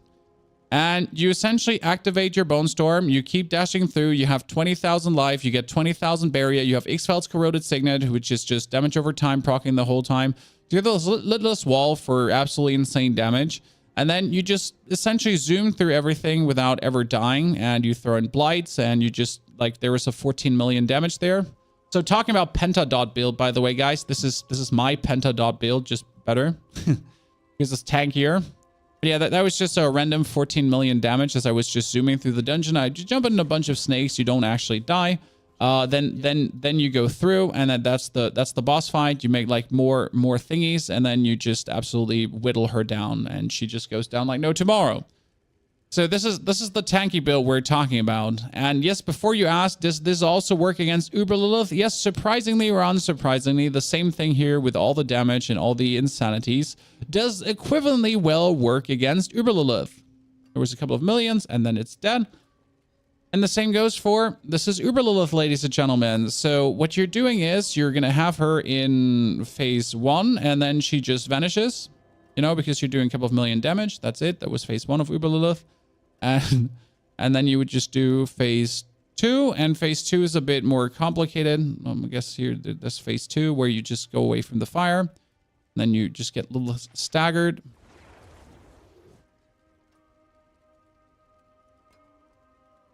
Right? And then you just do the same, and boop, boop, boop, boop, boop, boop, boop, she's dead. Done.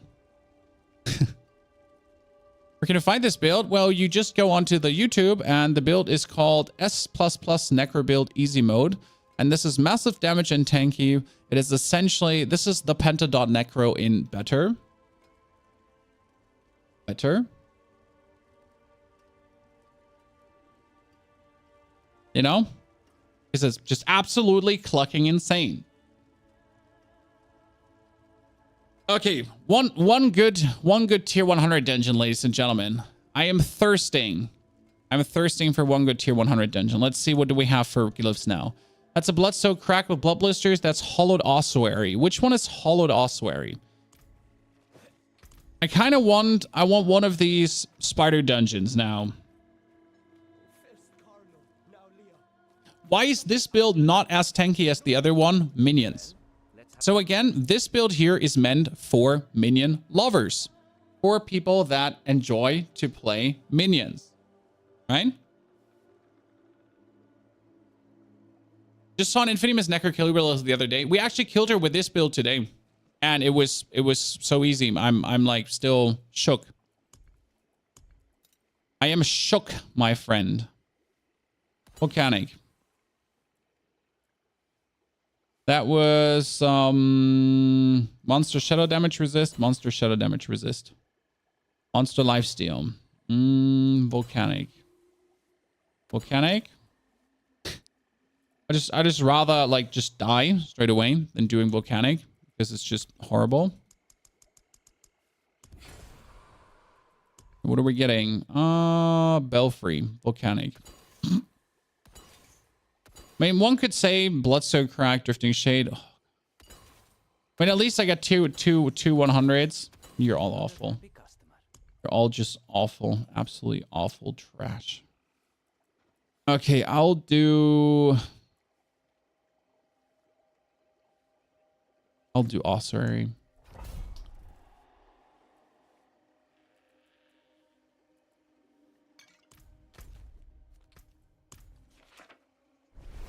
Yeah, Deserted Underpass, Sanguine Chapels, Sirocco Caverns. Exactly. Too bad Lame Spear is still faster than any Shadow Spec. Why is that bad? I don't understand why that is bad. But let Bone Spear be what it is. What do you care?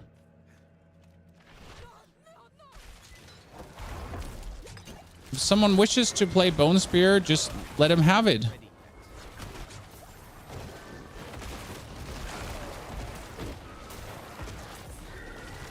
I almost got booped there. Now, if that's the game they want to play with Bone Spear, hey, let them have it.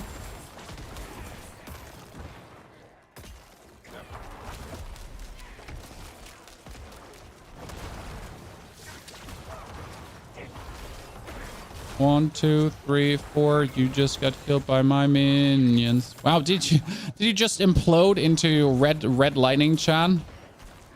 He did, didn't he? Blood mist in. I don't want. Oh God, come on now. I need frost resistance. I swear to God, I will go back to socket frost resistance. I will go back to socket frost resistance, Chan. I'll do it. Don't make me, but I will do it. I was trying to avoid it, but it seems like I am being stubborn for being stubborn, and that is never one of my good character traits. Where I'm literally just being stubborn for being stubborn because I can. Not because I should, just because I can.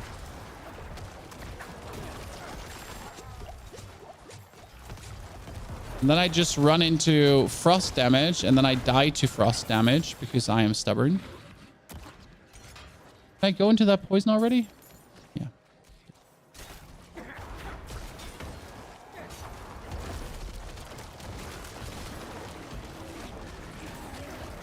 In order to compete in timed runs, you're forced to play Bone Spear? No, I highly disagree.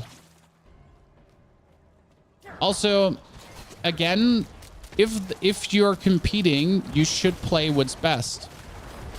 I mean, this is like a problem that's not a problem, because again, if you're competing, you're obviously going to take the fastest car, and that not every car is equally fast, like is obvious. And if one build is just the fastest, then that build is just the fastest. I mean, if you're competing right now as a Sork, you need to play Lightning Ball Sork, right? That's it. There's no other option. You will play Lightning Ball Sork. Doesn't matter how creative you want to be.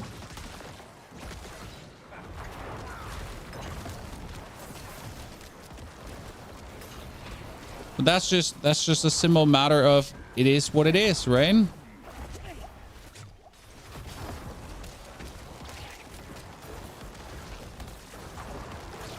And that's in the end the nature and the biggest flaw in competing, and why I dislike competing at a base nature. Because competing will always force you into that compromise, right?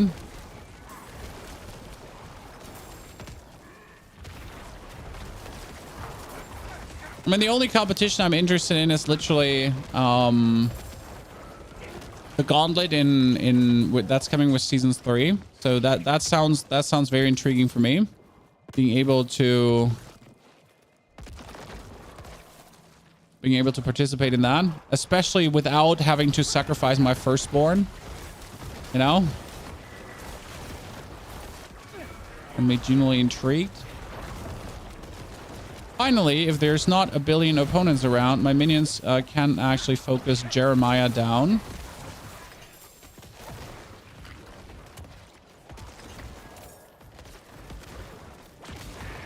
Lightning Ball is super fun. Yes, but still, you're like, you know, that's the reality. I mean, if you're right now, let's say if you're having an inter-class trial, the only class you can play is Barbarian, right? If it, I don't know who's actually faster, if it's Barb or Lightning Ball Sork.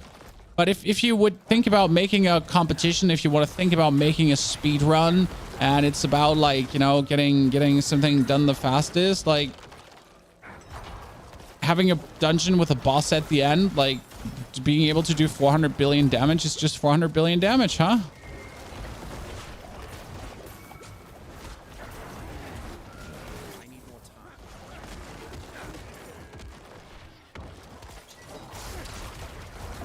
But that's also why I don't ever look at other classes, you know? I mean, I am playing Necro. Necro is what I'm interested in. Everything that is not Necro does not interest me.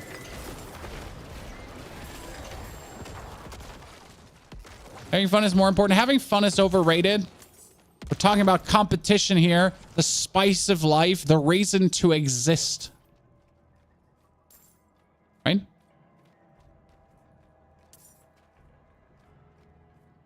How do you think the leaderboards will work? Oh, so the leaderboards in this will work separate by class.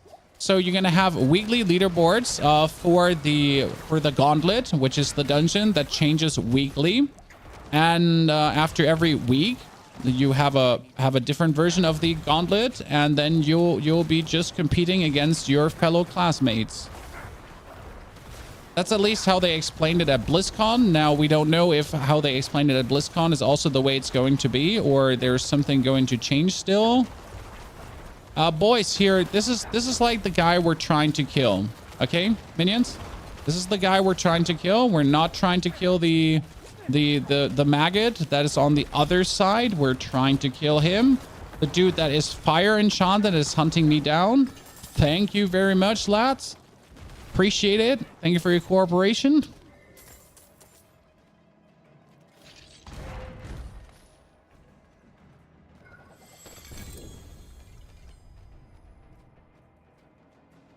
Enjoy every single class except Necro. I can respect that. Also, I need to time you out from the channel now. Sorry. It was fun to have you as a viewer for the time being.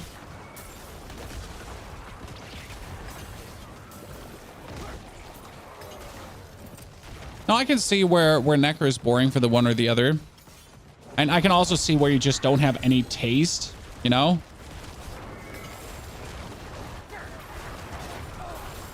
That was a delayed death.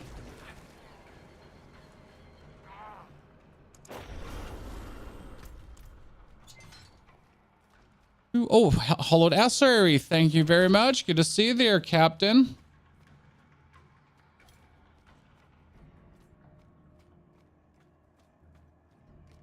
Necro downside is just being slow as fuck. Yep.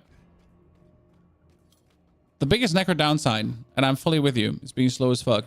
But at the same time, that's exactly why I enjoy Necro so much, because I don't mind being slow as fuck, right? It's kind of like I would be bothered having to play something fast and zoomy. But if I want fast and zoomy, there is Necro builds I can go for it that work, right? But I want it slow as fuck. Goa Ruins, ladies and gentlemen, finally. My dream dungeon.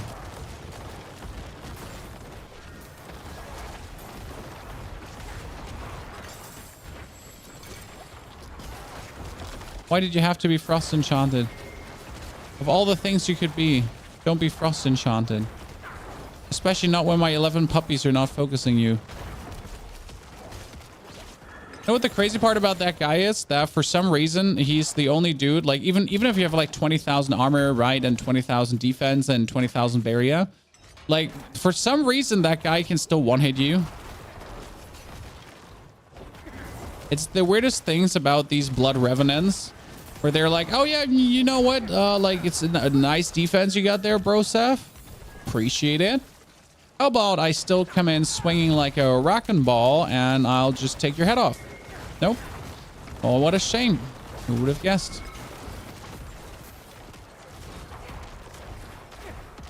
Beat him.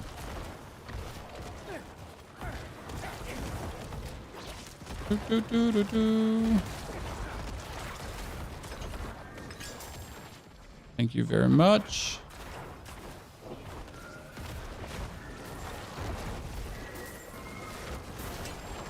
So there's the Tormented Ruins.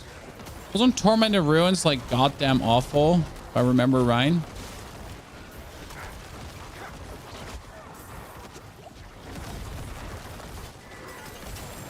And you're all dead. Stun him right below that, and then blood mist him in. And guess what? Do it again.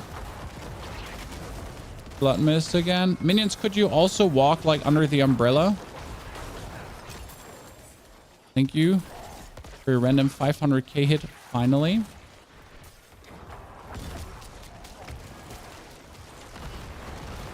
Minions.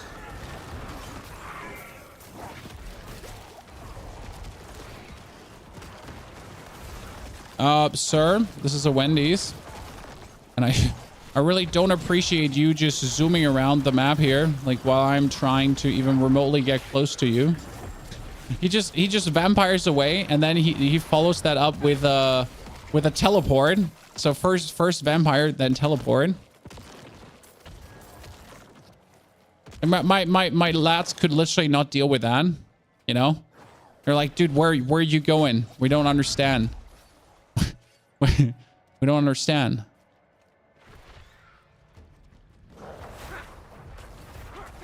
Funny part about the Blood Bishop is that minions are actually blocking his weird like purple balls of death. Minions are usually blocking unless he just shoots it over the minions, right? Hey, minion damage or attack speed? For what? No, their minion damage or attack speed does nothing for this. Minion damage or attack speed are each two of the most useless things in the world.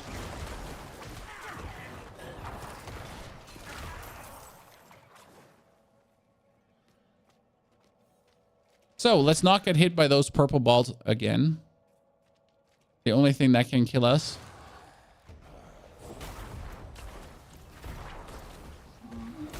Oh, I am an absolute idiot, Chan. Can someone explain why I'm running around with the wrong weapon the whole time? I mean, it doesn't lower my damage tremendously, but it does lower it. I'm not ready yet.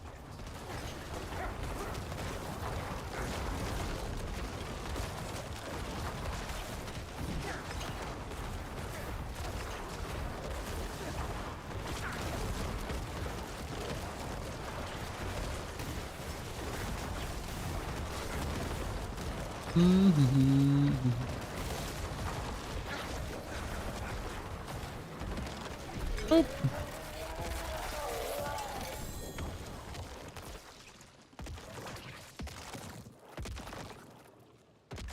How you have warriors if just mages in the active skill bar? There's no warriors and mages. Warriors and mages happen on the same. They're the same. They don't have separate abilities, you know? Are you using X-Felds? No, this is a Mendel and Sacrilegious Heart. So this is not X-Felds. This is a minion build. But you could take this exact build and instead of minions, you could play X-Felds. So that is interchangeable. Why do I have my Fists of Fate with me? Things do not make sense. Can you go over the new glyph now? Yes, give me a second. That was D4 builds. New glyph now. Whoop, we're talking about it.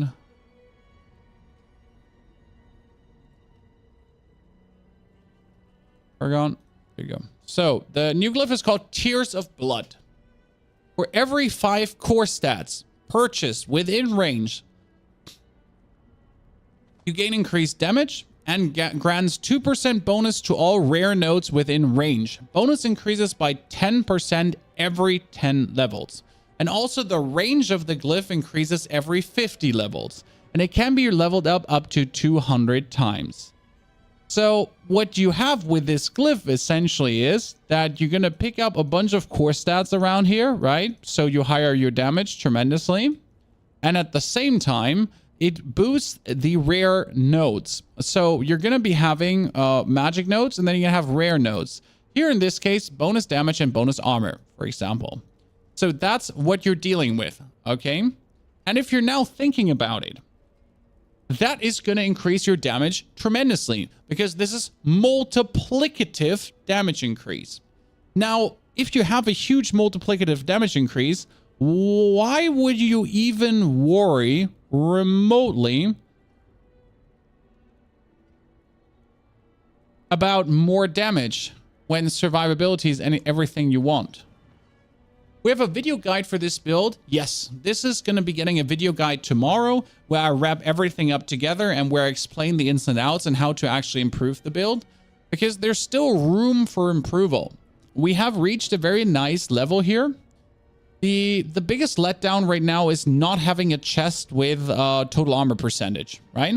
So if I had a chest with total armor percentage, the build would literally be perfect. But sadly, I don't have a chest with total armor percentage. And that's actually what's making the build weaker, if I'm honest with you, because we're missing another 28%. Let me see. Do I have a chest? I should have a chest with total armor. Like just one to test this. I see here, this one has 22% total armor percentage, right? But it doesn't have max minion life. So if I put this one on right now, I go up to 11,460, which is amazing. If I now drink an armor potion, now let's see if I can find the armor potion.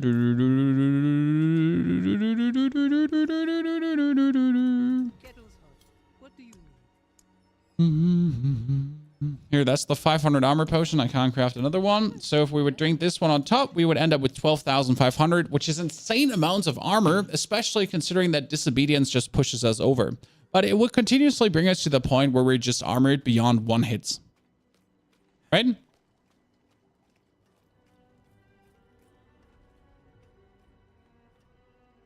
So that will be on a guide tomorrow. I would say also that we're going to stop Diablo for now. So we're going to be closing out on the YouTube. But we're going to be streaming on the Twitch because we're planning to play some more, I think, backpack battles today. So thank you, YouTube, so far for watching and enjoying the minion build. There's more stream to come tomorrow, but now we're going to go over to more backpack battles on Twitch, I'd say. Thanks for that.